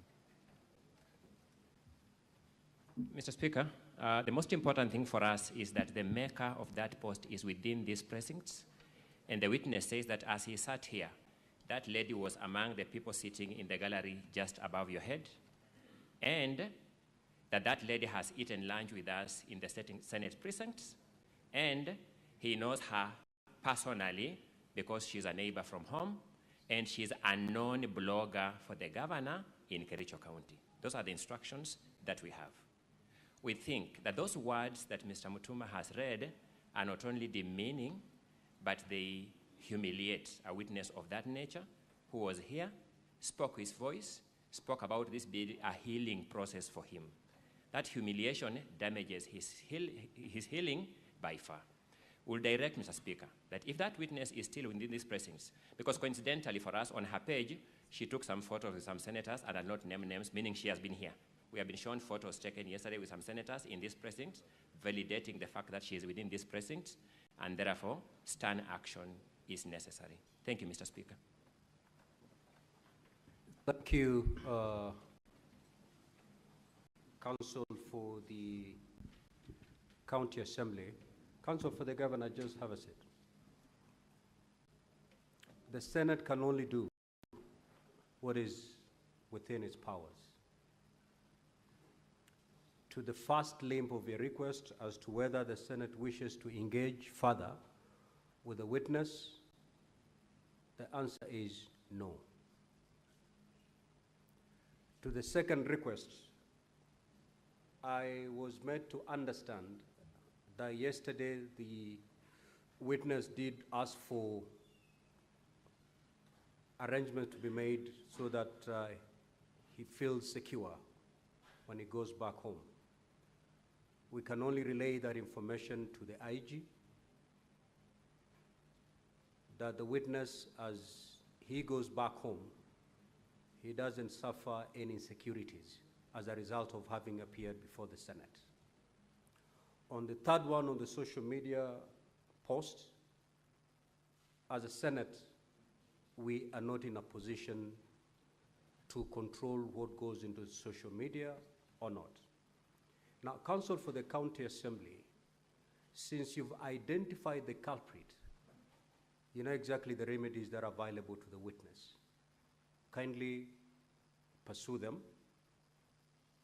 so that that particular person who posted that derogatory post is punished pursuant to the law. However, I will add one thing to the members of public. We are here on a very serious matter. And no member of public, no the parties involved in this particular case, or even the senators, are allowed to intimidate any witness. That post is an intimidation of a witness. And therefore, be warned, whoever did that, because the reason why I told the Counsel for the Governor to sit down is we're going to degenerate into a hand-pecking exercise. My client has been mentioned, I need to say this. It will run all the way without finding a stop down the line. So a stern warning from the Senate is no member of public should aim derogatory remarks to the witnesses that appear before us. If you do, then as I've already advised Counsel for the County Assembly, you have a smorgasbord of remedies available to you. Ours is to give that stern warning. And should it persist, then we will, at an appropriate time, ask that member, if they're in this House, to withdraw from the precincts of Parliament, because that particular behavior cannot be tolerated while these proceedings are ongoing. Senator for Nairobi City County. Speaker, at the very minimum, because according to the rules, everybody who is in the gallery sits there at the pleasure of the Speaker. And if it is possible for the team from the County Assembly to point out to the Sergeant-at-Arms who that person is, I think it would be proper because of the disrespect that has been shown to the process. that that person be removed from the precincts of Parliament. I want the team from the County Assembly to know that it is very difficult, as the Speaker has said, to control what people say on social media. Yesterday, some of the witnesses asked to take photos with me outside there, Honorable Speaker. And I've seen posts from Kericho saying that a bevy of young women has been deployed to confuse me. No, it is a bad thing because, Honorable Speaker, I personally consider myself public property, so that if somebody asks to take a photo with me, I cannot say no. But then they are going to insinuate that these young ladies were somehow deployed as a force to cause confusion, so that when we vote, we might not vote on the issues. But Speaker, this specific person, if can be identified by the Council for the Assembly, I think it would only be fair and proper that for this particular case they be ejected from the precincts of Parliament. I thank you, Honourable Speaker. Honourable Sifuna, I thank you for your piece of wisdom. But you see, the biggest problem will be the identification using that post. If I had the Council for the County Assembly well, is that that post is traceable to somebody known to the governor. So it is a process, because the name given in that post, if I understood it correctly, it is not the official name that that particular person uses. So you need then the very same people the IT people, to get that pseudo account, because it's using a different name, different from the person who is allegedly seated with us. So for us to be convinced that particular post and that name actually refers to the same and one person as the one seated here, it's another process. And that's why I'm saying it is very difficult for us. And the only thing we can do is to issue that stern warning. Assuming that pseudonym refers to the person you are referring to, then may that person be warned that we cannot tolerate that kind of behavior in the Senate. We may now proceed. We have concluded the case for the County Assembly. We will now move to hear the case for the Governor. Now, Governor, you have 5 hours to prosecute your case. Those hours are distributed as follows. 3 hours will be reserved for the Governor and his witnesses, and 2 hours will be allocated to the team from the County Assembly for purposes of cross-examination. The time taken by the senators for seeking clarification and questions, that is not part of the 5 hours that we have just apportioned between the two teams. Now, honorable senators, the Senate will rise at exactly midnight tonight. So we hope to conclude the case of the Governor before we rise at midnight. And then we shall resume tomorrow for purposes of deliberating and voting. Yes. Mr. Speaker, I thought these proceedings were gazetted for 3 days. What's the point of us sitting here until midnight? If we because the second day ends at midnight. Mr. Speaker, I would like to beseech you, because we only have 5 hours for the Governor's case or response, and then I think a couple of hours for the other party and also the Governor to be able to conclude the matter. For us to rise at 6:30, it's only healthy. And then we come back tomorrow when we are fresh, at 9 in the morning, and then we deal with this matter and prosecute it. I think it's only fair, Mr. Speaker. Yeah. Yes, Senator for Nairobi City. Speaker, just referencing the Gazette notice for these special sittings that the Minority Whip has spoken to, we gazetted for 3 days, and I might be missing some commas in this communication, but it is only in respect of Friday that there was expression that we will only, the session will run commencing at 9 a.m. until the conclusion of the business of the day. So, Speaker, there is enough time tomorrow morning. I'm sure if we did, how many hours are left? 1.5 hours today, and then morning as well.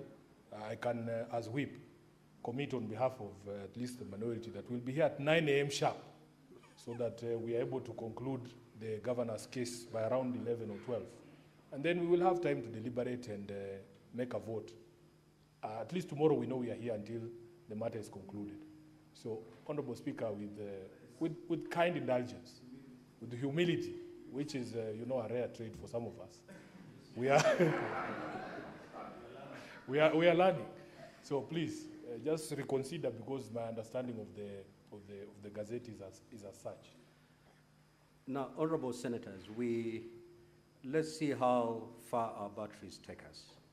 If they run low at 6:30, we're human beings, we shall abide. But let's see how far our batteries will take us. Let's proceed.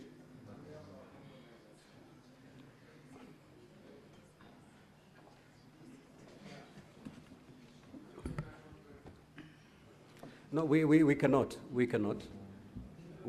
However, you individually, you can walk out, stretch, and come back, Senator from Mombasa.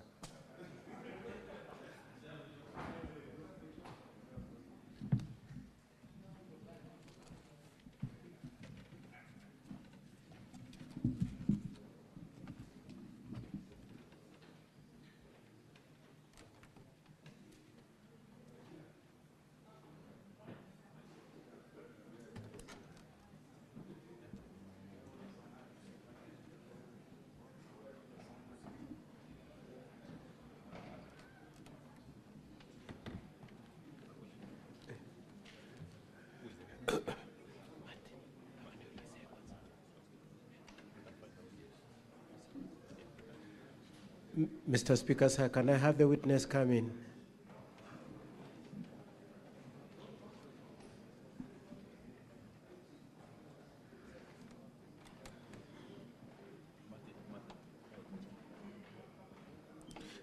I was inquiring if the witness can come in, Mr. Speaker, sir. Sergeant at Arms, kindly usher in the first witness of the governor's side.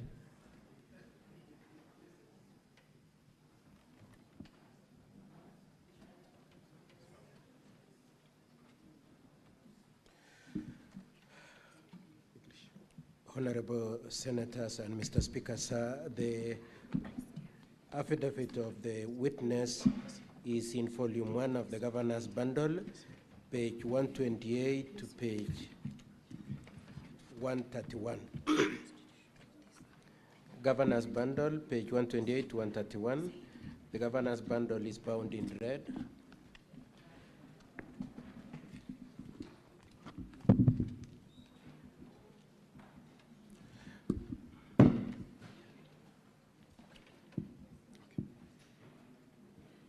I, Martin Kiplangatiriot, do solemnly swear that the evidence that I shall give before the Senate in respect of the matters before the Senate shall be the truth, the whole truth, and nothing but the truth. So help me God. Mr. Speaker, sir, with your permission and the permission of my colleagues, I will lead the witness on uncontentious issues, and if my colleagues have any problem, they can say. Could you confirm that your names are Martin Cheruyot Kiplangat? I confirm. Could you confirm that you One, Sergeant at Arms, you may need to ask the technical team to power the microphone a bit higher, because we cannot hear the counsel for the governor well. Now, counsel for governor, would you please indicate how many witnesses you're calling for purposes of managing the time? Mr. Speaker, sir, I had intended I have four that I must call, Mr. Speaker, sir. Four that I must call. That is the 3 MCAs who were impersonated in the votes, the IT expert. After that, I had intended to call as many of the other 18 as my time could allow. Okay, you have 3 hours to do all that. That's okay, Mr. Speaker, sir. Thank you. Could you confirm that your name is Cheruiyot Kiplangat? Yes, I confirm. You are an MCA at Kericho County Assembly? Yes, I confirm. Could you confirm that you represent a ward by the name, just say the name of your ward? I am an elected leader representing a ward that is called Kap Kugerwet. Thank you. And you swore an affidavit in support of your farmers in this assembly? Yes. Could you confirm that is the affidavit at page 128 to page 131 in bundle 1? Yes, I confirm. And you'd like to rely on it? You'd like the honorable senators to look at it in support of your case? Yes. Could you confirm that you also swore another affidavit jointly with the other MCAs? If you could look at page 113 of the same bundle. Running yes, I confirm. 113 to 116. Yes, I confirm. And you'd also like to rely on that affidavit? Yes. Now, that affidavit of page 113 to 116 is signed by how many people? Signed by 18 people. It's signed by 18 people. And could you confirm that they are all MCS? They are all MCS. Could you confirm that what you are saying in that affidavit at page 113 to 116 is that the 18 of you did not vote in favor of the motion? Yes, I do confirm that we did not vote in favor of the motion. That's not what I'm asking you. What I'm asking you is that in that affidavit you said that all the 18 of you are saying that you did not vote, isn't it? That's what you're saying? Yes. Okay.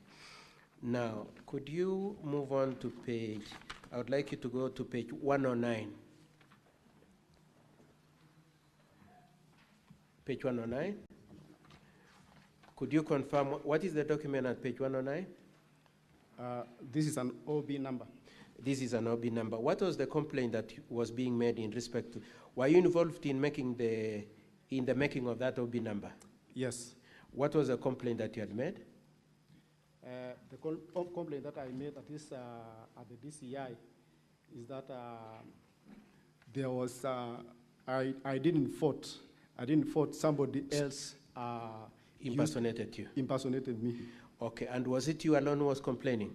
No. How many people complained? 4 of us. 4 of you. Yes. And the 4 of you are the ones whose votes are purported to have been made in favor of the impeachment, isn't it? Yes. Okay. And you'd like also the senators to take into account that? Yes. Could you confirm if you are familiar with the letter at page 110 to 112? Yes, I do confirm. What is that letter? This is also a complaint to DCI headquarters to request them to investigate the procedural unauthorized use of my credentials in that voting process. It is also a complaint in respect to impersonating you in the voting. And how many people complained? How many people wrote that letter? 18 members. You wrote 18 people. Okay, so I would like us now, having laid the documents in your affidavit, I would like you to go to paragraph 3. Are you at paragraph 3? In paragraph 3, you say, we have read the affidavit sworn by Honorable Kiptor B. Kiptegan. We adopt and reiterate all he has stated, inclusive of the annexes he has made. That's your position at page 128.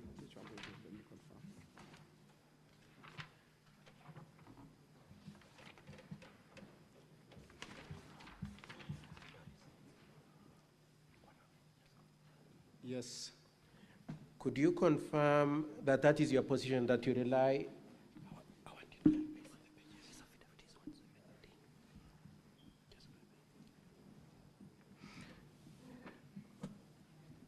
You stand by that position that you rely also on the substantive affidavits sworn by Honorable B. Kiptegan, isn't it? Yes. I would like you to be shown page 117 to 120.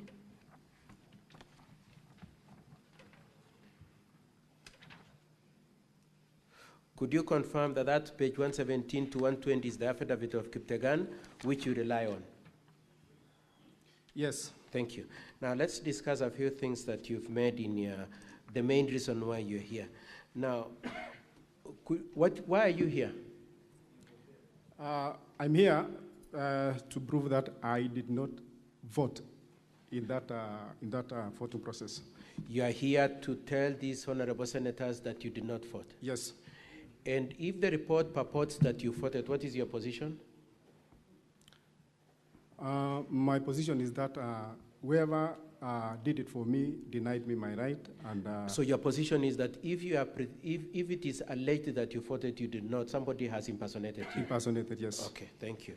Now, apart from yourself, were there any other people in your company that were opposed?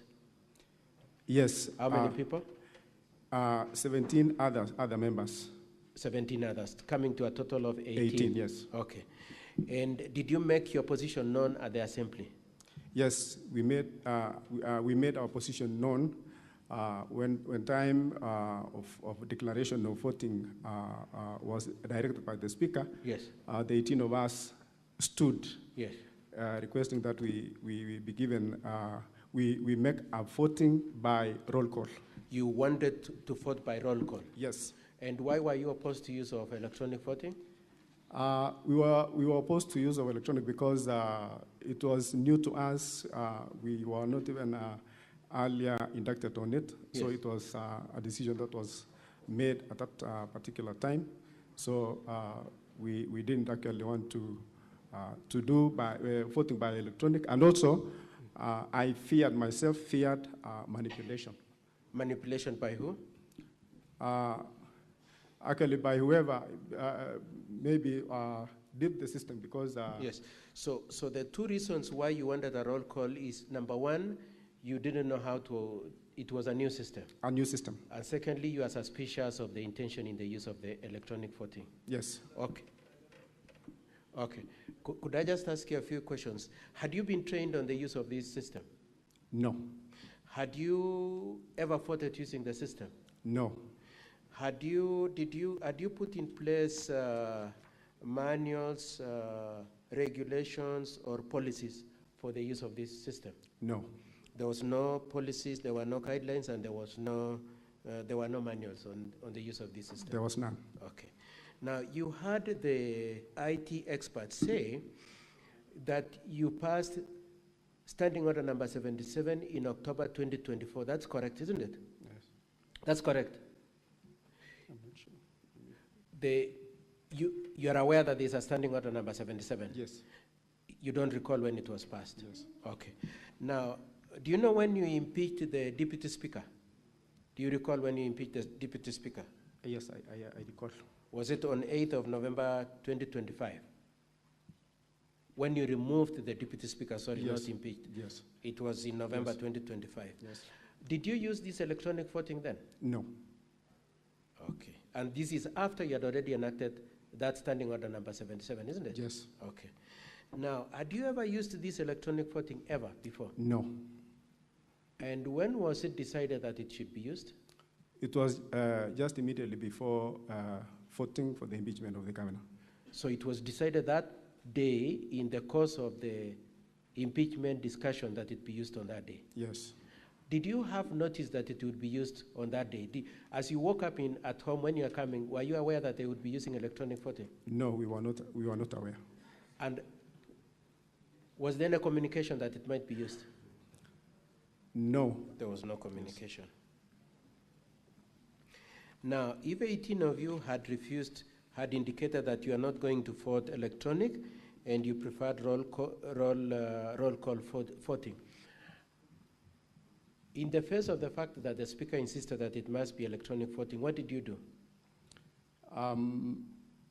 We requested that we use the roll call, and we stood. One member stood, and the rest of us stood in support. No, my question is, so the Speaker said we will use electronic voting. He has refused to grant your wish to use roll call. Did you vote? No, I didn't vote. Are you aware even of the 18 voted? I'm not aware also if they voted. Okay. So if 18 abstained, how many people could have at most voted on that day? If 18 abstained, because we are 47 members, yes, then 29 members could have voted. So if 18 abstained, there would be only 29 members 29 members. But you see that they have said 33 voted, isn't it? Yes. Okay. Now, if it remained 29, would you have achieved the 2/3 that is the target of this process? No. It wouldn't have been achieved. Lastly, two issues. Did you have any gadget where the Speaker very specifically said in the answer that you press a button? You remember that? Yes. Was there any gadget with a button that you could press? There was no gadget that I had at that time. Okay. Mr. Speaker, sir, in evidence in chief, I would like to leave it there. Honorable member, you will wait for questions from my colleagues for the assembly. They might not be as friendly as I am, so be ready. Probably you could come this side and they can ask you. Just come with you. Counsel for County Assembly, you may now proceed to cross-examine the witness.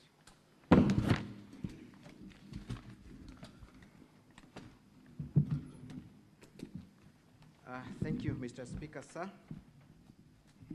Honorable Martin Cheriot, good evening. Good evening. I will ask you a series of questions. First of all, tell us whether you are a first-time member of the County Assembly or this is your second or subsequent term. First-time member. First-time member. And what is your level of education? Diploma holder. Pardon? I'm a diploma holder. In what field? Procurement. Procurement. Yes. So you are relatively a learned and exposed person, correct? Yes. You're also familiar with the use of mobiles and other internet facilities, correct? Yes. Tell us, for the last 2.5 years that you've been a member of the County Assembly, how have you been receiving communication on any issue pertaining the County Assembly? We've been receiving through SMS and also at times by circulation of hard copies. How is that SMS generated? Is it a special SMS that runs through a system? Yes, it emanates from a county assembly. From county assembly. Yes. How about generation of invoices that pertains your per diems and other payments? You still do that through the same system, correct? About the invoices, that is now the work of the accounts department. But how do you make claims for your allowances? Isn't it through a system that has been generated and used by the county assembly? Yes. So you have interacted with this system since 2018, since when the time you came to the county assembly, correct? You have used that system for other functions, correct? Yes. And you have been trained on the use of that system on other functions, correct? No, the system I mean is the SMS, the replies of the messages that comes to my phone, my mobile phone. No training. But have you had any challenges in the use of that platform that has been internally developed by the county assembly? Have you had any challenges yourself? No challenge, because it's replying of messages. So the only challenge you had was the use of electronic voting and not for any other purpose. Don't you feel that is too convenient for the senators to believe? Yes, but... Thank you. Thank you. You've answered my question. I move on to the next issue. Mr. Cheriot, Has the county assembly provided you with a laptop paid for by taxpayers' money? Yes. What was the purpose of you getting a laptop paid for by taxpayers' money? For us to be using on our proceedings. For proceedings. Yes. Including electronic voting, correct? Yes, which we have not been Thank you. inducted. Thank you. Let me go specifically to the affidavit you have sworn before this House. That is the affidavit dated 23rd August 2025, correct? The one appearing at page 128. Yes. All the way to page 130, correct? Yes. You confirm that it is a joint affidavit. It is not an affidavit sworn by an individual. Yes, it's a joint affidavit. And therefore, the contents of that affidavit are contents that have been owned by two people and not one person, correct? Those are not just your varmints, but varmints of another person, one Edna Tonui, correct? Yes. When did you appear before a commissioner for oaths to swear this affidavit? Do you recall appearing before any commissioner for oaths? 23rd day of August. Where, specifically? Kericho. Which office? Marisha Cable. Give me the building and a number of that advocate. Katwa and Kemboy Advocates, 5th floor, Transnational Plaza. So this affidavit was sworn by Katwa and Kemboy Advocates, correct? Yes. So that then you did not appear before Chebet Ngetich, the Commissioner for Oaths.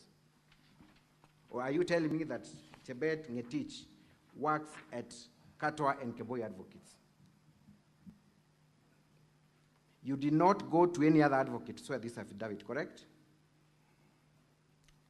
Yes. You did not. And therefore, you did not appear before a commissioner for oaths, one that is said to have commissioned this document, Chebet Ngetich, correct? You do not know who Chebet Ngetich is, correct? I appeared.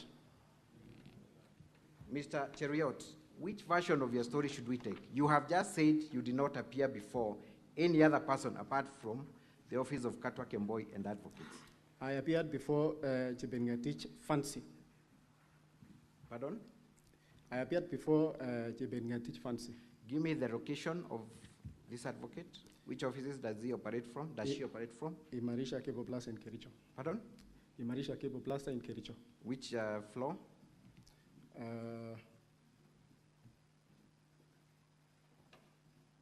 Door number? Okay. Second floor, I think. I want you to go on record because we are going to confirm these details, Mr. Cheriot. Because one Chebet Ngetich practices law and has commissioned your document, we can easily trace. So you need to think your answer through very carefully. Did you appear before Chebet Ngetich or not? I appeared, but I don't remember exactly which floor was she. In whose company were you? Which other person was in your company when you appeared before this commissioner for oaths? This one I was alone. You were alone? Yes. This affidavit confirms that two people appeared at the same time before a commissioner for oaths. You're telling these senators that you appeared alone. Don't you think that you're confusing the senators, Mr. Cheriot? Or at least you're not being truthful. When I signed, I signed alone, even though the affidavit appears to be to have been sworn by two people. So you do not recall seeing Edna while this affidavit was being prepared? I signed, and I think later she came and also signed because she's my colleague MCA. This is your affidavit, Cheriot. And at the averment, at the beginning, you say, we. That means this document was generated, drafted, commissioned by two people at the same time. So are you now disowning the fact that this affidavit was jointly done and that it is only you who signed the affidavit?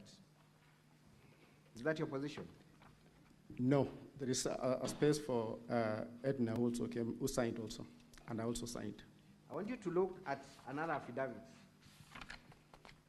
Honorable Senators, this is the affidavit appearing at volume 7A of the County Assembly's documents.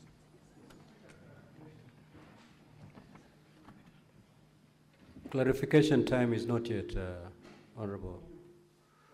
Okay, just pause the time for the governor's team. Mr. Speaker, if you are following the proceedings, you need to remind the witness that he's on oath. He has changed his position 3 times on the same matter. So you should help us on which version we should follow. We want to know the truth. Just take note of whatever you're noticing. It will inform on how you will vote eventually. Proceed, Council. So for record purposes, again, Mr. Cheriot, you were not at any given time in the same place and time with one Edna Tunui while preparing this document. You were not. Yes, I signed my part. You were. That's not my question.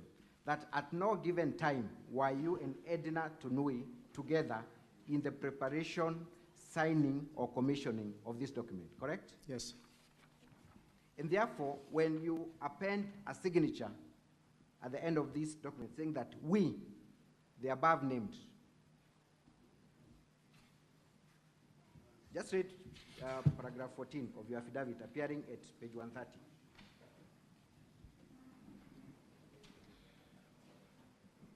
Just read what you state there at paragraph 14 at page 130. Yes. Proceed and read.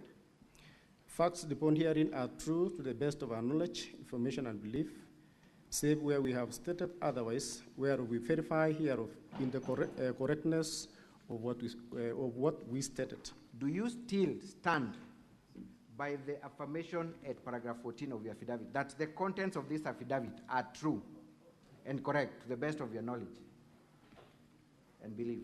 Yes.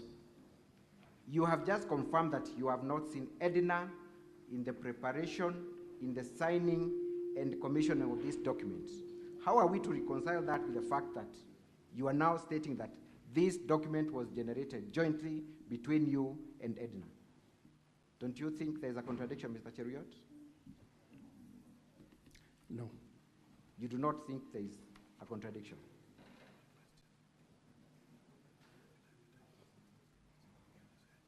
I will put it to you, Mr. Cheriot, that you have presented a forged document before Senate, purporting that one Edna signed this document jointly with you. What would you say? No, I have not presented a forged document.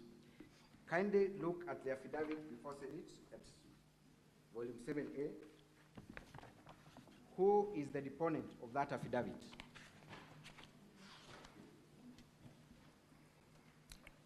Chepkurui Edna Tonui. The same person that you have alleged you were with when you're signing this affidavit jointly, correct? Yes, but I stated I signed it. It's a yes or no. Is it the same person? Same person. Same person.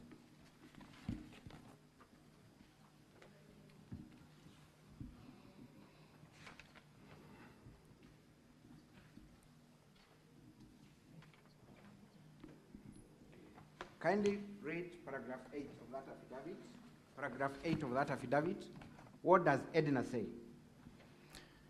That I've seen affidavits and letters filed by the governor purporting that I was part of the 18 MCAs who allegedly absconded from voting on the impeachment motion. To with the affidavit allegedly sworn on 15 August 2025, jointly by myself and 17 other members of the County Assembly. B, the affidavit allegedly sworn on 23rd August 2025, jointly by myself and Honorable Martin Cheriot Blangat. And C, an undated letter allegedly co-authored by myself and 17 other members of the County Assembly of Kericho, addressed to and received by the Director of Criminal Investigations, DCI, on 18th August 2025.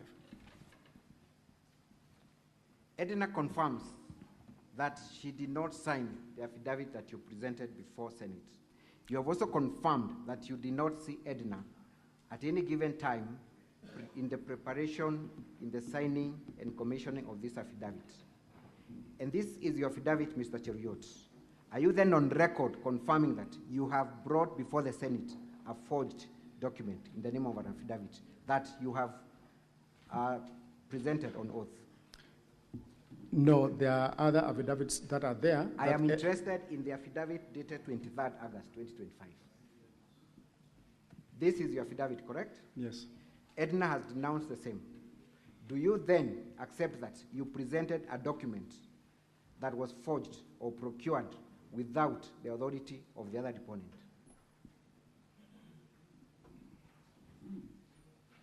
Please answer the question. No. No. Mr. Cheruiyot, as has been stated by Senator Kalwale, you have given different versions of the same story from the time you took the stand. You have also presented a document that you signed on oath that you've now disowned. The simple question is, why should we believe you when you say that you did not vote, when the system confirms that you voted? I did not vote. How credible is that statement in the wake of all the other lies and contradicting versions that you've given before this House? The link that was used to vote was sent to my mobile phone, which I never opened.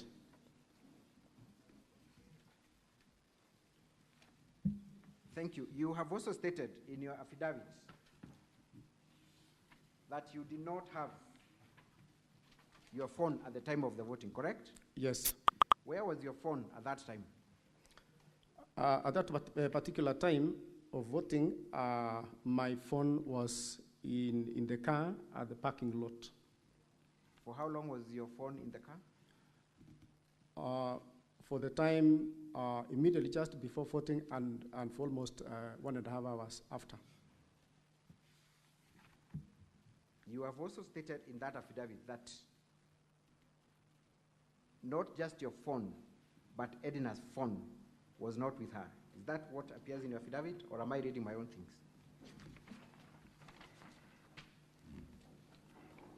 Do you remember stating that fact? Is it in your affidavit? Yes.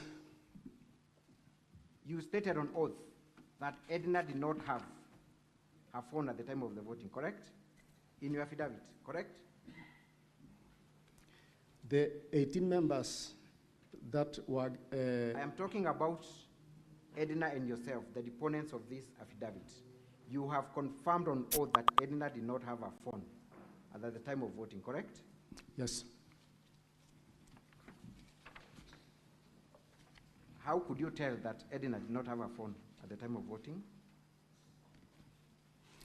We were together in the chambers, and she also had given her phone elsewhere. We're interested in knowing that elsewhere. Where is that other place that your phone was and Edna's phone was? Mine was in my car at the parking lot, and she said she also didn't have her, so I don't know exactly where she had kept it, but she didn't have the phone in the chambers. Mr. Cheruiyot, yes. You have disowned ever seeing Edna in the making of this affidavit. How can we verify the fact that Edna did not have a phone at the time of voting?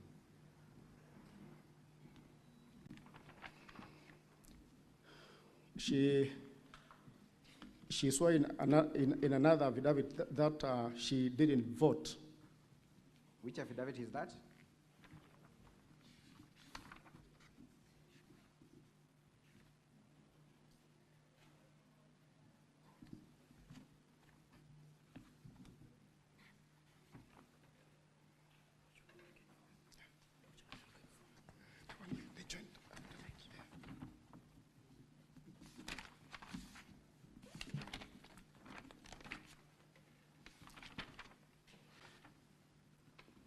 I'm in reference to the complaint that she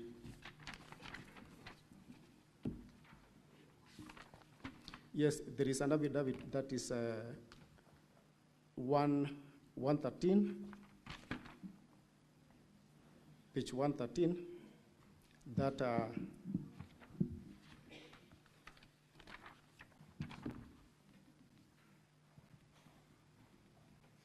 give us the page of the affidavit. Which page? 113 to 115. Again, that is a joint statement prepared by all the 18 MCAs, correct? Yes. Was Edna with you when that affidavit was prepared? Yes. Who commissioned the affidavit?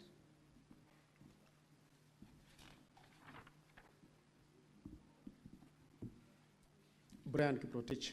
Brian Kiprotich. In which office did Brian Kiprotich commission this document from? Imarisha Cable Plaza. In which town? Kericho. You confirm that all of you appeared before that commissioner for oaths? Yes. Mr. Cheriot, were you for the impeachment of the governor, or were you for the position of saving the governor? I was for the position of saving the governor. You were. So you have not supported any process of impeaching the governor? You have not? I didn't support the process of impeaching the governor. Thank you. I want you to go to volume 3 of the County Assembly's document at page 120. Let's see what you contributed before the House in respect to the issue of fictitious payments. I want you to read verbatim your contributions contained at page 120 of volume 3. That's the Hansard's report, Honorable Senators, as contained at volume 3, County Assembly's documents. Page 120.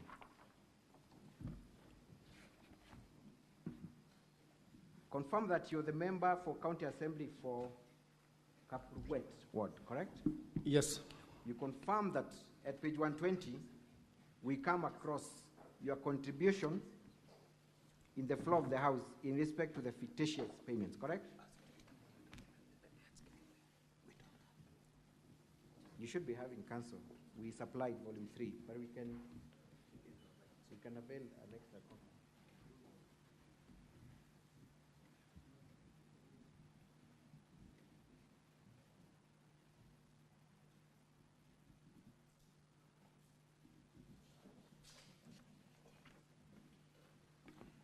Page 120.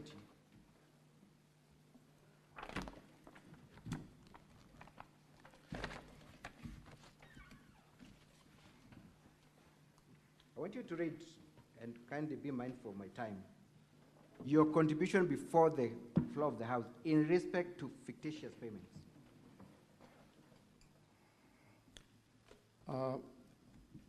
Thank you very much, Mr. Speaker, sir, for giving me this opportunity to contribute on this report on fictitious payments.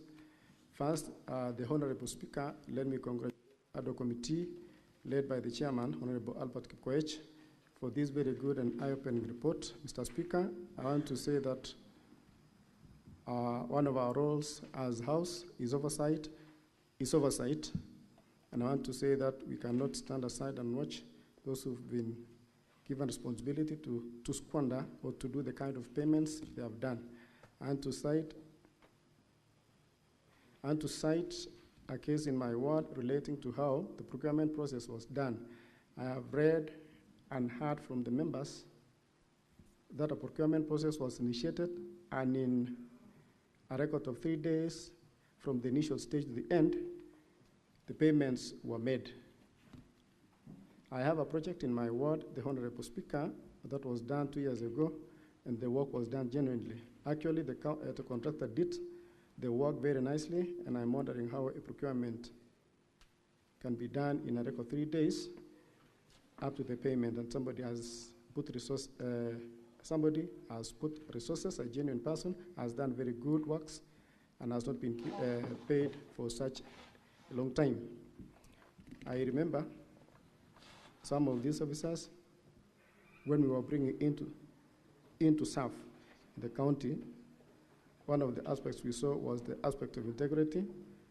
And now, questioning where this integrity has gone, that now we are not being careful with resource, has gone, that now we are not being careful with the resources of our county.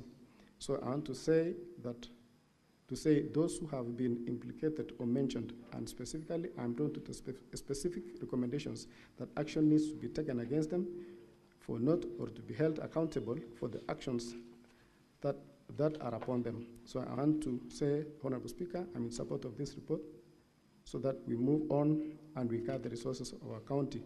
Thank you, Honorable Speaker. Are you changing your position in respect to the report on fictitious payments? I'm not changing, but there were specific recommendations, not really impeaching the governor. You did not disagree with the report, did you? I agreed with the report, but with recommendations, specific recommendations. You endorsed the report, correct? Recommendations you I endorsed endorsed. the report, correct? Just a straight answer. You endorsed the report, correct? Yes, I endorsed, but not impeachment of the governor.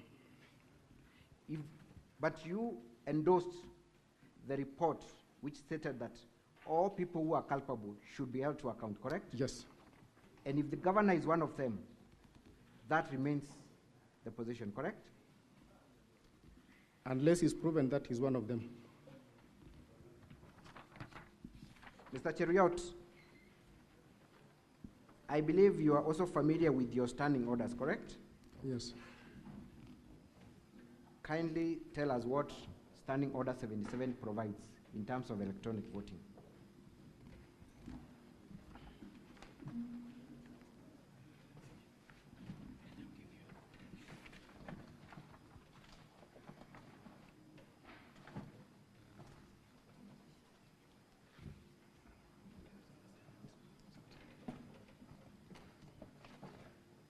And before you read Standing Order 77, while we are still at that report, kindly go at page 178, volume 4A.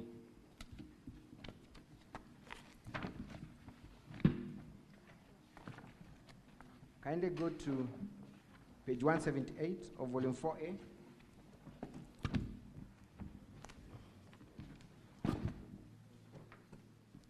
We are still talking about the same fictitious payments report, correct? Yes. At page 178.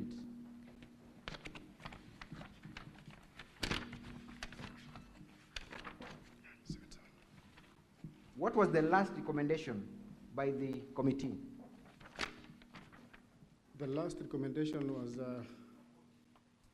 that section 30, subsection 3F of the County Government Act 2012, the governor has overall responsibility of being accountable for the management and use of county resources, hence should take full responsibility for the anomalies.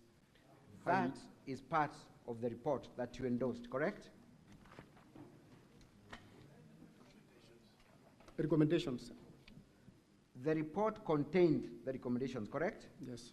We have seen you making contributions before the floor of the House, endorsing that recommendation, correct? And therefore you endorsed the removal or action being taken against the governor for fictitious payments, correct? Correct? All those found culpable for the... That specific recommendation targets the governor, correct? Yes, this one targets the governor. And you endorsed this report that targeted the governor for having the overall responsibility, correct?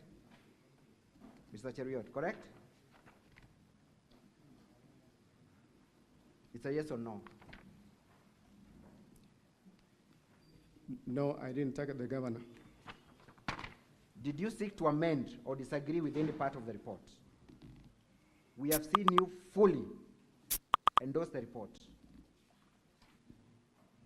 On Hansard, had you not read the report or you're changing your version when you appear before, when you're appearing before the Senate now?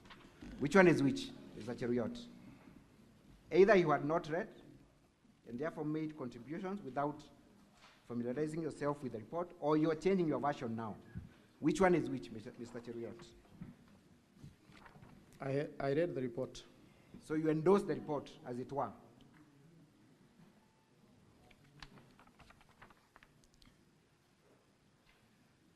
I'm struggling to understand what your position is. You have just told Senate here that you do not agree with the report to the extent of removing the governor on account of fictitious payments, correct? Yes. That's what you've told us. We have seen you on the floor of the House endorsing this report that seeks to hold the governor fully accountable for the same. Which one is your position, Mr. Cheruiyot? That report also recommended for the governor to be given time. I am interested in that specific recommendation that require the governor to take full responsibility. Is that part of the report that you endorsed? Yes. Then you have lied before the Senate when you say that the governor should not be held accountable for the same fictitious report that you endorsed, correct?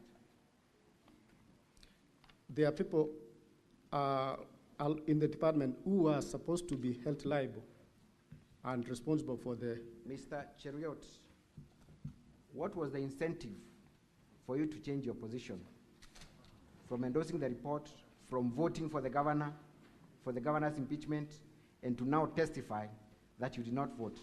What was the incentive? I wanted the governor to be given time to I'm act. asking you a very specific question. What was the incentive?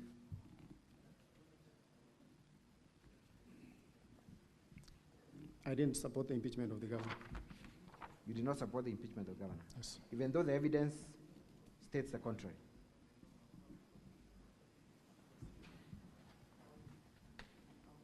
Let us go to the standing order as my last line of cross-examination. Do your standing orders provide for electronic voting? Yes. Standing order 77, correct?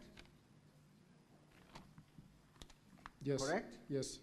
Are you familiar with that standing order as a member of the County Assembly? Yes, I'm familiar. Did you require advance notice to comply with standing orders that I expressed? Did Yes. you require prior notice that voting would be electronic? Yes, because we didn't have electronic... Did you require notice? Yes, I required. What is the basis of your answer? Because we didn't have the electronic gadgets, and I was not prepared with my... Mr. Cheruiyot, you have confirmed that the County Assembly bought you a laptop. So when you say that you did not have a gadget to vote, are you not lying to these senators? At that time, Council, I didn't have my... It's a simple question. Are you not lying when you state that you did not have a gadget when you've been bought for a gadget and you knew the business of the day?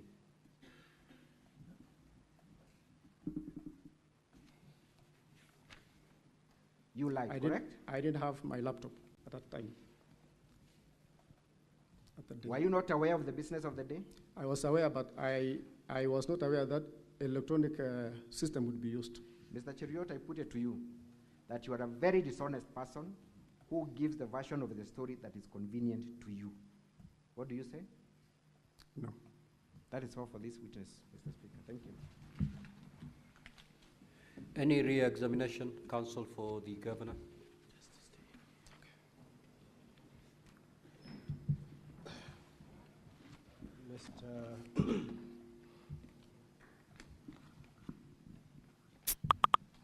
Martin, was there any time when you said that you supported the impeachment of the governor? No.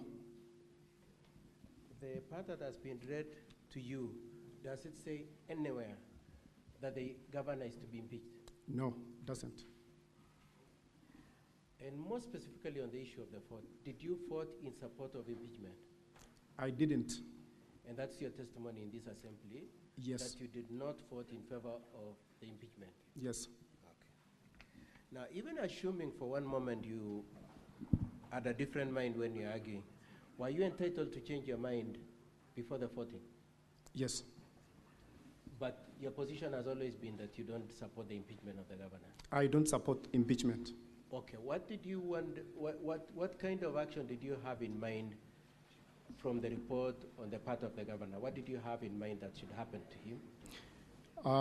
Because there were other specific recommendations, yes. So myself, I wanted the governor to be given time to implement what the committee. Your position is that the responsibility that the governor was to take on account of the fictitious payments, as is alleged, was that he be given time to take action on those claims? Yes. Okay. Now, you've been asked several questions in relation to Edna, and you are shown an affidavit sworn by Edna, isn't it? Yes. From the county assembly. Have you seen Edna come to testify in the whole of these proceedings? Yes.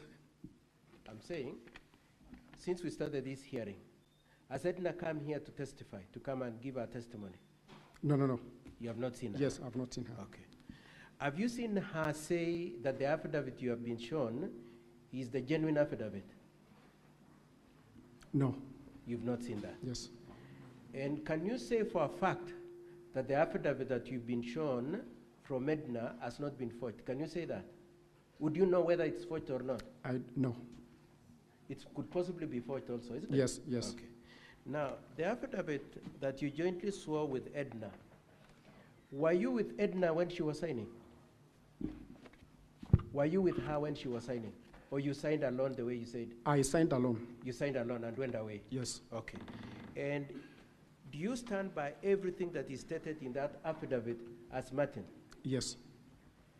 Do you know whether Edna would stand by them or not? Do you know? I don't know. You don't know, but you are speaking for yourself in terms of what you said, isn't it? Yes.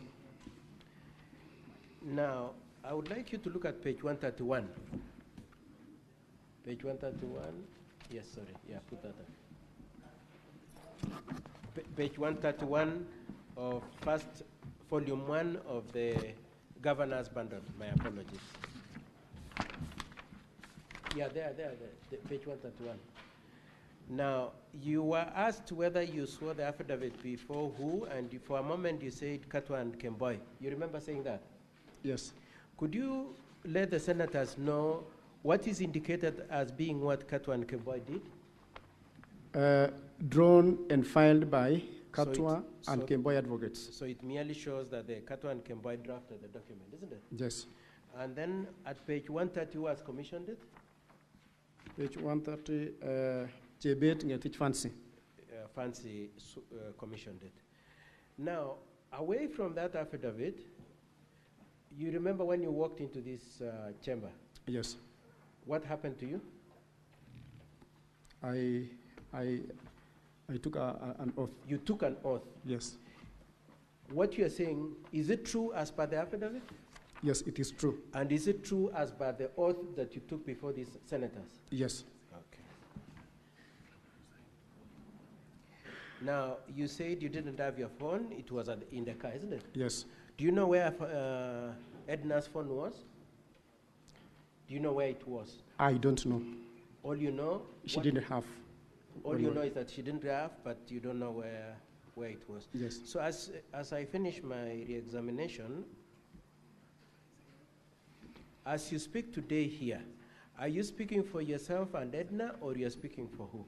I'm speaking for myself. You're speaking for yourself.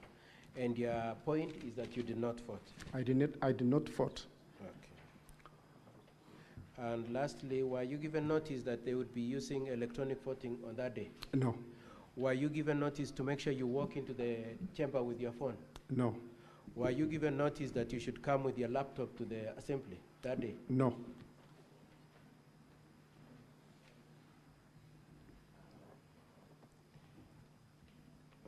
That should be all for this witness, Mr. Speaker, sir. Thank you.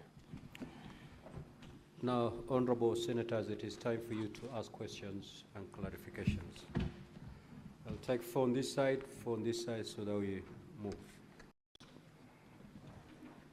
Senator for Nairobi City County.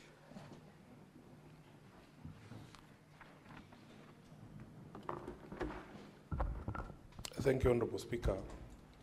I want to refer the witness to the affidavit that starts from page 113 to 114 of volume 1 of the governor's bundle. And going through the affidavit at paragraph 1, the 18 people who deponed this affidavit are saying they participated in the proceedings.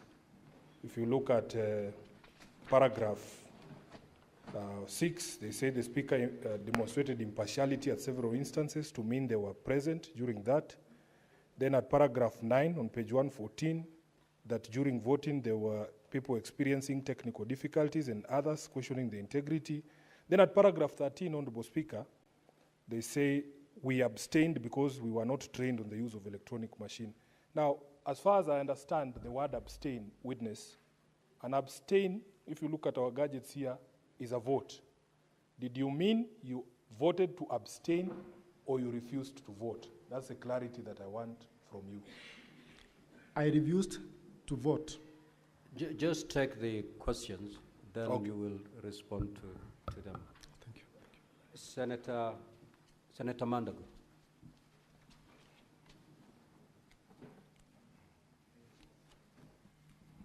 Senator Murango.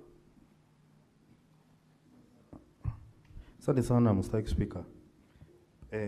Swali langu ambalo ningetaka kuuliza mheshimiwa ni kwamba amesema alikuweko katika mbunge katika gatuzi za Kericho, na kwamba kuna matatizo ambayo ilimfuata, mojawapo kuna njia ya kupiga kula ambayo hamkuelewa.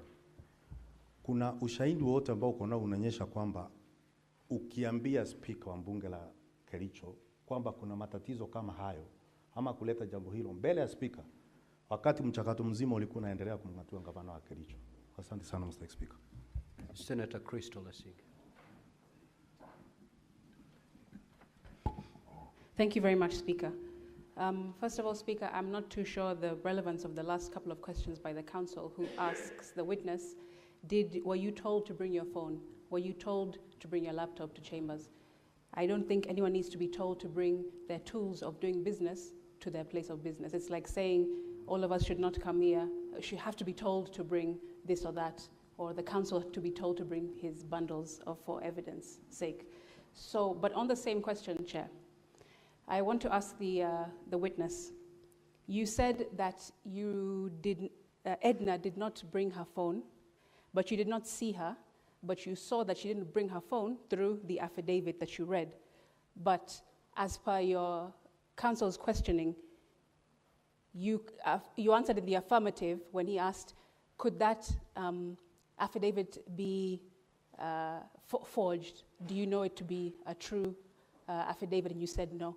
And therefore, can you clarify whether the affidavit is something you're relying upon, or it is now something that you are dismissing as you do not know whether it's true or not?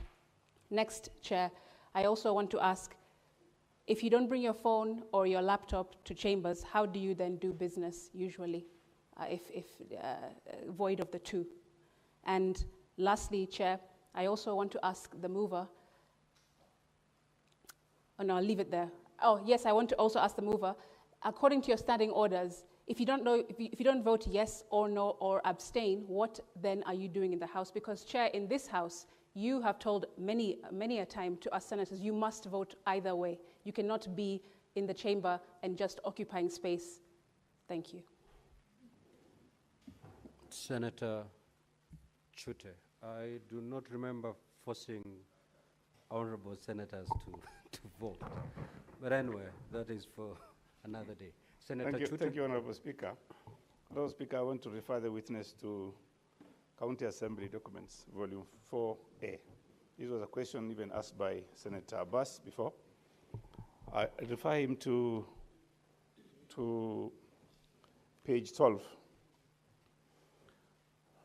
There was bulk SMS sent to 28 MCS.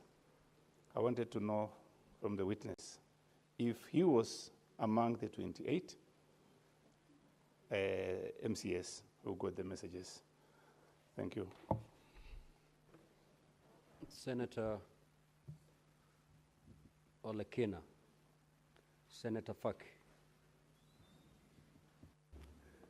Mr. Speaker, thank you.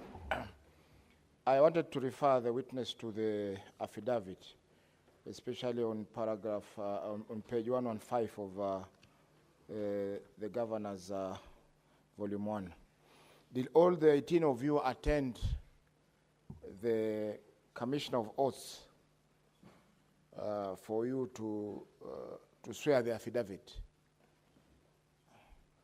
And number two,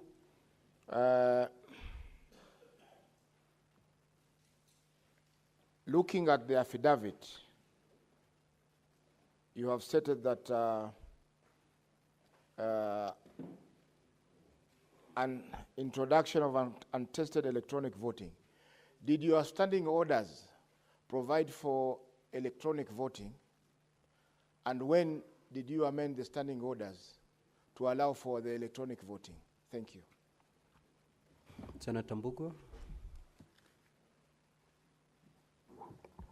Thank you, Mr. Speaker. Mr. Witness, I want to refer you to your affidavit on page 114 of the Governor's documents, in particular number 6, where you say that the Speaker of the Assembly failed to conduct the proceedings with impartiality and in several instances demonstrated bias. Can you give this House examples of those bias? And number 2, the last sentence of number 7, you say that members had a right to choose the mode of voting, whether manually and electronically. Is this provided for in your standing orders, or where do you get these rights? Thank you, Mr. Speaker. Senator Beatrice Akenya. Thank you, Honorable Speaker. Honorable Speaker, phones are very personal items. I would like to know from Mheshimiwa, what role you have in knowing where people keep their phones? And especially on this member, how would you know where somebody's phone is? Do you have an official role of knowing where people keep their phones? Or for what reasons did you know where the honorable member's phone was? Senator Bone. Mr. Speaker, I would like the witness to clarify to us one common denominator for all of us who speak English language in this chamber today is that at one time you went to school. Were you being reminded to carry with you a pencil and an exercise book when you're going to school? And if that common sense did not make it difficult for you, you always carried, why do you want me to believe that the Speaker or the clerk or somebody in Kericho had to remind you to carry the gadgets for you to go and vote? Finally, do you appreciate the fact, based on your verbatim contribution in the county assembly and the contradiction you're making in the House today, do you appreciate the import of what you are doing to the case of the governor who you have come here to help to succeed in his case?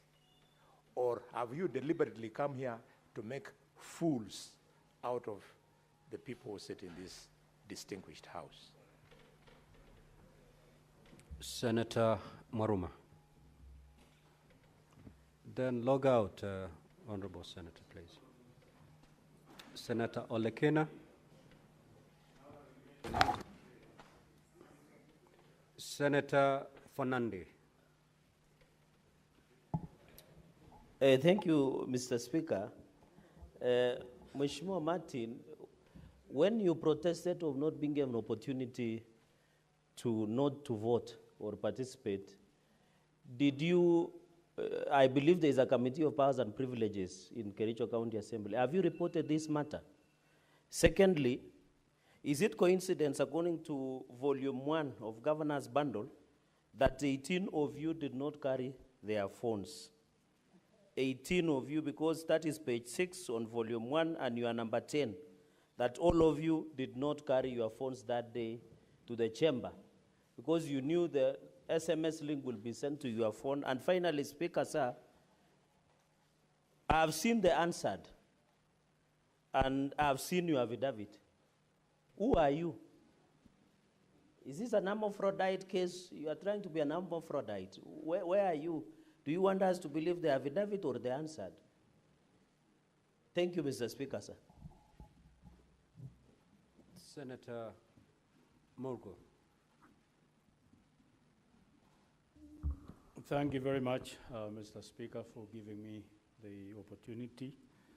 I would like to know from the Honorable MCA if he realizes that he is contradicting himself to have agreed with a report that intends to impeach the governor and yet denies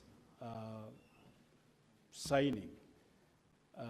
Does he realize how he is contradicting himself? And then secondly, did he plan with the lady MCA to leave their phones in the car? Because it cannot be a coincidence that they left their phones in cars and yet they were supposed to have them. Was there an intention, was there a prior plan before voting time? Senator Lekina.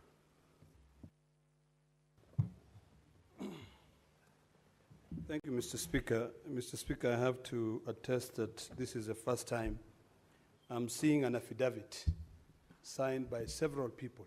One affidavit signed by so many people. I think in law, an affidavit is supposed to be deponed by one individual. With that case as it might be, I just want some clarification from the witness. Whether indeed you went with all these 18, and I'm looking at your affidavit on page 113 of volume 1 of the governor's documents. Volume 1, page 113. And it says, and I believe you are number 3 on this, we, the undersigned. I just want to be sure, and please correct me if I'm wrong. First of all, I've just said, and I stand corrected by both legal counsels, whether an affidavit in a petition can be signed jointly by various different individuals, although it was only by one person. Did all of you, 18 of you, go together, sit down together, and then, based on the order of names, the first one is Honorable Kamam Rop. After he signed, the next person, Honorable Kipto Faith, signs. And then now, the last question is this. I have seen another affidavit, volume 7A of the County Assembly document, signed by the same person called Honorable Chepkurui Edna Tanui. I believe that's the same name here. Chepkurui Edna Tanui.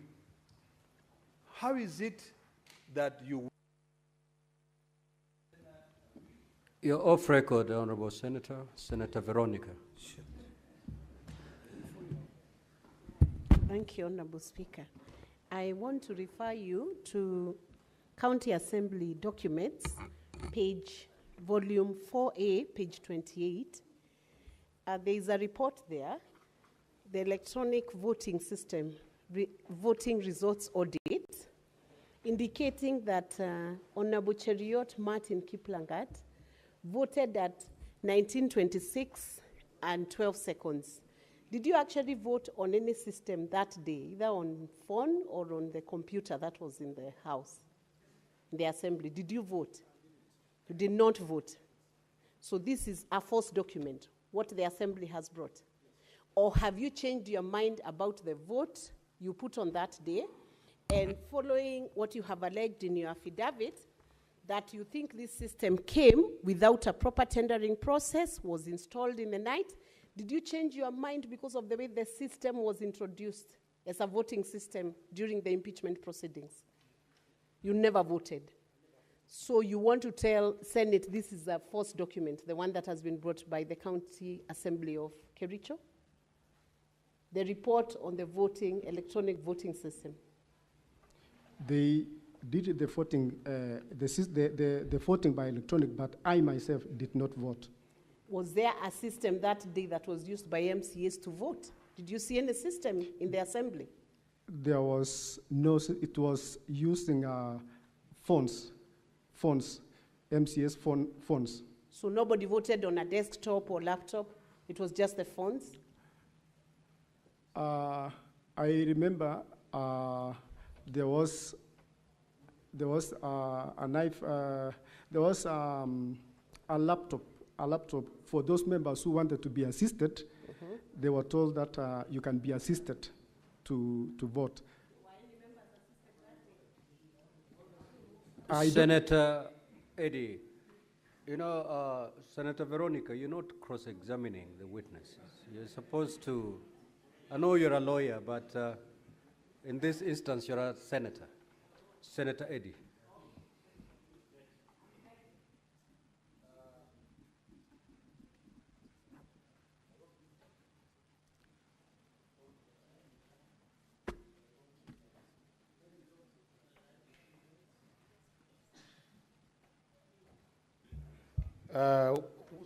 Mr. Mheshimiwa, your affidavit, you says that you participated in the proceedings. That is on page 113. On page 114, you say you abstained because you were not trained on the use of electronic. Now, you and I are called upon to hold governors accountable.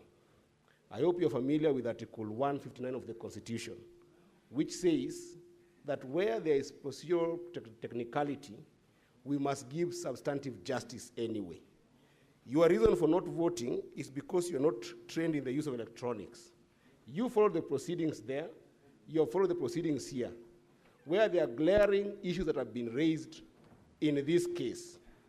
Do you believe that the issues that have been raised in these proceedings and in your proceedings in the assembly are issues that are tantamount to impeaching the governor? Because your reason here is not because the issues have no merit. It's because the electronic system was not, you're not afforded the training grounds.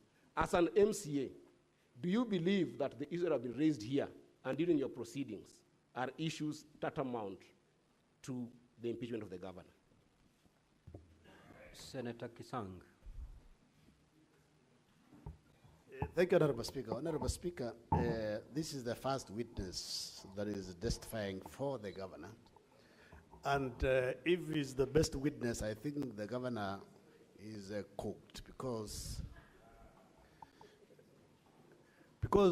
Honorable Speaker, you cannot be reminded to come to work and carry the tools of work. As Senator Sika said, that is common sense. You cannot go to school without your books. Honorable Speaker, and the MCA has confirmed himself that there was a laptop that was used to assist those who could not vote.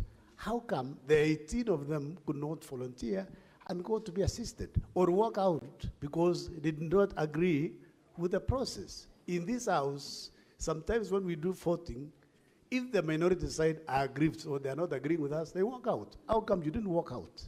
Or went to the clerks and assist you to vote? Senator Lominan. Thank you, Mr. Speaker, sir. I ask the witness, Mheshimiwa, did you participate in impeachment motion? Yes, the debate, I was there, but... And did you vote? I didn't vote. Which means did you use to vote? I didn't vote.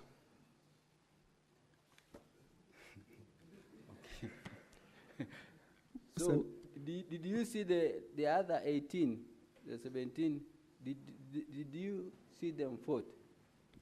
I didn't see them vote. Honorable Senator, when the Speaker directed voting to take place, we had requested him. Actually, one member, Honorable Paul B., stood on a division and requested that voting be done on roll call. And all of us, the 18 members, stood because we suspected manipulation on this voting process. I feared manipulation myself. Confirm you are 17, not 18. Because did you see Edna vote? I didn't see Edna vote, but she stood when the rest of the members stood.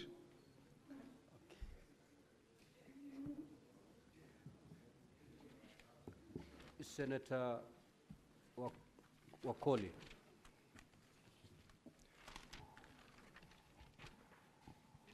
My first question, my friend, honorable member.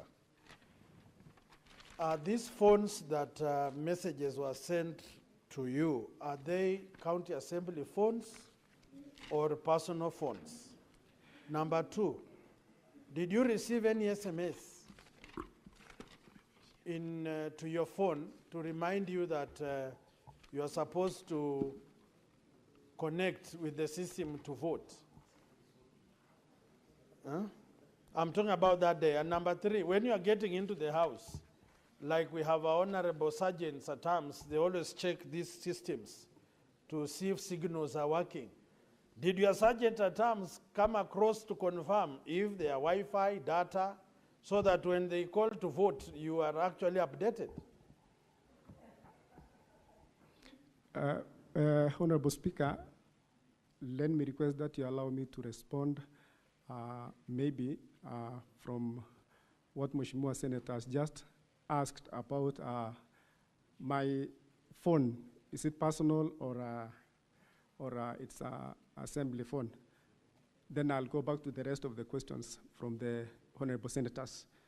My phone is my personal phone. It is not a county assembly phone, so it's my personal phone. And also, you've asked of if I received the message to my phone. I've said at that particular time of voting, my phone was, I left my phone in the car.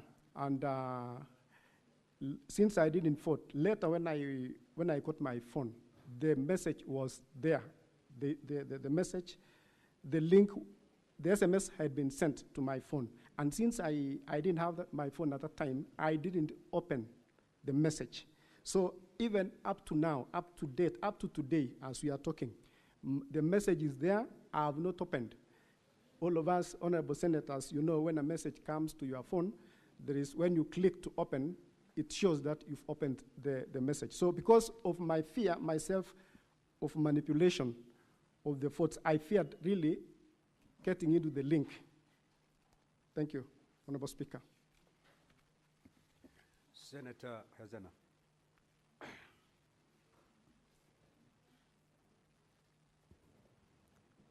Thank you, Mr. Speaker. I would like to know from the witness, I would like more clarification on the phone issue, because we know that technology is so advanced lately, such that we have incidences, we have a screensaver which can actually make you not see what the person sitting shoulder to shoulder with you is typing. So how did you exactly know that your colleague did not vote? Because sometimes we sit shoulder to shoulder with our colleagues, and it's so hard to know what somebody is doing on their phone. Thank you. And the other 18 people, Mr. Speaker, I would like to know also if at all they were sitting in one place, or were they confined in one place such that you were able to monitor all of them? Thank you. Senator Kericho.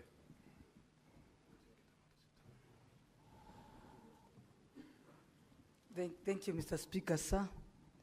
And I also want to talk to ask one or two questions to Mr. Witness. I think when you talk of the electronics, the electronics or the systems. And the first question you asked, your level of education, you said a diploma. And I look at you, you're not at 40. If Senator Kericho said about the technology is an analog, everybody will believe. But you now, it's very hard for people to believe that you ran away because of the system. And then, the other question, it's better you'd have even used, if I was your lawyer, I would have used and said, I didn't want to impeach the governor, but not about the system. The other, do you have your phone today? Yes, Honorable Senator, I have. And how many times do you forget your phone? Because I know the young people, they don't forget. There is one thing they don't forget, their phones. Thank you. You are talking to your mother. That's why I know everything. Thank you. So, Honorable Member, you may now proceed to respond to the queries. Thank you, Honorable Speaker.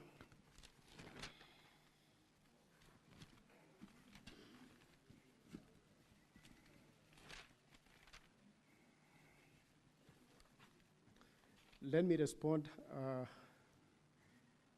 Honorable Speaker. There is a question that, the first question that was asked by the Honorable Senator Sifuna about abstaining or did not vote. I deliberately did not vote because, as I've said, I feared manipulation in this. And before the Honorable Speaker, when the debate was going on, it emerged even before that some members, I included, 4 members, were emerged that they already have been voted for. So the reason why really I didn't vote is because I feared manipulation.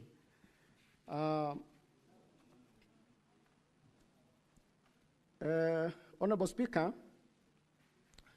there is a question also that was posed about making our request known that we needed otherwise voting apart from the electronic one. Honorable Paul B. requested the Speaker to allow us for the roll call, and when he stood, he was actually denied, but all of us stood on a division, the 18 members, and the Speaker directed that the electronic system be used. There is a question also, Honorable Speaker, about the affidavit of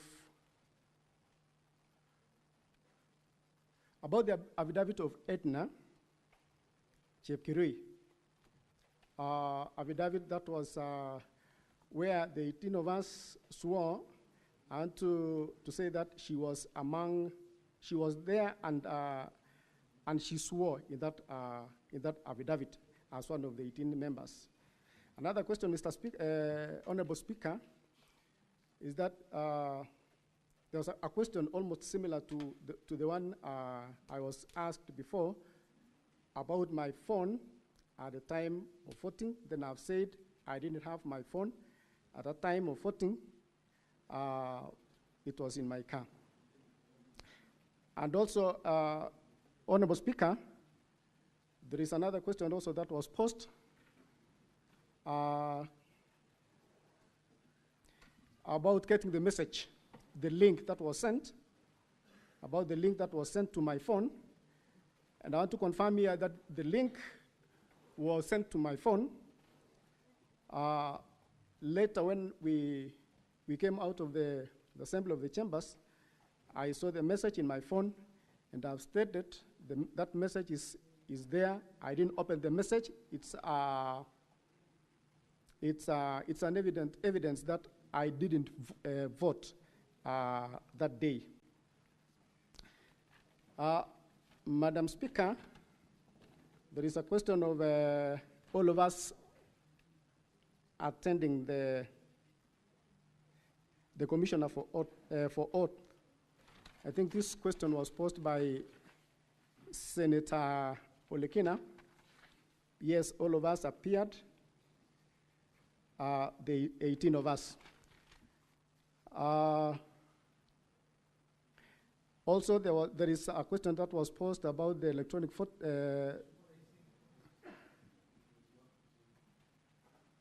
pardon, Honorable Speaker. Senator. Proceed on and Okay. answer the questions. Thank you.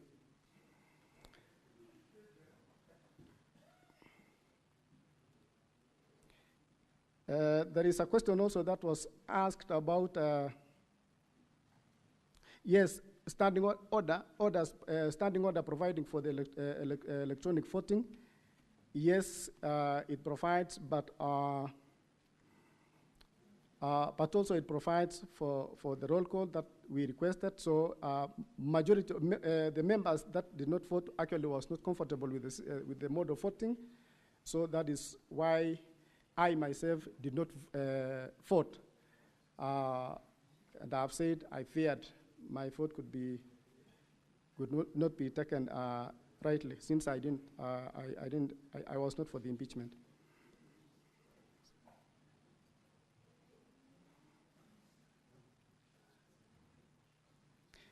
There is also a question of if from Honorable Senator about I having an official role in knowing where a member keeps a phone. This day we were seated almost next to each other, and actually she told me that she also didn't have a phone. So I don't know. I don't know exactly why also she didn't have that phone, but I can say by a word of mouth, she didn't have a phone. And also, there is a question of, do I need to be reminded to carry my phone? No, I do not need to be reminded, because I always carry it around with me. But at this time, this day I didn't have at that particular time, because I didn't want to.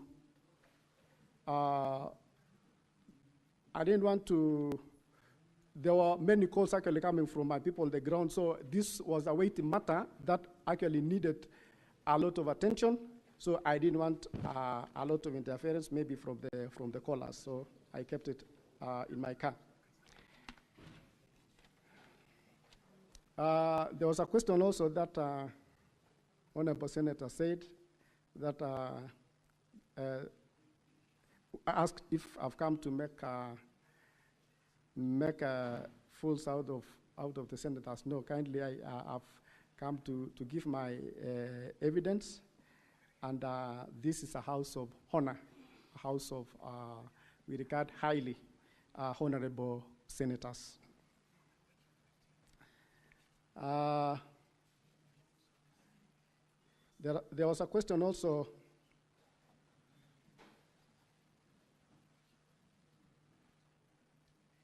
There's a question also that was raised by Honorable Gerard Gay, Senator Gerard Gay, reporting to the powers matters.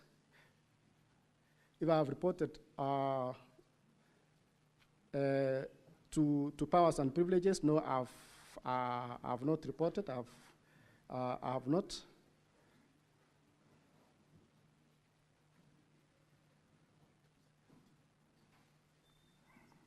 Yes.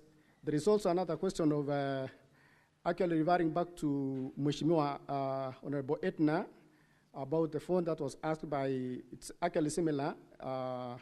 It's a similar question also that was asked by an Honorable Senator about planning for Edna to leave her phone, or whether we planned to leave our phones outside or elsewhere, away from the chambers. We didn't. Each member had had an application his or on her own or his own to do whatever with his or her phone. I think there is also, I've responded to what Honorable Senator Olekina said about going to sign the affidavit. And yes, Honorable Madam Speaker, you also, there was a question also that you posted that if you wanted me to confirm whether I voted at 9:26, and I confirm that I did not vote.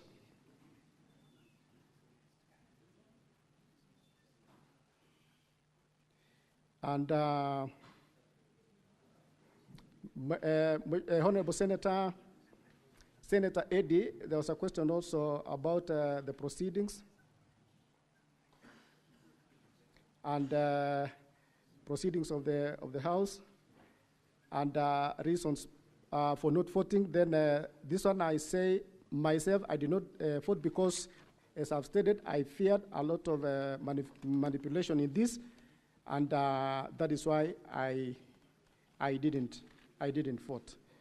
So, Honorable Speaker, that is my submission. Thank you.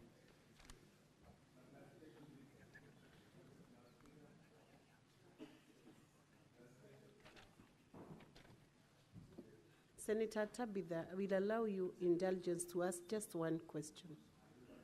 Then the speaker, then the witness will respond to that. Thank you, thank you. My question is very simple, Mheshimiwa. Does your phone have a password? Yes or no? My phone, yes, it has a password. Thank you. Just leave it at that. So nobody could access the voting if your phone has a password. Leave it at that. Senator Kathy Muma. Thank you, Honorable Speaker. My question, I would want to understand what the Honorable Member was going through. So you went through this impeachment hearing. Yes. Were there issues, the issues that have been raised before us, did you find them weighty enough to impeach the governor, that your only problem was the method of voting? No, I didn't support the impeachment of the governor, and I myself wanted to vote no for the impeachment of the governor. But as I said, I feared manipulation of the votes. I didn't trust the electronic process. That's why we had requested for the roll call.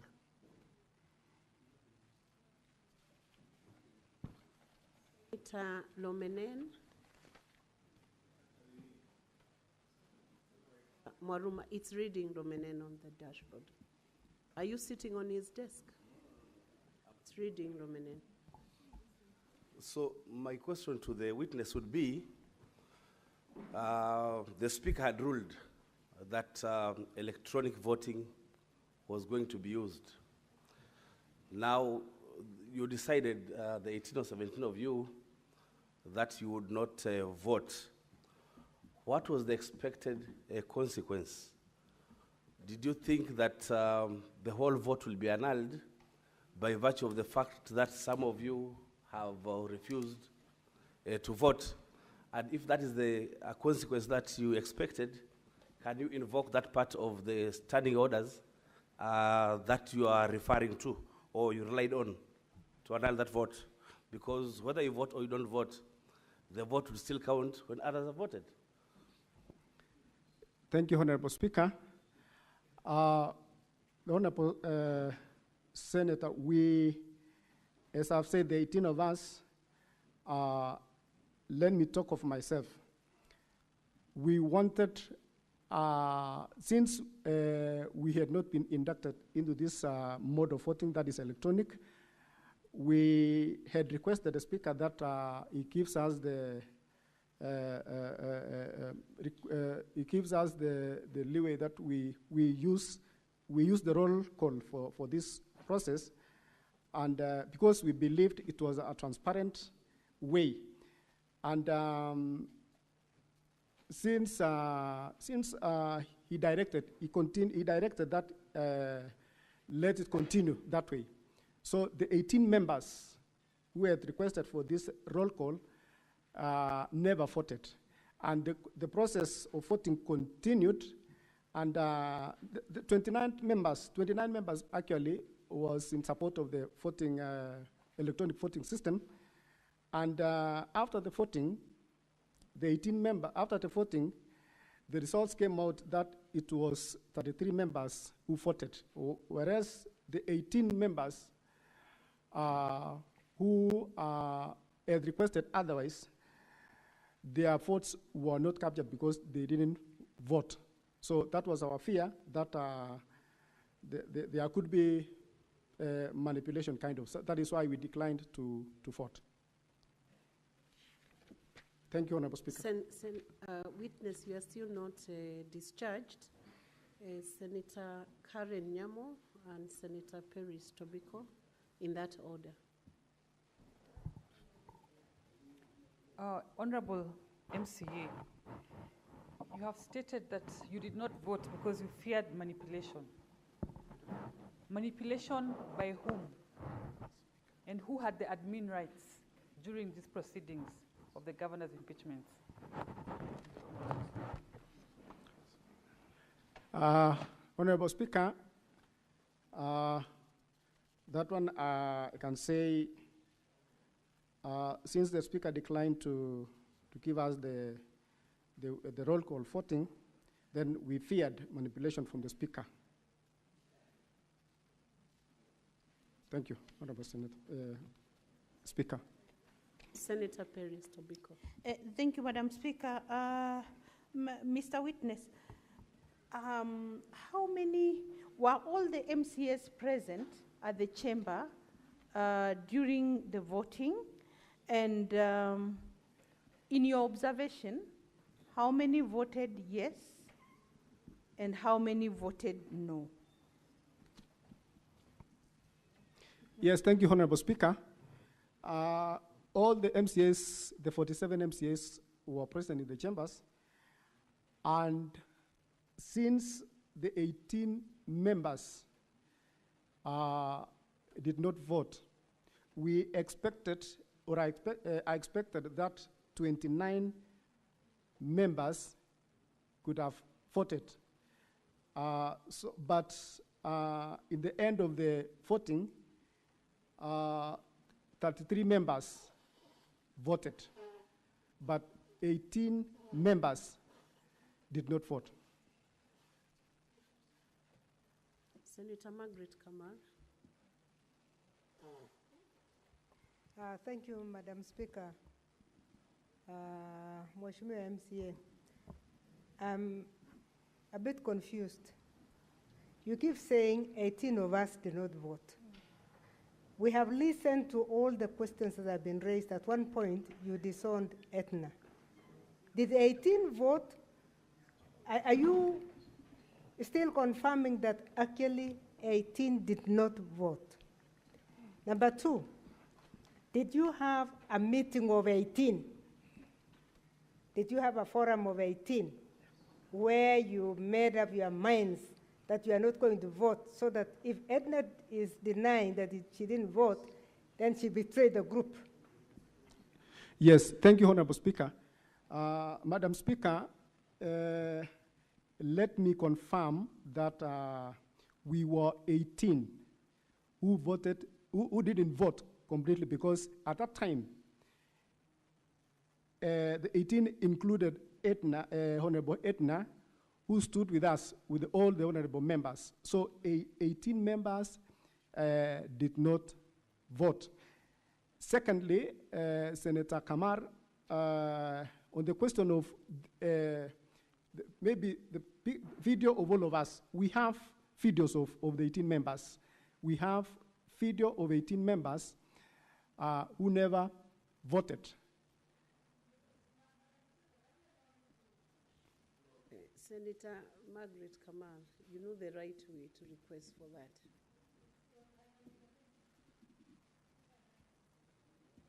Senator John Kenya.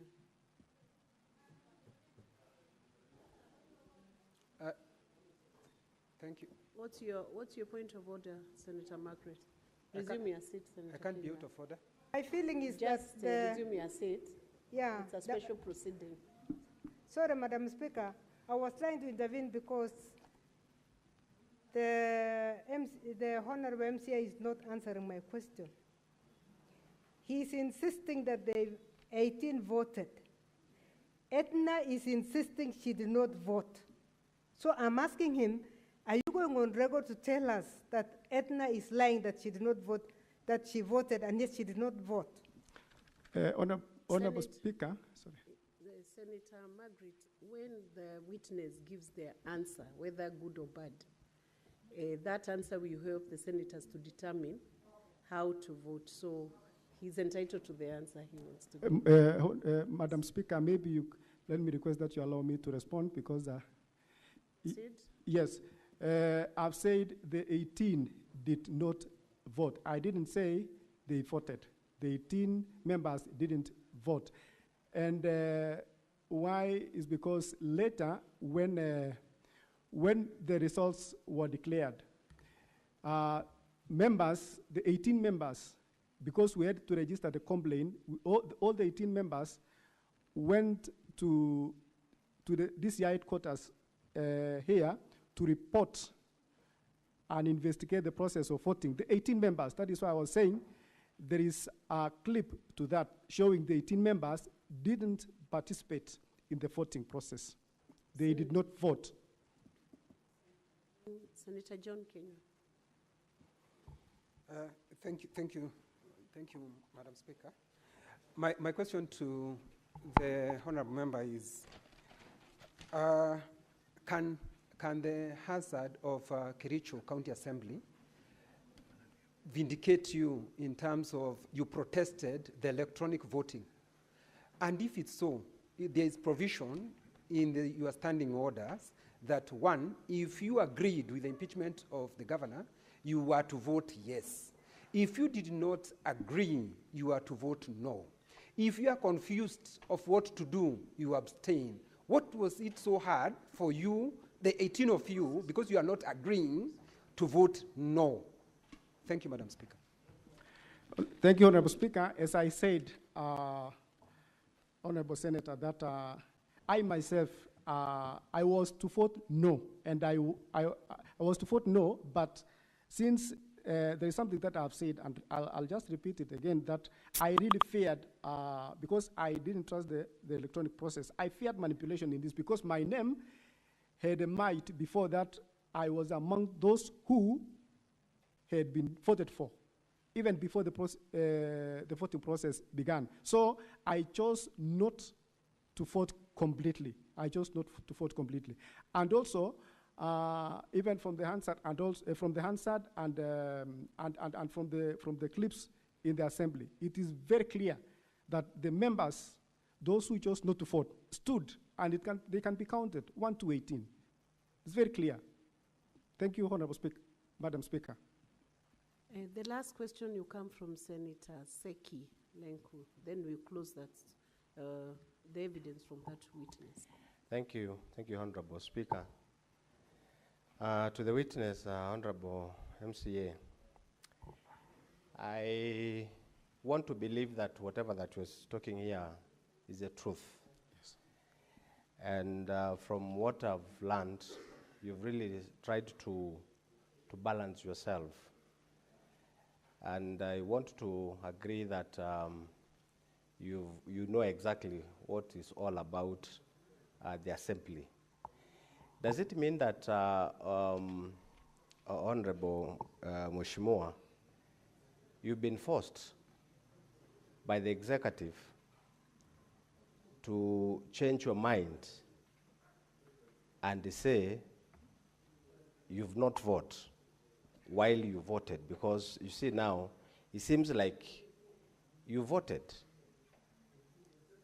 So can you tell this House that you've not voted, and that is all, rather than try to be just to double speak? Thank you, Madam Speaker. Thank you, Honorable Senator. Madam Speaker, if there was a way you could allow me, I don't know. I have my phone still right now, here with me right now. I didn't vote, and it was voluntary. Nobody compelled me to say not to vote or do otherwise. If I was to vote, I was to vote no for the impeachment of the governor. I was opposed to the impeachment of the governor. And everything that I did it willingly, even if given chance at this time, still even to vote. I will vote no to the impeachment of the governor. I did everything willingly. In fact, even immediately after the voting process, we proceeded willingly to the DCI to report the improper way of how it was voted, and everywhere else, even coming here to the Senate. It is not I'm not forced. I volunteered, and I'm willing. And if given chance, I'll vote no even today for the impeachment. Thank you. Thank you. I want the clerk to confirm whether we now have the report from the ICT expert, the independent expert, so that we can proceed on to see whether we can take that. There was an earlier ruling from the chair that it should be produced today, and that evidence should be tendered today. So.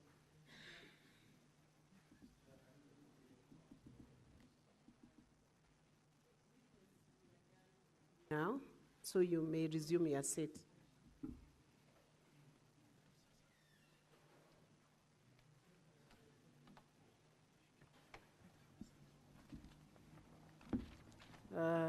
The report is not ready, so I wish to direct the clerk that that report be tabled tomorrow at 9 a.m. when Senate session resumes.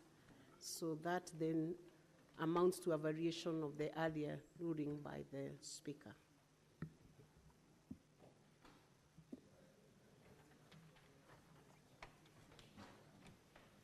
The governor's team will have 2 hours, 40 minutes for evidence of remaining witnesses, if any, and the county assembly will have 1 hour, 30 minutes for cross-examination of the witnesses that will be called tomorrow by the governor's team.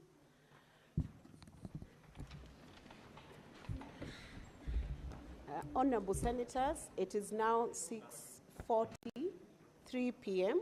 Time to adjourn the Senate. The Senate therefore stands adjourned until tomorrow, Friday, 29th August 2025 at 9 a.m.